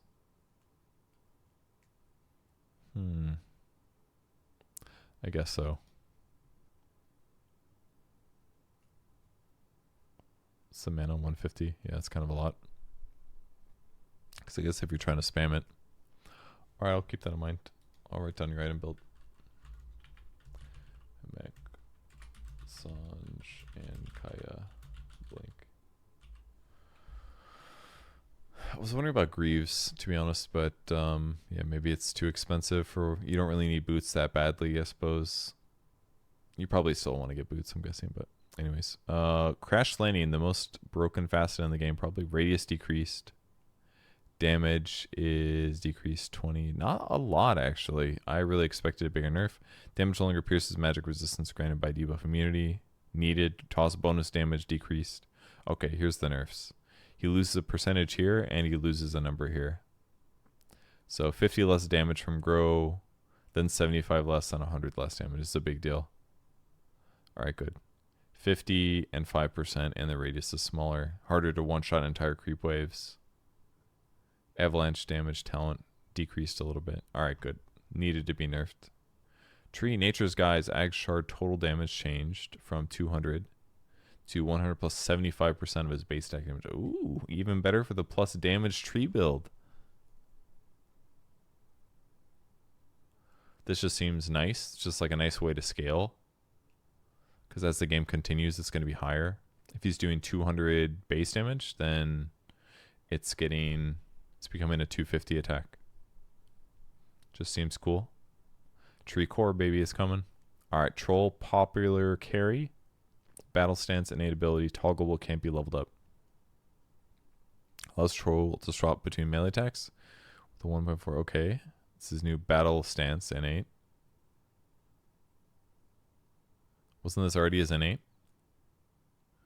Melee attacks 1.4 AT or range attack, okay. Berserker's Rage, no longer an innate. When in melee form, Troll has a movement speed, bonus armor, chance to ensnare, range form, 20% chance to maim his enemies, slowing their movement speed and attack speed, and dealing bonus physical damage. Okay. Interesting. So, melee form, you can ensnare, you have bonus movement speed, you have bonus armor, and you have a much lower BAT. So you will attack faster in Berserker's Rage, the melee form. But if you go the range form, you have a chance to slow their movement speed and their attack speed for up to 2 seconds, and you deal bonus physical damage. I'm curious what the numbers are in terms of what's better, but 5 bonus damage from range is going to be really nice for the laning stage, I imagine. And in moments where you don't care that much about rooting people, you just want to kill them, maybe it's better to just do ranged mode. Switch range mode, you're slowing them. It's maybe just safer with your ulti as well, because then you're not necessarily like running them down at high movement speed. I don't know. I'm kind of curious how this feels to play it. Whirling Axe's ranged axe damage is decreased, so this is probably to compensate for the fact that you have bonus physical damage as a ranged hero. and you can slow more. You have better slow and attack speed. So if you attack the same guy like multiple times in a row, you might proc some nice extra slows, it looks like. Although this probably scales on your ulti, I'm guessing. And then Fervor, Ag Shard base attack chance decreased, but the attack chance per Fervor also decreased, so they nerfed the Shard. But that was fine. Alright, I'm just going to take a quick look at what this feels like. Battle Trance grants allies 30% of the attack speed bonus. Everyone gets insensitive, I believe. But maybe there's some circumstance where this is good. This is like 14 times 3. 28, 42 attack speed at level 1. Could be good in some circumstances, but I want to see what this looks like. The strong shall eat the weak. Blood spurts. Prepare for battle. My steel The fuck? shall drink.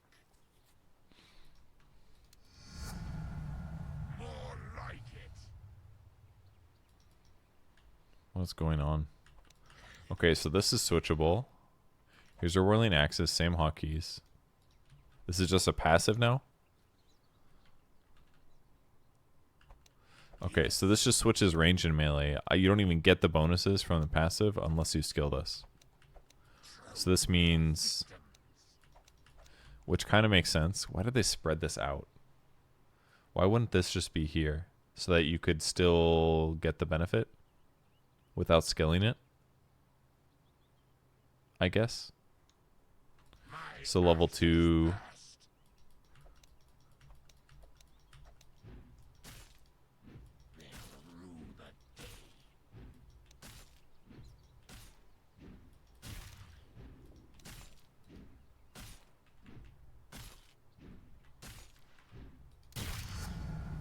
The ultimate in trolling.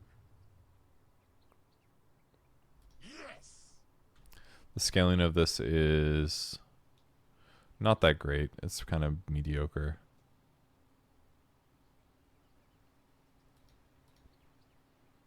Do people even skill it early? Probably, I feel like.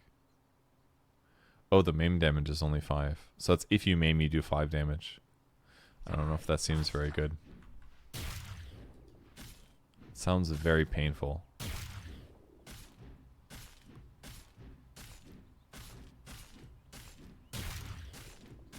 I don't even see the damage.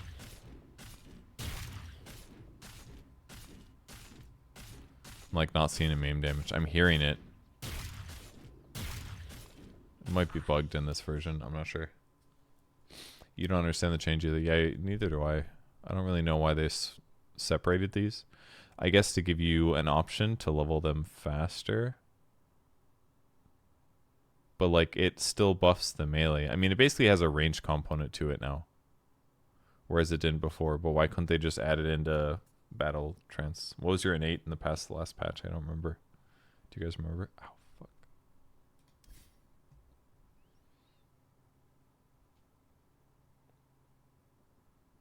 Ability draft was broken by all the heroes that had innates that were just level 0 of an ability. Okay. I mean, maybe.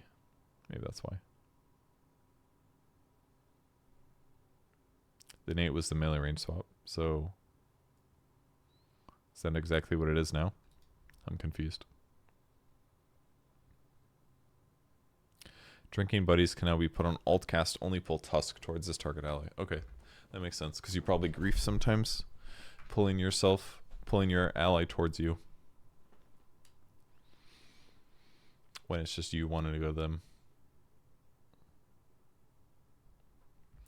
Underlord, pretty powerful in the last patch. New innate ability scales with Fiend's Gate. After an allied hero teleports, they temporarily gain damage reduction and movement speed. Okay. Bonuses are doubled. Oh, after any allied hero teleports anywhere on the map. Bonuses are doubled when teleporting via Fiend's Gate. Okay, cool. 4% damage reduction. Pretty small number, but considering it's any teleport anywhere, it's kind of cool. Basically means jumping around the map is going to be better for them. And bonus movement speed. 5% movement speed. 10%. 30. That's pretty good. Atrophy Ore is no longer innate. Damage reduction rescaled. Same numbers. Slightly worse bonus damage per creep. Same numbers, bonus damage per hero. Duration's the same. Okay, so you actually have to skill Atrophy Aura again, which frankly I think is fine. No big deal to me. Fiend's Gain no longer provides a buff after passing through the portal. It's at the N8 now. Cool. And then all those things at the top of the page that classifies teleports also, they did that for this passive basically. Firestorm radius decreased. Fiend's Gain movement bonus damage reduction replaced with 5% invading force movement. That's a really sick talent, actually. I really like this talent. Level 10 plus 5% invading force bonus movement and damage reduction. Anytime your teammates teleport anywhere, they get an extra 5% damage reduction and movement speed for 5 seconds. So by the time you're level 10, you've got level 1 ulti. So your damage reduction is 6. You add 5 to that, you're at 11% damage reduction for 5 seconds. And a 15% movement speed for 5 seconds, which is great. It's like that's like a boots, 45 extra movement speed. That seems cool. That's a great talent. However, Firestorm Radius is going to be hard to pass up, I think. But Pitomal's slow talent is nerfed. Pitomal's root talent at 25 is nerfed.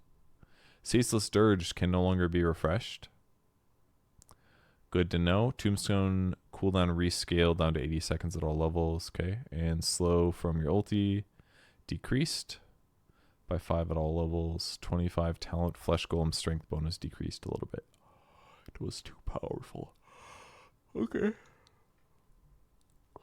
Ursa Bear down. Bonus duration decreased from 20% to scaling scales with Enrage. Okay. Veno base damage decreased by 2. Play carrier 1 attached to a carrier ward health is now also increased by 1 to 2.5% of the carrier's max health. Okay. So it's going to be a little bit better to keep the plague wards. You can keep the plague wards alive a little bit easier. Yeah, might help a little bit. But they still do bad damage, so I don't know. But new innate ability, passive. Venomancer's attacks deal extra magic damage based on how many debuffs the target has. It's similar to the Ags. Okay, only counts debuffs from Venomancer and his plague wards. Base damage per debuff 10%. Can be upgraded via Ag Scepter. Increases Septic Shock base damage per debuff from 10 to 20. Plague wards also deal Septic Shock damage based on their attack damage. Oh my god.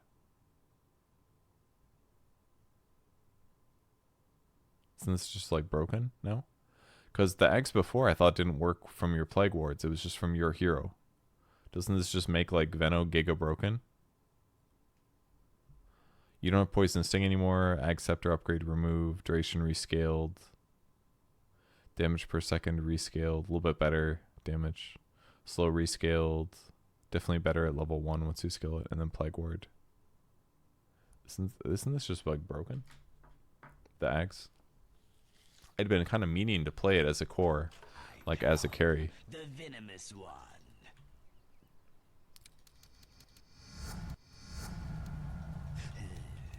Prepare for battle.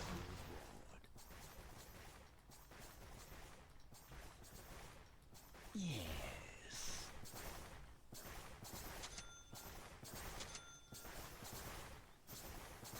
As you say.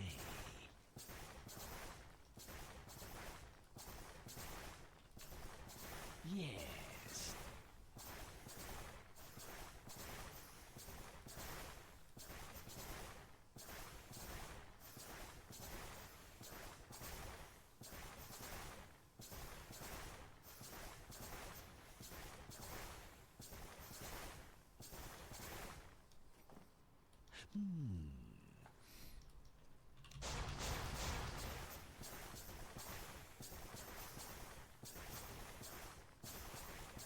So my right click was probably getting 10% more per debuff. Yeah. But my wards weren't. But if I get an Ags, it's probably going to be way different. Toxic scepter.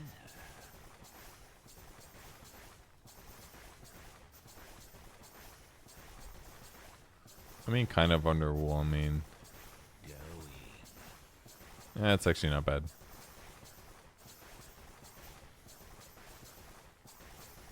So, don't you just rush Ags?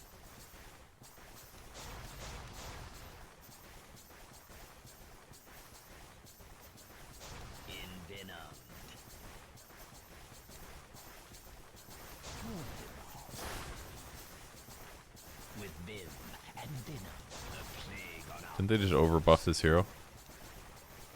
I don't know, man. This seems too good. Like way too good.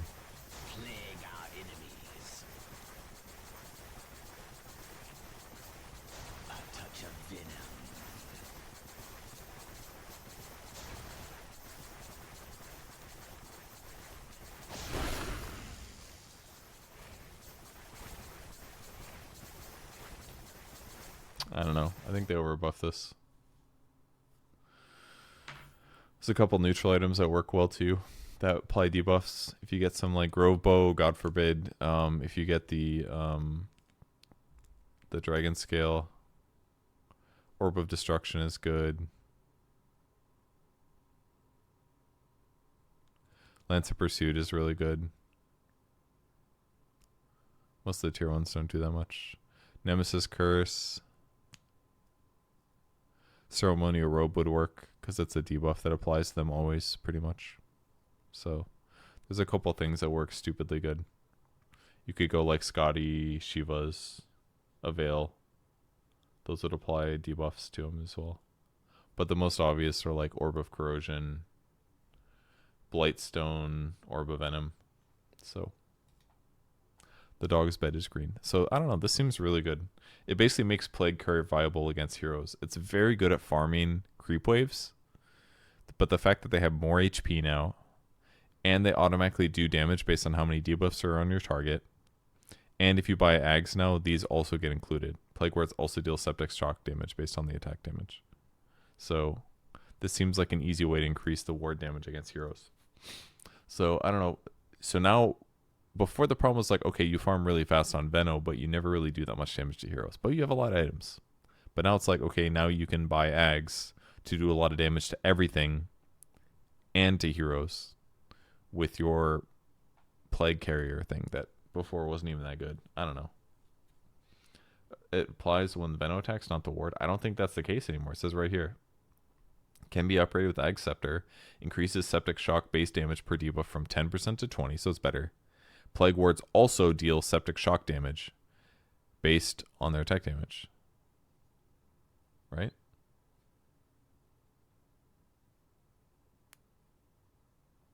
This says only counts debuffs from Venomancer and his Plague Wards, which would be debuffs, but it doesn't say Plague Wards also deal Septic Shock damage. So yeah, with Ags, it's just good. So Ags is core now on Veno. I don't know if you're going to buy it first item, but possibly. Mage Slayer is a great idea. Yeah, Mage Slayer would work good too. The only downside is it has to be from you, but it could work. So yeah, mana cost is increased, worse early. But yeah, Ags just seems viable to me. Maybe it's not that good against regular heroes. Maybe I'm overestimating it, but it just seems kind of good. All right, Viper. We've got a couple of heroes left. New innate ability. Viper's attacks deal an additional instance of physical damage per missing health percentage of his target, equal to his level. What hero used to have this? Was a Viper? This innate is very familiar. It was old Viper Q? Old Viper Nether Toxin?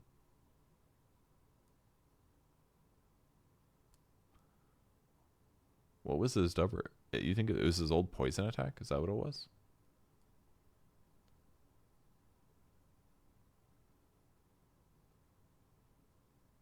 Man, I don't remember.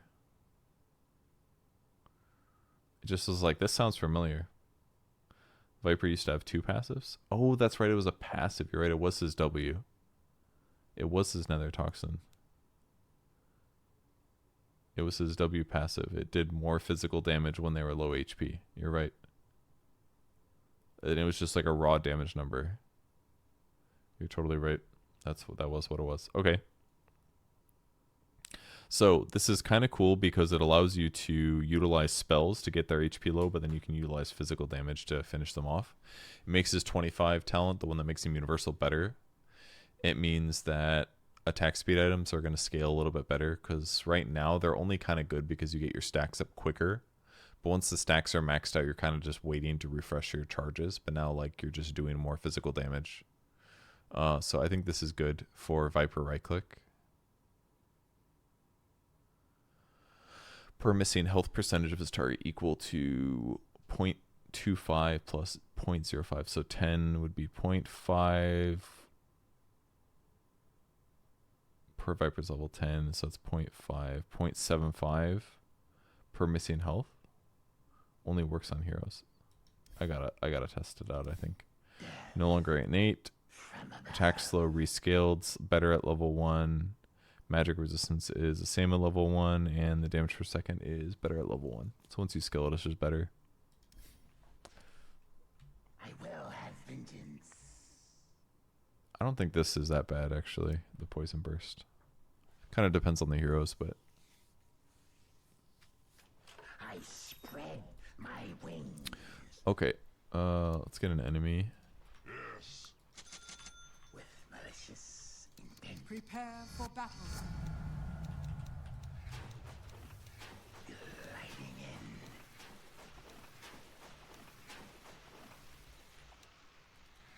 Overseen. I mean, Feel the burn. it's a lot of damage. I saw ticks for like 100 some, considering I only had 65 damage. Twist. Seems pretty good. Damage per missing health, 0.6. Damage per missing health percentage, almost 1. Alright, so here at 15 it says this 1 exactly. So if they're missing 90% health, I'm getting 90 damage. Which is just, it's just free. Straight up just a buff to the hero.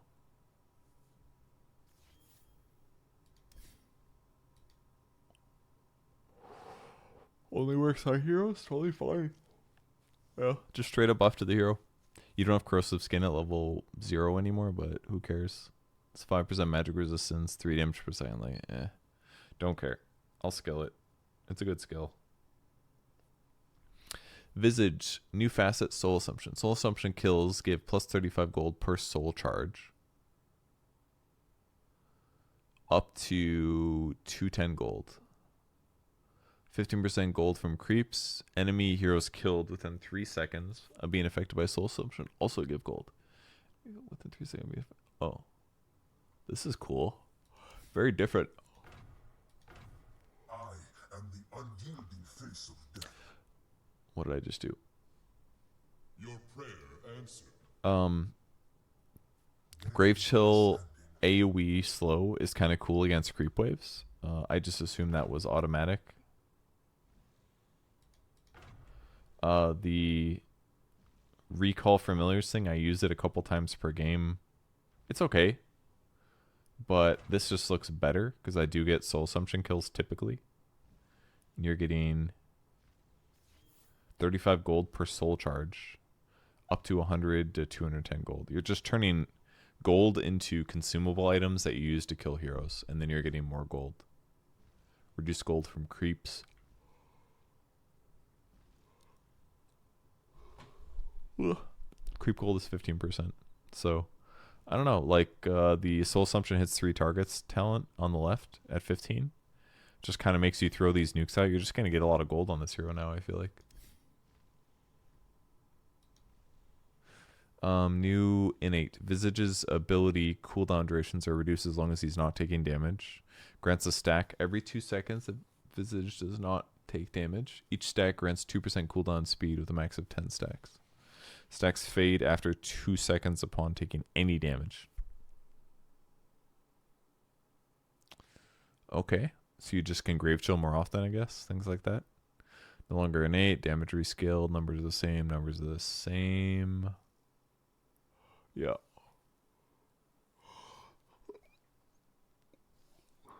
So nerfed the Ags a little bit. Probably because with Lurker it'd be too good. You'd move around the map all the time. Max of 10 stacks, 20% cooldown speed. You can get a whole creep wave and you get a shitload of gold. It sounds like a ton of mana though. Like way too much mana. I feel like you just run out of mana.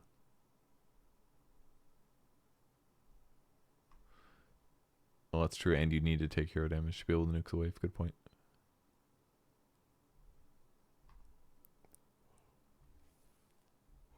Okay.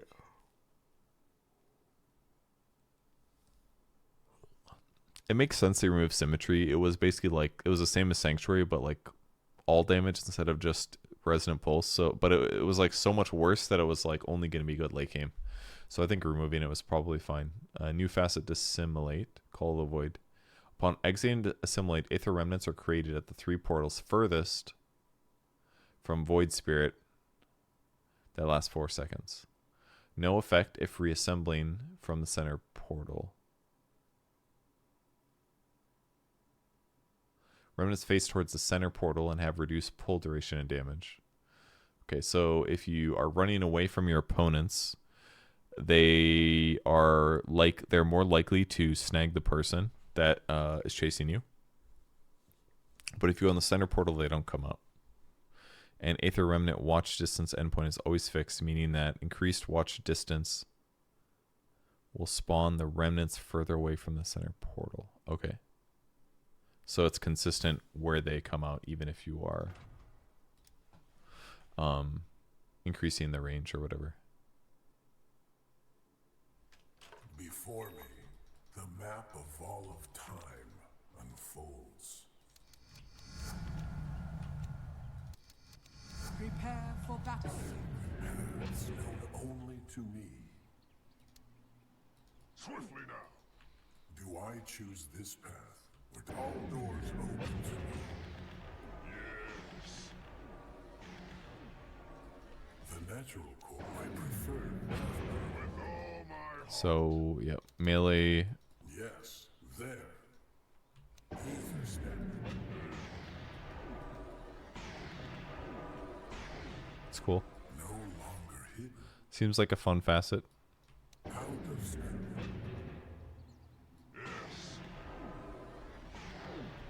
Makes like the removing portion of it way better. It helps ensure that even if you, oh, this is actually kind of cool because if you go forward, you still get them somewhere. It's a lower chance that they'll be used, but I don't know. This seems like a good facet. The damage block one is still probably better because you're just getting a damage barrier, which is really good for survivability. Like this one's probably still better for sure in terms of using it in laning stage. But this one's kind of fun.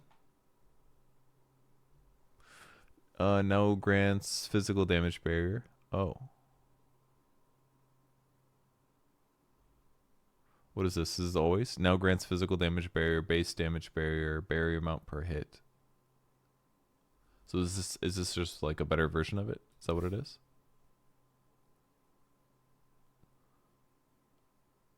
$60 base damage barrier, 25 to 100. Barrier amount per hero hit. So it's a higher barrier amount per hero hit. 35 to 80 versus 50 to 110. Yeah, that's it. Okay, so it's way more viable to get this. Oh, wait, and this is all damage, right? Yeah, so if you go with this one, it's an all damage barrier. It's magic and physical and pure. And the barrier amount per hero hit is way higher. Well, it's higher. It's 35 to 80, and this is 50 to 110. Okay. All damage barrier and a higher barrier. So that makes this more justifiable to get. Because it actually, you still get the barrier, and you get these remnants, which are kind of cool. Maybe it's not very useful, but might be good in some circumstances. Shadow Word is busted, and I can't believe people aren't skilling it more often. It's an AoE brain stat, basically. You put it on your hero, and it heals you, and then any enemies nearby take damage. Like, it's just great. 15 talent Shadow Word heal damage replaced with Shadow Word AoE, which is a little bit of a bummer, but also better because it means your AoE is going to be higher on Shadow Word. It's going to be 450 radius. It's basically like Ion Shell that heals the person that it's on. Or if you put it on an enemy, it's like you put an Ion Shell on a guy that damages him and damages enemies. It's cool. It works great with Fatal Bonds as well. You can do stacks really easy. Maybe not stacks, but you can do like you can jungle. because you can nuke the wave. You can push waves like crazy now. You just fatal bonds it, and then you shadow word one of your creeps, and your creep goes up there and does AoE damage, and they'll get melted. So I really like shadow word right now. I think it's really good.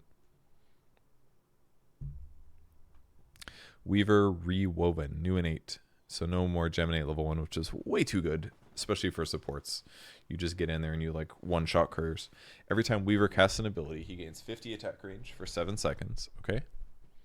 The effect stacks independently,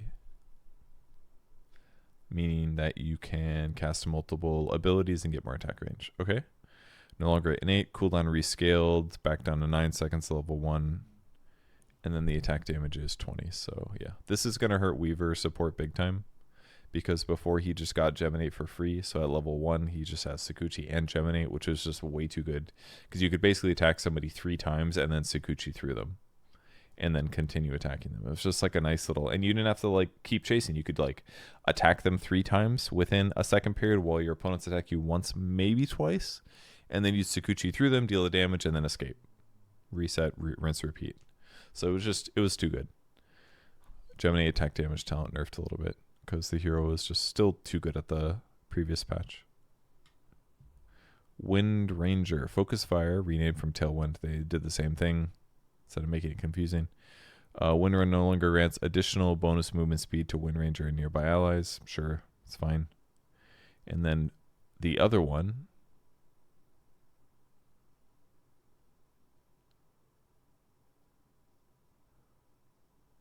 okay, it's still called Focus Fire, but it's called Whirlwind because it attacks lots of different people. The laws of man don't apply. Duration increased from 8 to 9 seconds. AoE now equals to Wind Ranger's attack range plus 150. I've played against this a couple times, and at first I was like, it's kind of annoying, but it was never like good. Is what it felt like. Swiftly now. Prepare for Pretty battle. sure it's this way. Better keep this elbow loose.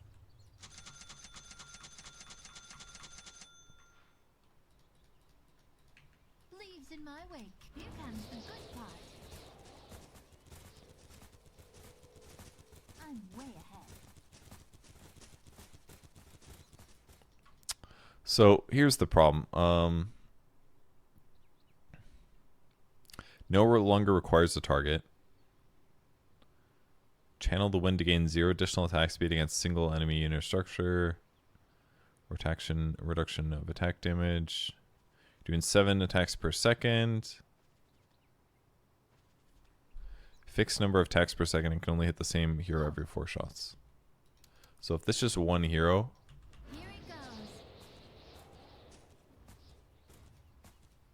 it's like pretty weak. But if it's a bunch of different heroes, it's kind of good. And if you get javelins, It's a projectile. Focus. all right, guys, I got 3 javelins, and I really thought it'd be better than that. I mean, it's okay. It's really okay. It's so mediocre. Why is it so mediocre, guys? They're gonna love my arrow. The laws of man don't apply. I mean, the Maelstrom definitely helps. You're right. The Maelstrom is good. Because then when they're all grouped up, your Maelstrom is proccing on lots of people. Is the bounce range? No, the radius is the same at all. With Mjolnir used to have really big bounce range. He used to bounce like 900 units. The damage is higher. Gleipnir is good. But this is kind of the problem with this build. It's like it's extremely underwhelming in most circumstances. You could probably do ancient stacks kind of okay. But yeah, without like an AoE ability, it just seems really mediocre. If I had more stat items, maybe it'd be better, but like if I don't have this, for example. Because then my physical damage per attack is a lot higher, but They should probably start getting scared now. Daedalus seemed kind of good. On it. It will be more than enough. Of course. They have 2 armor, so that's part of it, but you could probably get away with like any attack speed increase or any item. You're the one who wanted to do this the hard way. This is also with 2 ultimate orbs, which is like a lot. That's like 30 damage each. I go. If I don't have these, like, Quick shot. As the arrow flies. that's not bad. But it's definitely like an AoE thing, right? It's like they're all together, and that's the only reason Pretty that sure it kind of it's looks this good. way. But the level 1 doesn't necessarily matter as much because I gave them a bunch of HP. But I see what you mean. Their armor is lower. My purpose set.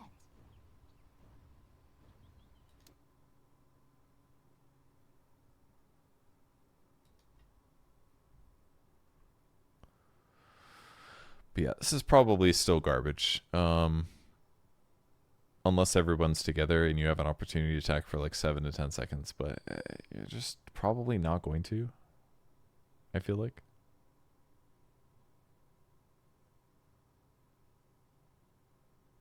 I don't know.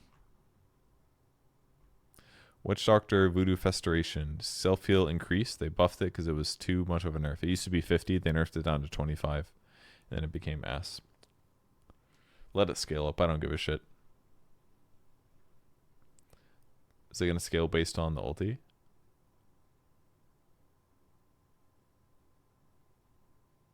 Nobody will let her attack that wrong? They will if she has this facet. They're just going to be like, what's the point?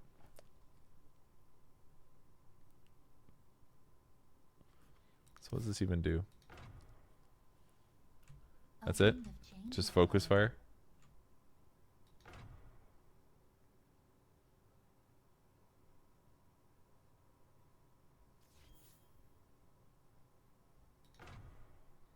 God, it's bad.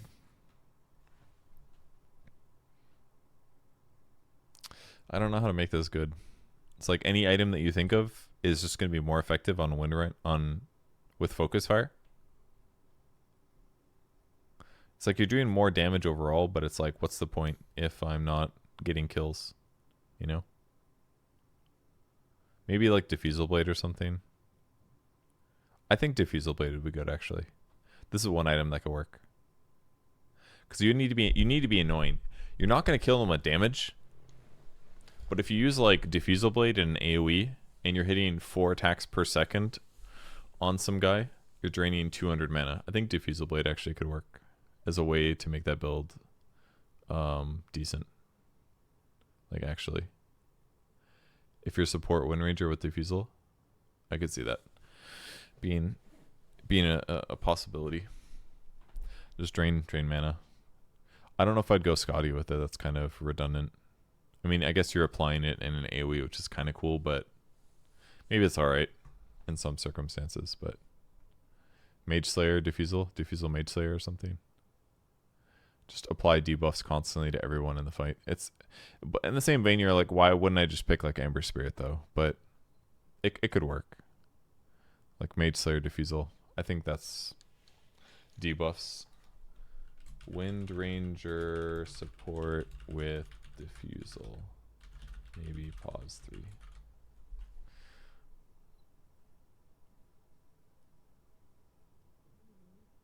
If you have Diffusal, you don't have Maelstrom, but it's probably okay because you can max Power Shot. I think it kind of works. Ember might be banned. That's true. Alright, we got Witch Doctor to finish. Base damage increased on Maledict. Sure, that's good. And finally, Wraith King. Vampiric Spirit. Lifesteal increased. That is his innate. And then now decreases respawn timer by Wraith duration. What?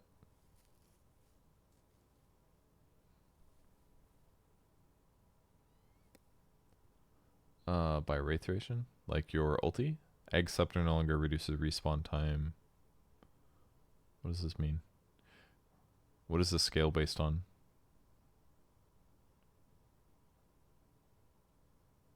Egg Scepter no longer reduces respawn time. Level 10 Wraith Fire Blast, impact damage, DPS increased by a little bit.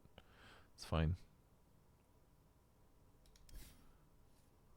Bone guard. Now the king of bones.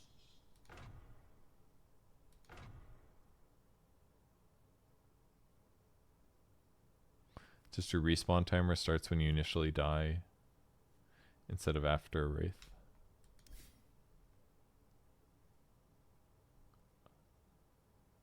Ah, I see. Thank you. That's helpful. I see why what they wrote made sense. But yeah, so basically your death time would be increased by 3.5 to 5 seconds before, which is bad at all levels. That's cool. Is DP good now? I think so. DP looks quite good. All right, pretty cool patch. Definitely some things that I want to try. Things that I wanted to play. I want to try CM, Death Prophet New Facet, Grimstroke Fine Art. I want to do the Lion 4 thing because I haven't gotten a chance to do that. I want to try Lone Druid 3rd Facet with the stat items on the primary hero. That looks fun. I want to play Medusa, Omni Knight, Tinker, Repair Support, Wind Ranger Support with the Dumb Facet, and then some other stuff. So I'm pretty into it. Anyways, thanks for watching tonight. I'm going to go to sleep now. It's 12:37 a.m. I just did a 5-hour stream that I wasn't expecting, but I'll try to stream soon. I have a vet appointment tomorrow with Tango. Maybe I'll stream in the afternoon, but no promises since I ditched a date with my girlfriend to do the stream. So I should probably hang out with her tomorrow night. So we'll see. And then Friday I have a bunch of deliveries. I will stream soon though. Anyways, thanks for watching tonight, and I will catch you guys later. Let me see if there's somebody to raid.